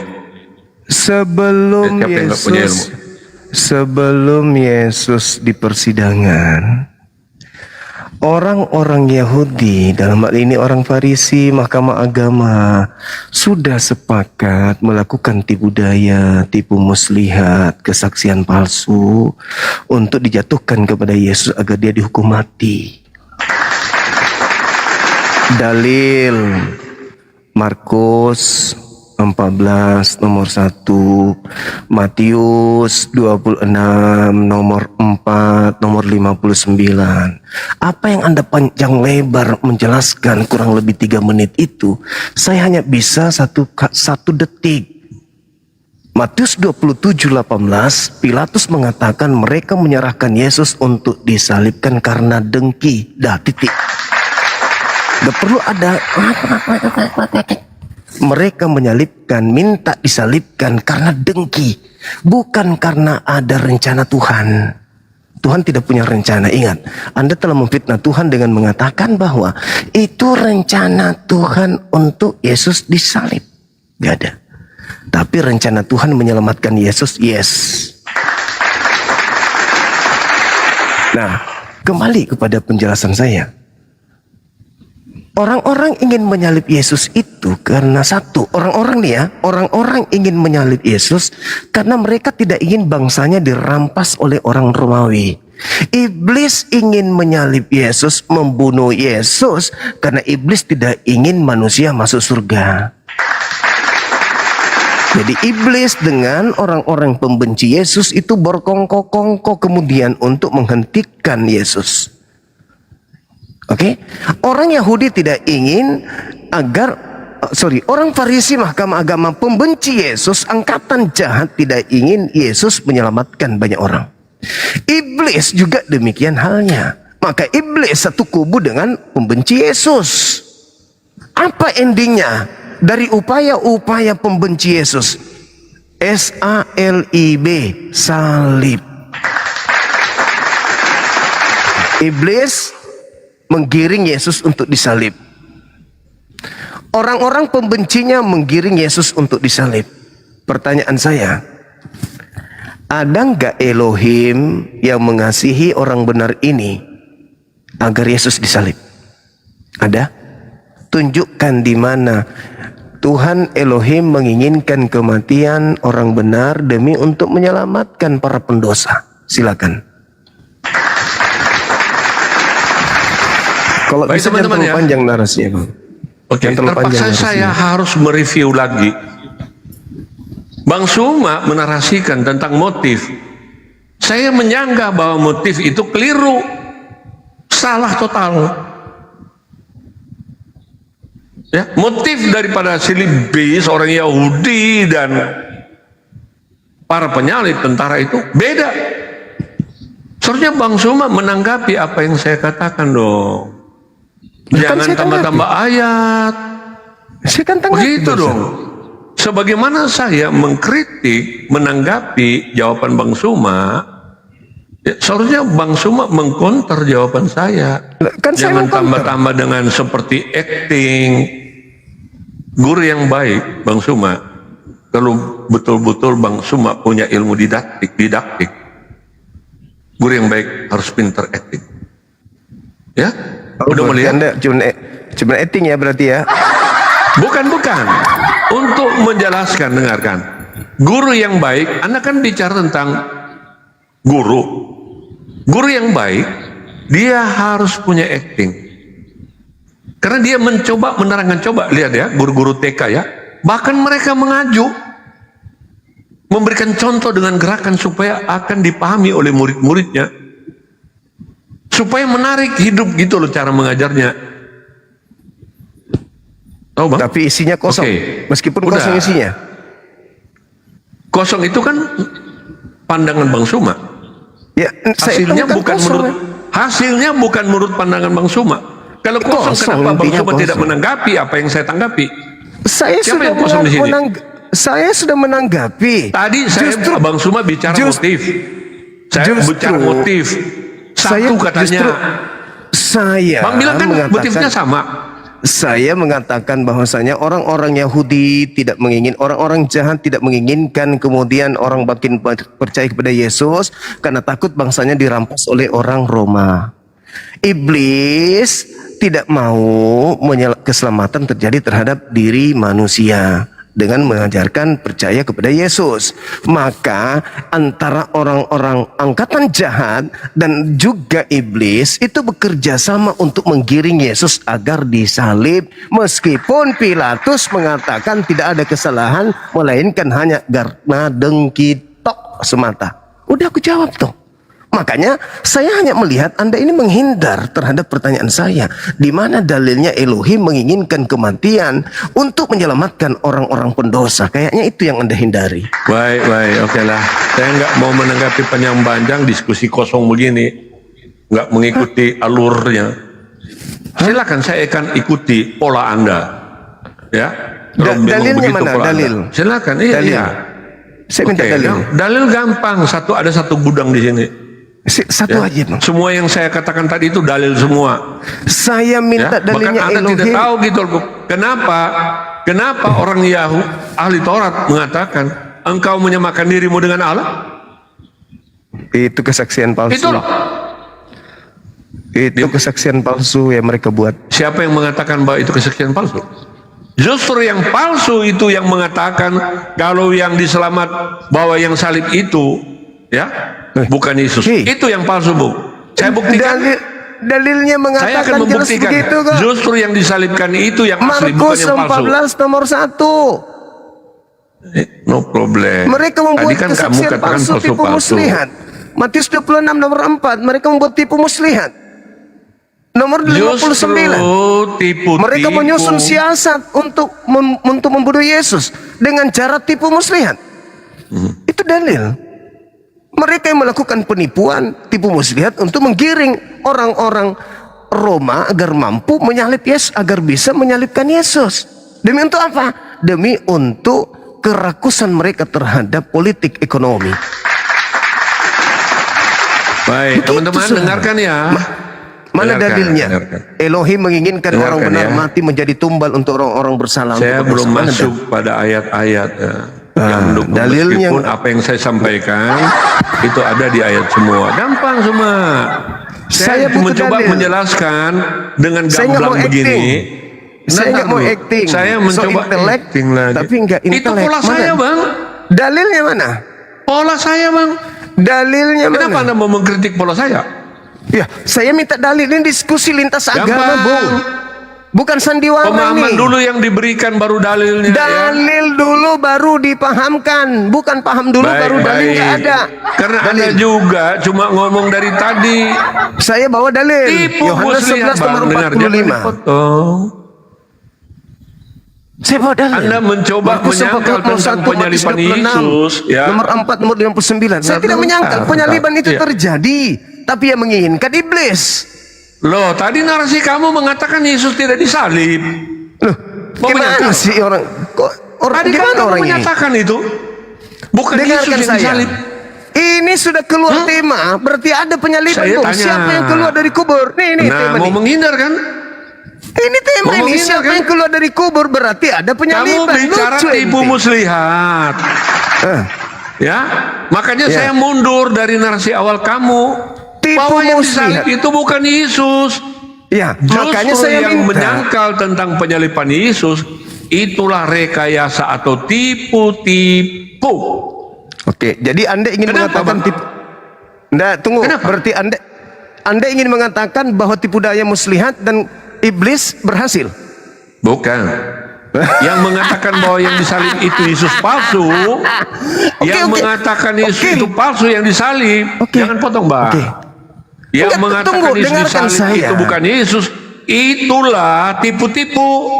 Oke, berarti kalau Membuktikan? Yesus dengar. Berarti kalau Yesus asli yang disalib, berarti upaya iblis berhasil. Tidak ada kaitannya dengan upaya iblis berhasil. Ya. Kalau yang asli yang disalib, Tidak ada berarti iblis berkaitan berhasil. dengan upaya iblis. Hei, Ya. iblis menginginkan Silakan. kematian terhadap Yesus. Kalau Anda mengatakan yang asli yang mati, berarti iblis berhasil. Tidak ada kaitannya dengan iblis berhasil. Ya, saya Iblis yang jelaskan. menginginkan kemudian kematian Sudah, terhadap Yesus. bentar. Gampang itu, Berhasil nggak? gampang, Bang. Berhasil nggak? Gampang, Kemudian pembenci-pembenci Yesus angkatan jahat melakukan tipu muslihat dan Gampang, Bang. kesaksian palsu. Berhasil nggak kesaksian palsu membunuh Yesus? Saya nggak ngerti apa yang Anda maksudkan dengan kesaksian palsu. Memang. Yang memberikan Makanya. kesaksian palsu justru yang menyangkal penyaliban Yesus itu, yang memberikan kesaksian palsu, itulah yang mereka mengatakan itu Yesus palsu. Oke, baik. Ya. Baik. Kalau begitu, oke, saya ikuti. Kalau Sehingga begitu, Anda tolong mengatakan untuk menyelamatkan Oke. Yesus, diangkatlah dia. Oke, Itu kalau menurut saya itu begitu- palsu, Bang Suma. Alkitab tidak mengatakan begitu. Jangan baik. kamu Saya kasih- ukur iman orang lain menurut selera istri kamu. Oke. Ya? Saya bacakan Yohanes 13 nomor 1. Oke. Yesus Turuti ya. tahu. Bentar, saya buka ayatnya dulu ya. Anda Yohanes memang 13 ayat Anda memang buta. Anda buta dalil memang. Anda buta dalil. Bukan buta Ini dalil, harusnya Bang. Anda, Karena Anda sudah harusnya Anda itu panggil saya memplesetkan, guru. biasanya memplesetkan arti ayat. Anda itu harusnya Jadi panggil saya saya tidak mungkin guru. percaya dengan cara kamu. Ya, Nah, kita- sekarang saya ayo, minta kita Anda buka. yang nunjukkan dalil. Oke, saya nggak nunjukkan dalil. Batal. Anda yang nunjukkan dalil. Tunjukkan dalilnya di mana Elohim menginginkan orang benar mati demi untuk menyelamatkan orang berdosa kayak Anda. Dalil, silakan. Aku Baik. nggak jadi kasih dalil. Silakan, saya tunggu. Jadi Anda ingin memberikan waktu pada saya untuk menjelaskan. Saya tidak butuh penjelasan anak TK. Saya butuh Lah, dalil lalu dari bagaimana Bapak. kamu paham? Dalil. Dalil. Kamu kok bertabrakan dengan logika kamu, dengan cara berpikir kamu, Zuma? Dalil. Jangan acting depan saya, Bung. Saya tidak melihat kelas kamu di sini, Bang Zuma. Saya orang psikologi. Oke, saya minta Anda tunjukkan kepada saya. Hei, saya minta dalilnya. Psikologi lagi. Di mana? Di mana? Iya. Saya ngerti, saya secara psikolog kamu itu sudah malu. Kamu itu malu. Kau nggak bisa tunjukkan dalil. Kau bukan kamu yang merasa malu, Zuma? Di depan saya. Sekarang saya minta dalil. Bukan kamu yang merasa malu karena saya menelanjangi cara berpikir kamu. Saudara, tua umur aja Anda ini. Ilmu nihil bagi saya. Dalilnya di mana Elohim menginginkan kematian? Ya, Bang Zuma. Di mana dalilnya? Saudara, Anda menginginkan dia lobaikan. Tetapi Anda ingin dia lobaikan. Anda mengkritisi saya dari tadi. Ya. Di awal Anda mengkritisi saya cara berdialog. Tapi Anda yang membangun situasi ini harus terjadi. Tolong tunjukkan kepada saya dalilnya di mana Elohim Tuhannya Yahudi menginginkan kematian orang benar demi untuk menyelamatkan orang-orang Kristen pendosa. Dalil. Silakan. Silakan. Mana dalilnya? Saya udah bilang jangan ajarin saya. Anda boleh tua umur, Anda boleh seorang pendeta, Anda boleh pendidikan status pendidikan dari neraka sekalipun. Sekarang Anda tunjukkan mana dalilnya? Kamu telah mengakui di depan saya bahwa Yesus orang benar. Mana dalilnya? Orang benar mati. Mana orang benar mati? Nah, nanti saya jelaskan. Bahkan mana kamu dalilnya? mengakui bahwa Yesus yang menanggung dosa. Mana dalilnya orang benar mati? Dulu. Oke, saya akan berikan dalil. Mana dalilnya orang benar mati demi menyelamatkan orang-orang berdosa?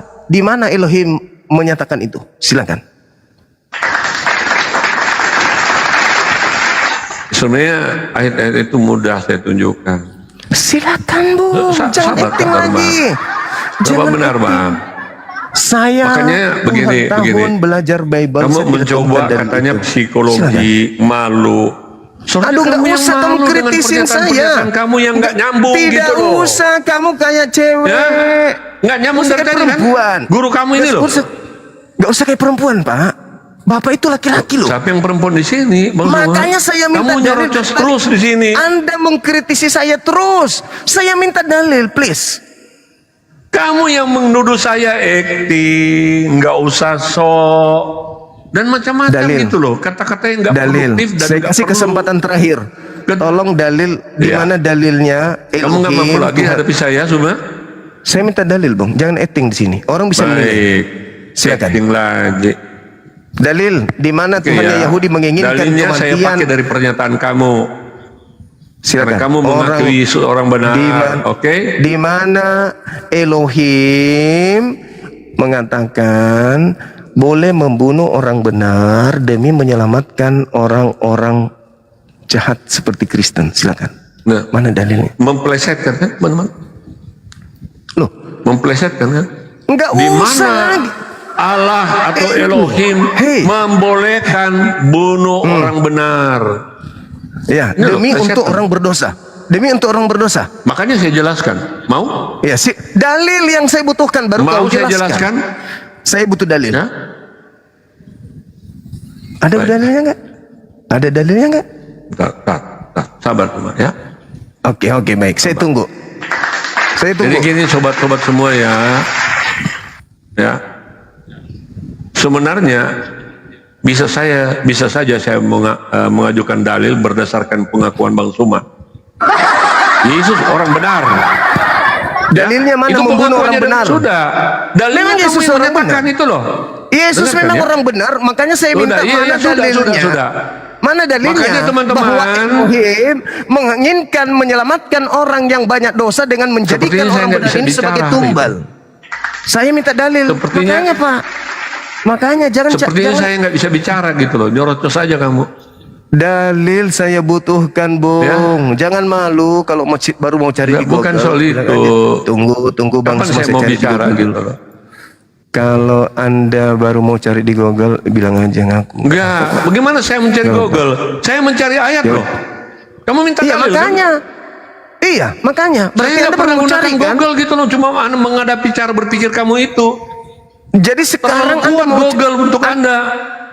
Lalu mau apa di Google? Itu mana untuk dalil? Anda. Mana dalilnya kalau gitu? Dari tadi bicara aja nggak nyambung, saya berusaha Mana dalil? ini. Mana dalil? Oke. Tunggu Bang Suma, ku cari dulu. Ini ya, Anda mau cari saya kan? jelaskan Anda ya. mau cari? Anda mau cari atau mau jelaskan? Dengar dulu, Dalilnya mana? dengar dulu. Sudah ku bilang dari awal. Sampai jangan- ayam tumbuh gigi, ya, saya ulangi ya. Sampai ayam tumbuh gigi, kamu tidak akan pernah mengerti itu soal kematian Kristus di kayu salib, karena kamu tidak tahu siapa Hawa. Ya, kamu tidak tahu siapa Hawa. Kamu kenal dengan Hawa? Dalil. Dasar Dalil kebenaran di situ, Bang Suma. Di mana dalilnya orang benar dibunuh untuk menyelamatkan orang-orang pendosa, orang-orang Kristen? Mana dalilnya? Dalil, jangan nangis dong, jangan nangis. Silakan. Silakan dalilnya sekarang juga. Jangan kayak emak-emak yang lagi protes suaminya pulang malam. Ya, bau Saya tidak perlu menghadapi logika itu, ya, dengan cara yang seperti Bang Suma saya pertontonkan di minta hadapan kawan-kawan, dalil. ya. Iya, gampang ya, nggak usah Dari nyerocos. tadi gampang. Ya. Sudah 30 Nggak menit saya nyerocos. minta dalil. 30 Nggak usah menit saya minta nyerocos. dalil. Ya, Nah, saya diam kalau gitu. Saya tunggu makanya dalil. saya katakan teman-teman, sampai ayam tumbuh gigi, semua tidak akan pernah mengerti mengapa Yesus disalib. Ya, kenapa? Karena dia nggak kenal Hawa. Tetapi saya memberikan alasan kenapa ya. Kristus orang benar harus disalib. Karena dosa, Bang. Ya, karena dosa. Bang Suma nggak pernah ngerti apa itu dosa. Karena Bang Suma nggak kenal Hawa. Ya, jadi gini. Ada nggak sih anak TK yang lebih pintar dari ini?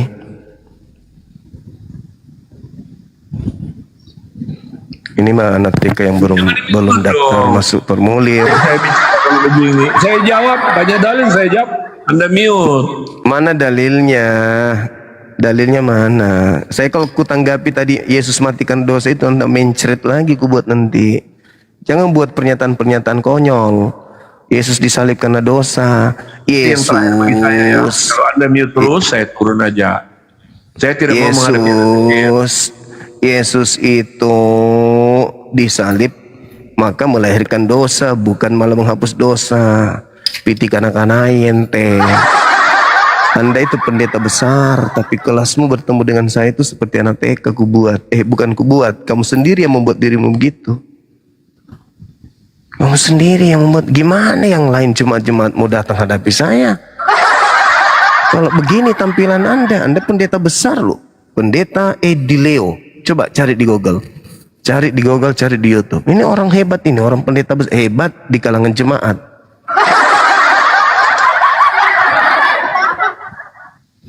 Saya di awal menguraikan Al-Quran. Nabi Isaku datang di tengah kaumnya. Dibenci, dimusuhin, mereka membuat makar. Lalu Allah mengangkat. Setelah itu mereka berdasarkan dengan Bible itu sendiri, jelas. Kisah para Rasul 2 nomor 36. Bagaimana dikatakan bahwa Yesus yang mereka salibkan telah dijadikan menjadi Tuhan bagi mereka orang-orang jahat. Al-Quran mengatakan itu. Karena mereka kafir, mereka kufur terhadap kebenaran, mereka tidak beriman, mereka menganggap bahwa apa yang terjadi adalah hanya kebencian terhadap Nabi Isa, maka Allah menghukum mereka dengan siksaan yang sangat keras di dunia. Salah satu bukti siksaan Allah, azab Allah di dunia, ini tadi modelnya. Kenapa tidak nyambung? Padahal pendeta besar. Kenapa nggak nyambung? Hanya celote. Karena azab, siksaan Allah, azab Allah yang keras kepada mereka. Kenapa? Karena dari lahir mereka menganggap pencipta langit dan bumi, nusul ke bumi dilahirkan manusia. Maka Allah menghukum mereka dengan hukuman yang keras. Begini aja kerjanya. Begini kerjanya nih. Datang di sini keras, tidak mau dibentuk. Dia yang mau membentuk. Giliran diskusi, dia yang gila sendiri, muter-muter kayak orang kejar ekor. Banyak mas, saya kasih dalilnya dia ya. Iya Bang Andi. Ya, di Keluaran 23 nomor 7. Siksa orang itu. Ya.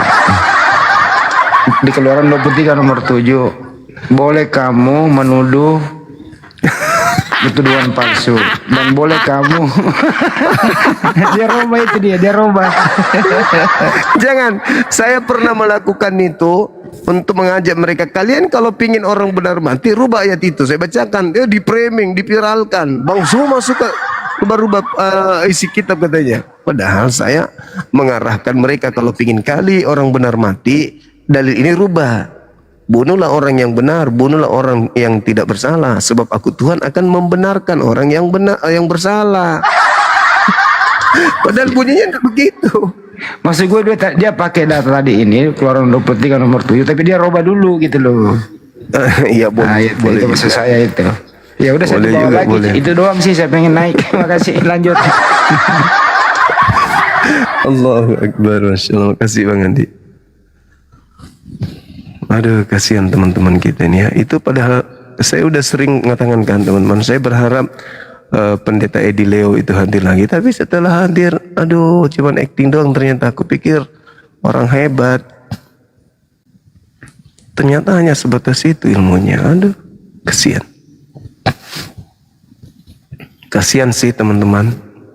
Saya sendiri kecewa. Halo. Halo, selamat malam. Halo, selamat malam. Halo Bang.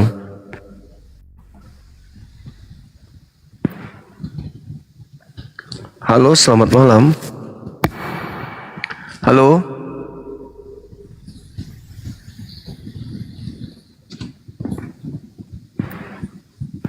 Selamat malam. Halo. Demo prakatuak samune. Halo. Halo, selamat malam.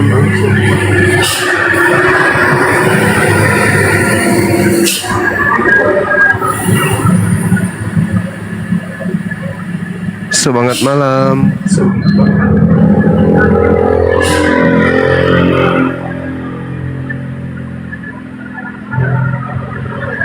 Apa kena sangap ya toh?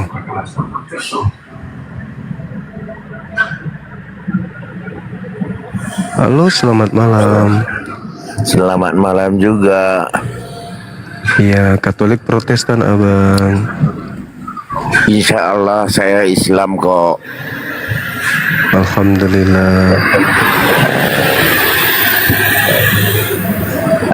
Gini Bang Zuma, saya cuma minta sedikit aja ini. Dan kayak mana ya? Saya sangat mendukung kali perjuangan Bang Zuma ini. Semoga banyak manusia tersadarkan. Itu aja. Waalaikumsalam. Amin. Ya, oke. Saya turun aja ya. Saya nyimak lagi. Oke. Dari bawah. Baik. Oke.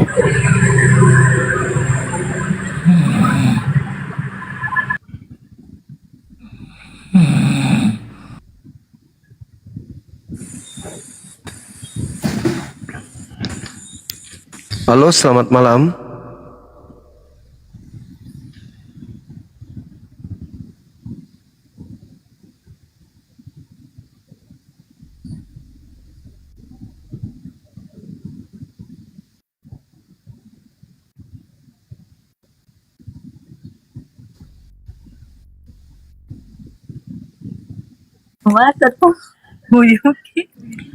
Halo, assalamualaikum warahmatullahi wabarakatuh. Assalamualaikum warahmatullahi wabarakatuh. Iya. Maaf ini Bang, saya cuma menyimak aja. Masya Allah. Oke. Thank you Bang, thank you. Iya Bang, sehat-sehat selalu ya Bang. Iya, makasih banyak. Baji-baji kideng, baji-baji kideng. Baji-baji, iya, selamat kita pada selamat. Saya turun peng Bang. Iya, hati-hati. Waalaikumsalam warahmatullahi wabarakatuh. Halo, selamat malam. Halo. Selamat malam. Selamat malam, Muslim Bang. Semangat terus. Muslim, alhamdulillah.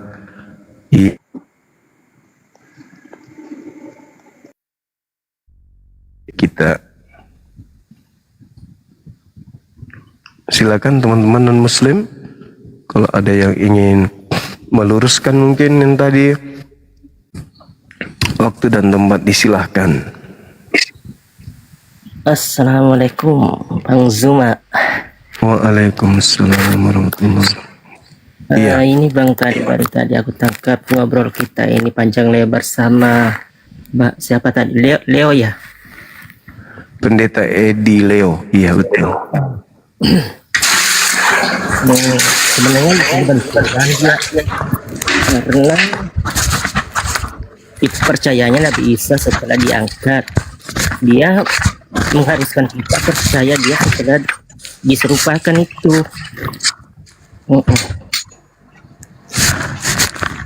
Maksudnya apa ini? Maksudnya apa tadi itu Bang? Saya nggak paham. Halo, selamat malam.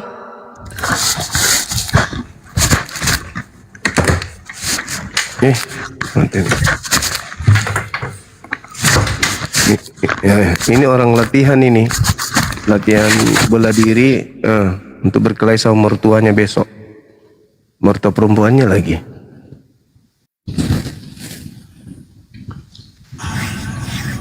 Halo, selamat malam. Halo. Assalamualaikum Bang Zuma. Waalaikumsalam. Iya, itu ngingatkan lagi kembali itu loh yang teman-teman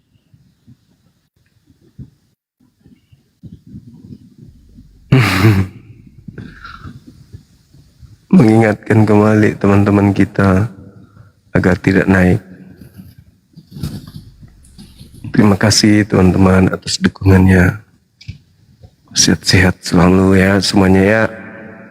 2,6 M, keren. Luar biasa teman-teman kita ini. Thank you. Salut untuk kalian semuanya, sahabat-sahabat sekalian. Silakan saudara Oten, silakan naik. Kembali kita berdiskusi. Ayo teman-teman, kita diskusi dengan baik yuk. Silakan naik, minta permintaan. Silakan.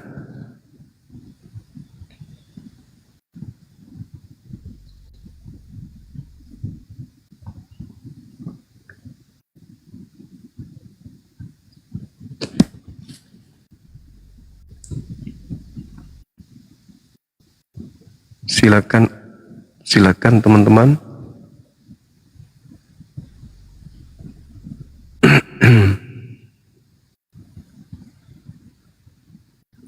Ada lagi?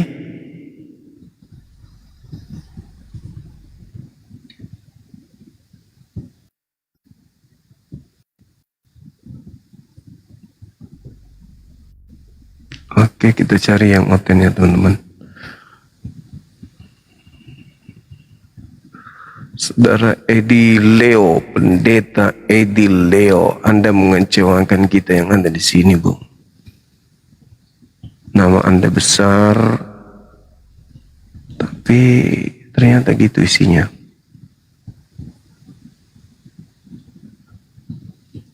Isi dalamnya ternyata kecil.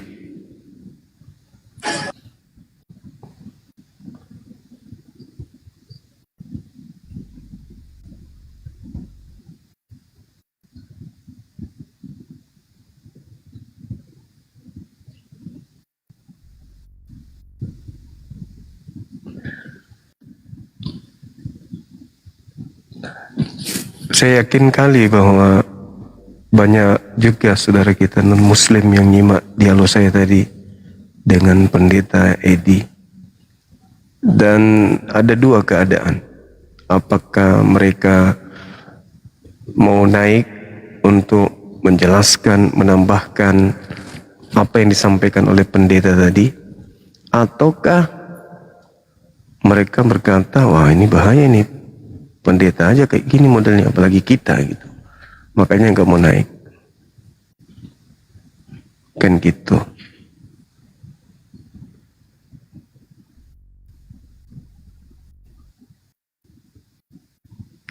Masih adakah?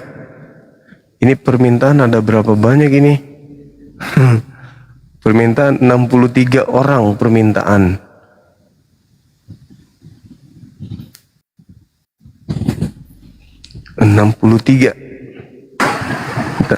Halo, selamat malam. Halo.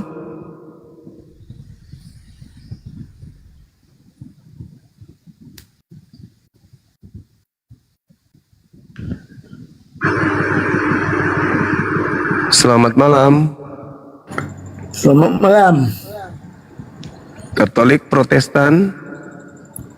Saya Kristen. Oke, silakan buka kameranya, Bang.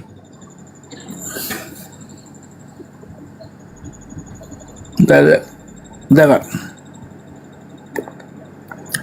Sebentar. Oke.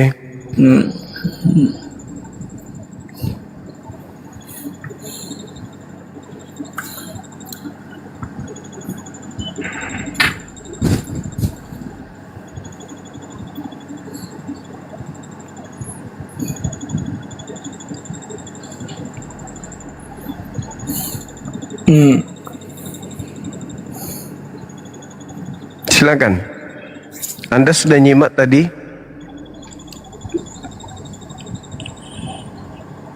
Nyimak apa, Pak?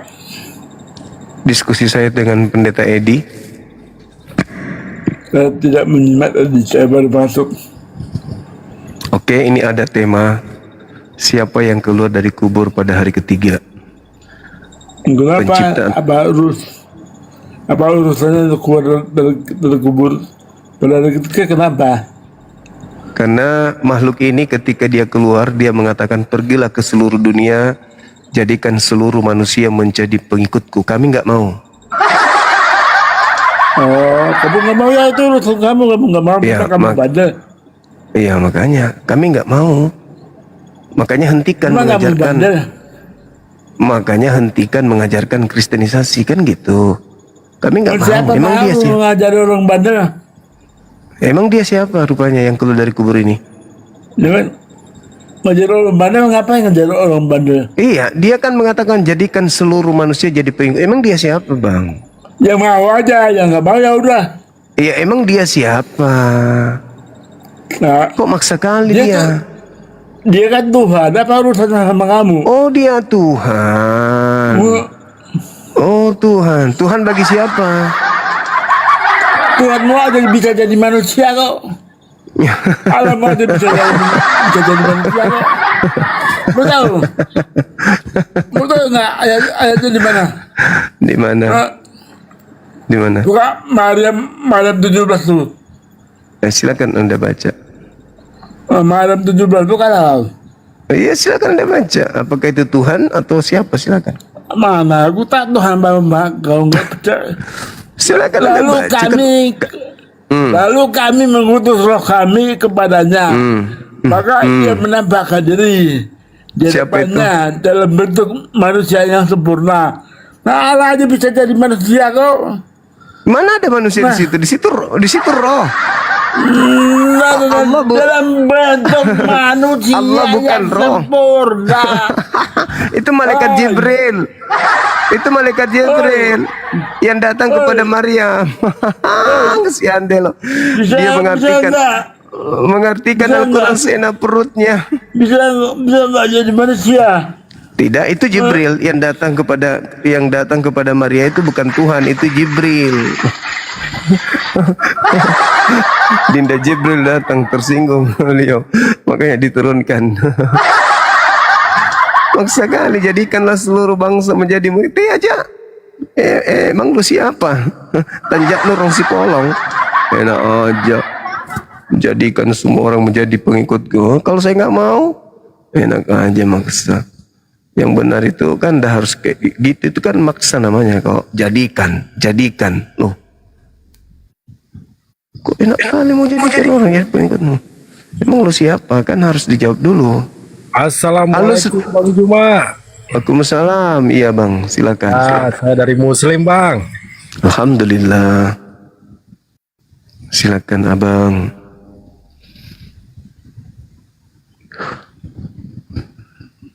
Hmm. Halo, selamat malam. Halo, halo. Selamat malam, abang. Halo,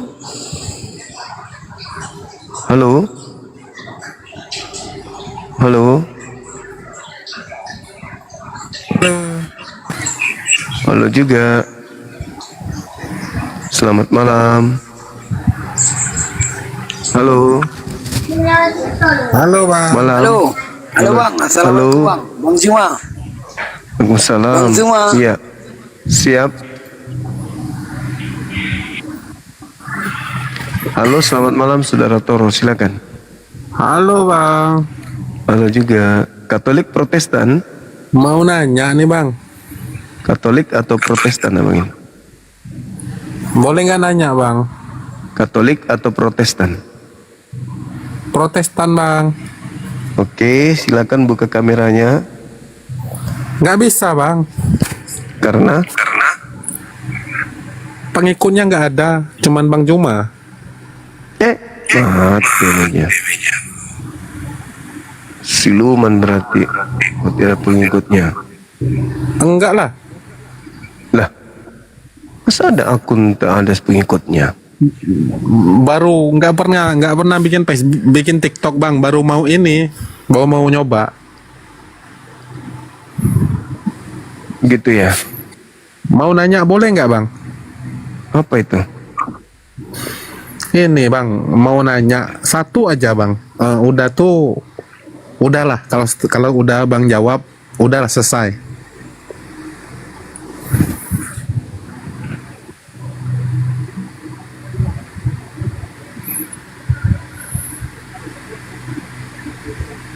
Oh itu pertanyaannya. Gampang itu.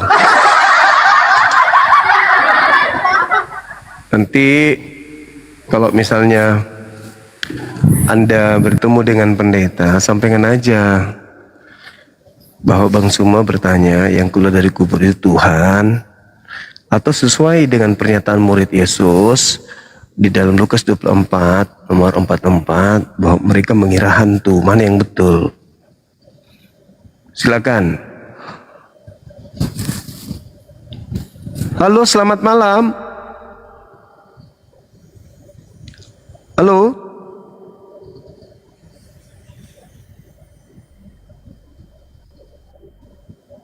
Halo, selamat malam. Halo.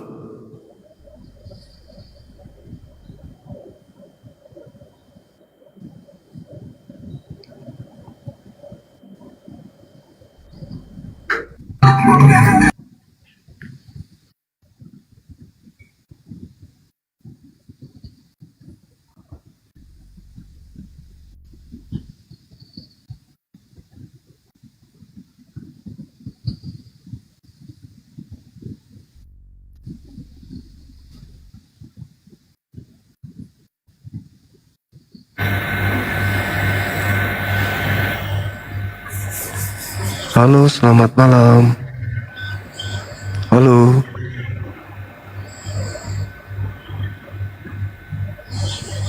Halo.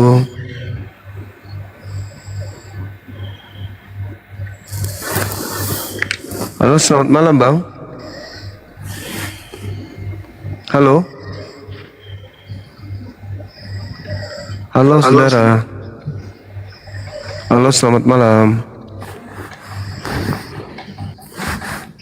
Selamat malam.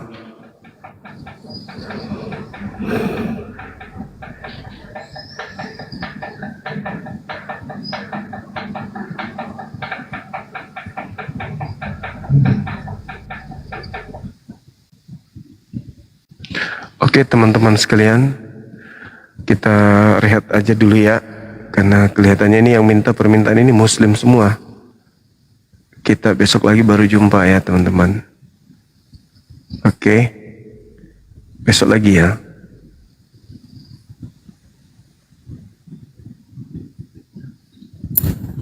Oke, kita istirahat, teman-teman juga butuh istirahat.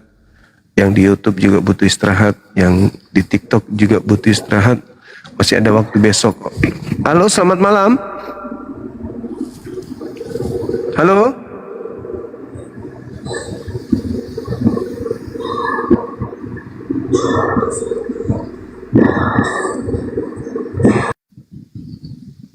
Oke, tak ada lagi Muslim. Oke teman-teman, besok kita ketemu lagi ya teman-teman, insya Allah ya. Malam ini kita udah mencukupkan sampai sini dulu. Besok lagi kita akan diskusi. Mudah-mudahan teman-teman kita ada dari orang-orang terpelajar, dalam arti kata orang yang memahami Bible.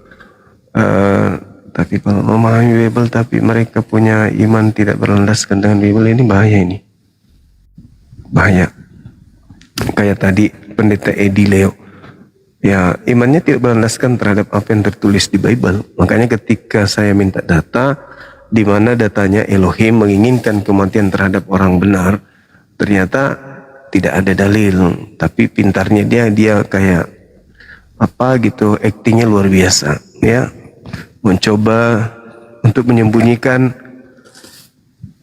kelemahan dengan cara ya berargumentasi dengan intonasi yang ya tahulah kita orang yang psikolog ngerti, yang kayak gitu-gitu itu kondisi kejiwaan seseorang ketika sudah terpojok ya gitu.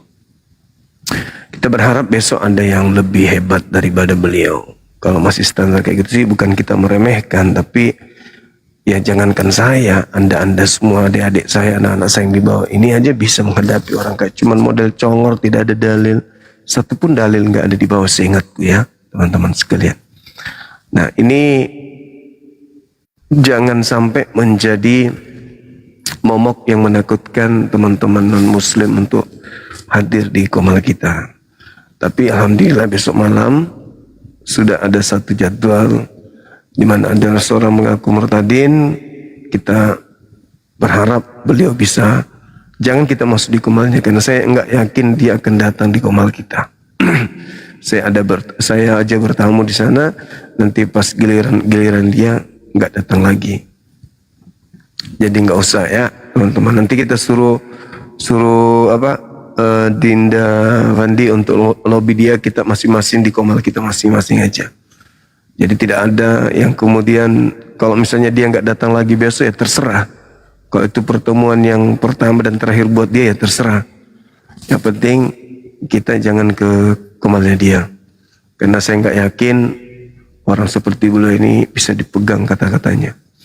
Oke teman-teman, terima kasih banyak atas kesempatannya, atas waktunya, atas semua yang diberikan terhadap kegiatan kita ini. Moderator-moderator yang ada, terima kasih banyak. Yang ada di YouTube juga luar biasa ya, Masya Allah luar biasa yang di YouTube. Nah sebelum kita tutup saya minta yang 4,5 orang yang ada di TikTok di follow dong akun kita ini biar semakin banyak ya, semakin rame yang mengikuti, semakin luas jangkauannya supaya kita semua bisa lebih mudah untuk mendapatkan teman-teman Oten masuk ke sini gitu ya.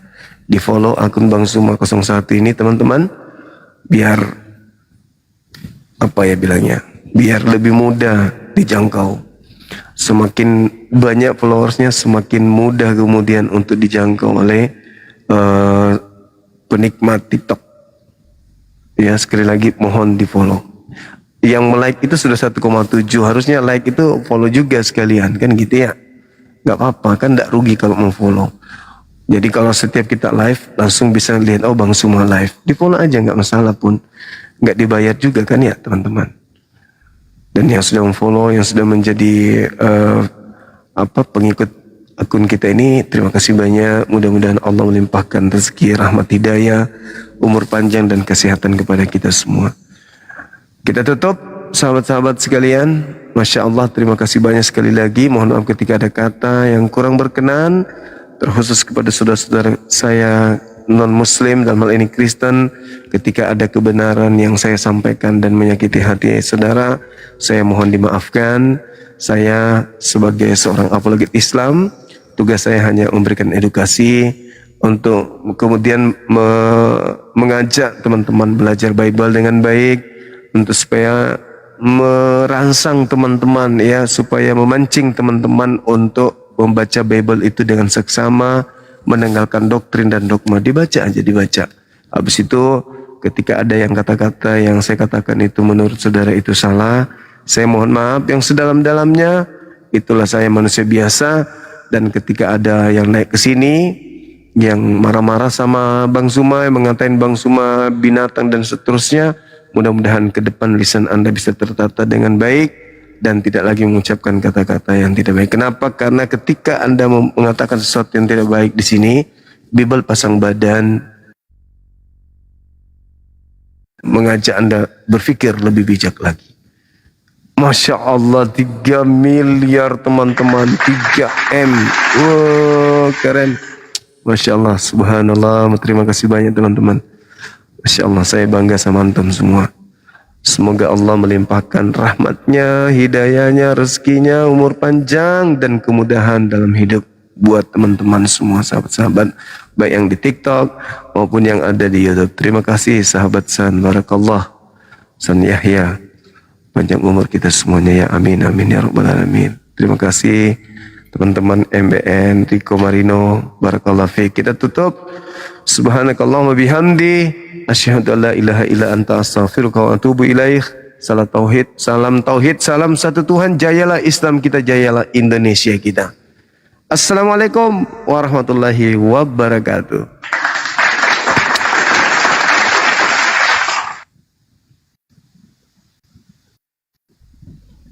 Kita matikan YouTube, teman-teman. Admin kita di rumah sudah tidur jam segini. Jadi yang harus mematikannya adalah kita sendiri. Teman yang ada di YouTube, terima kasih banyak ya. Besok kita jumpa lagi. Besok pagi atau besok siang kita jumpa.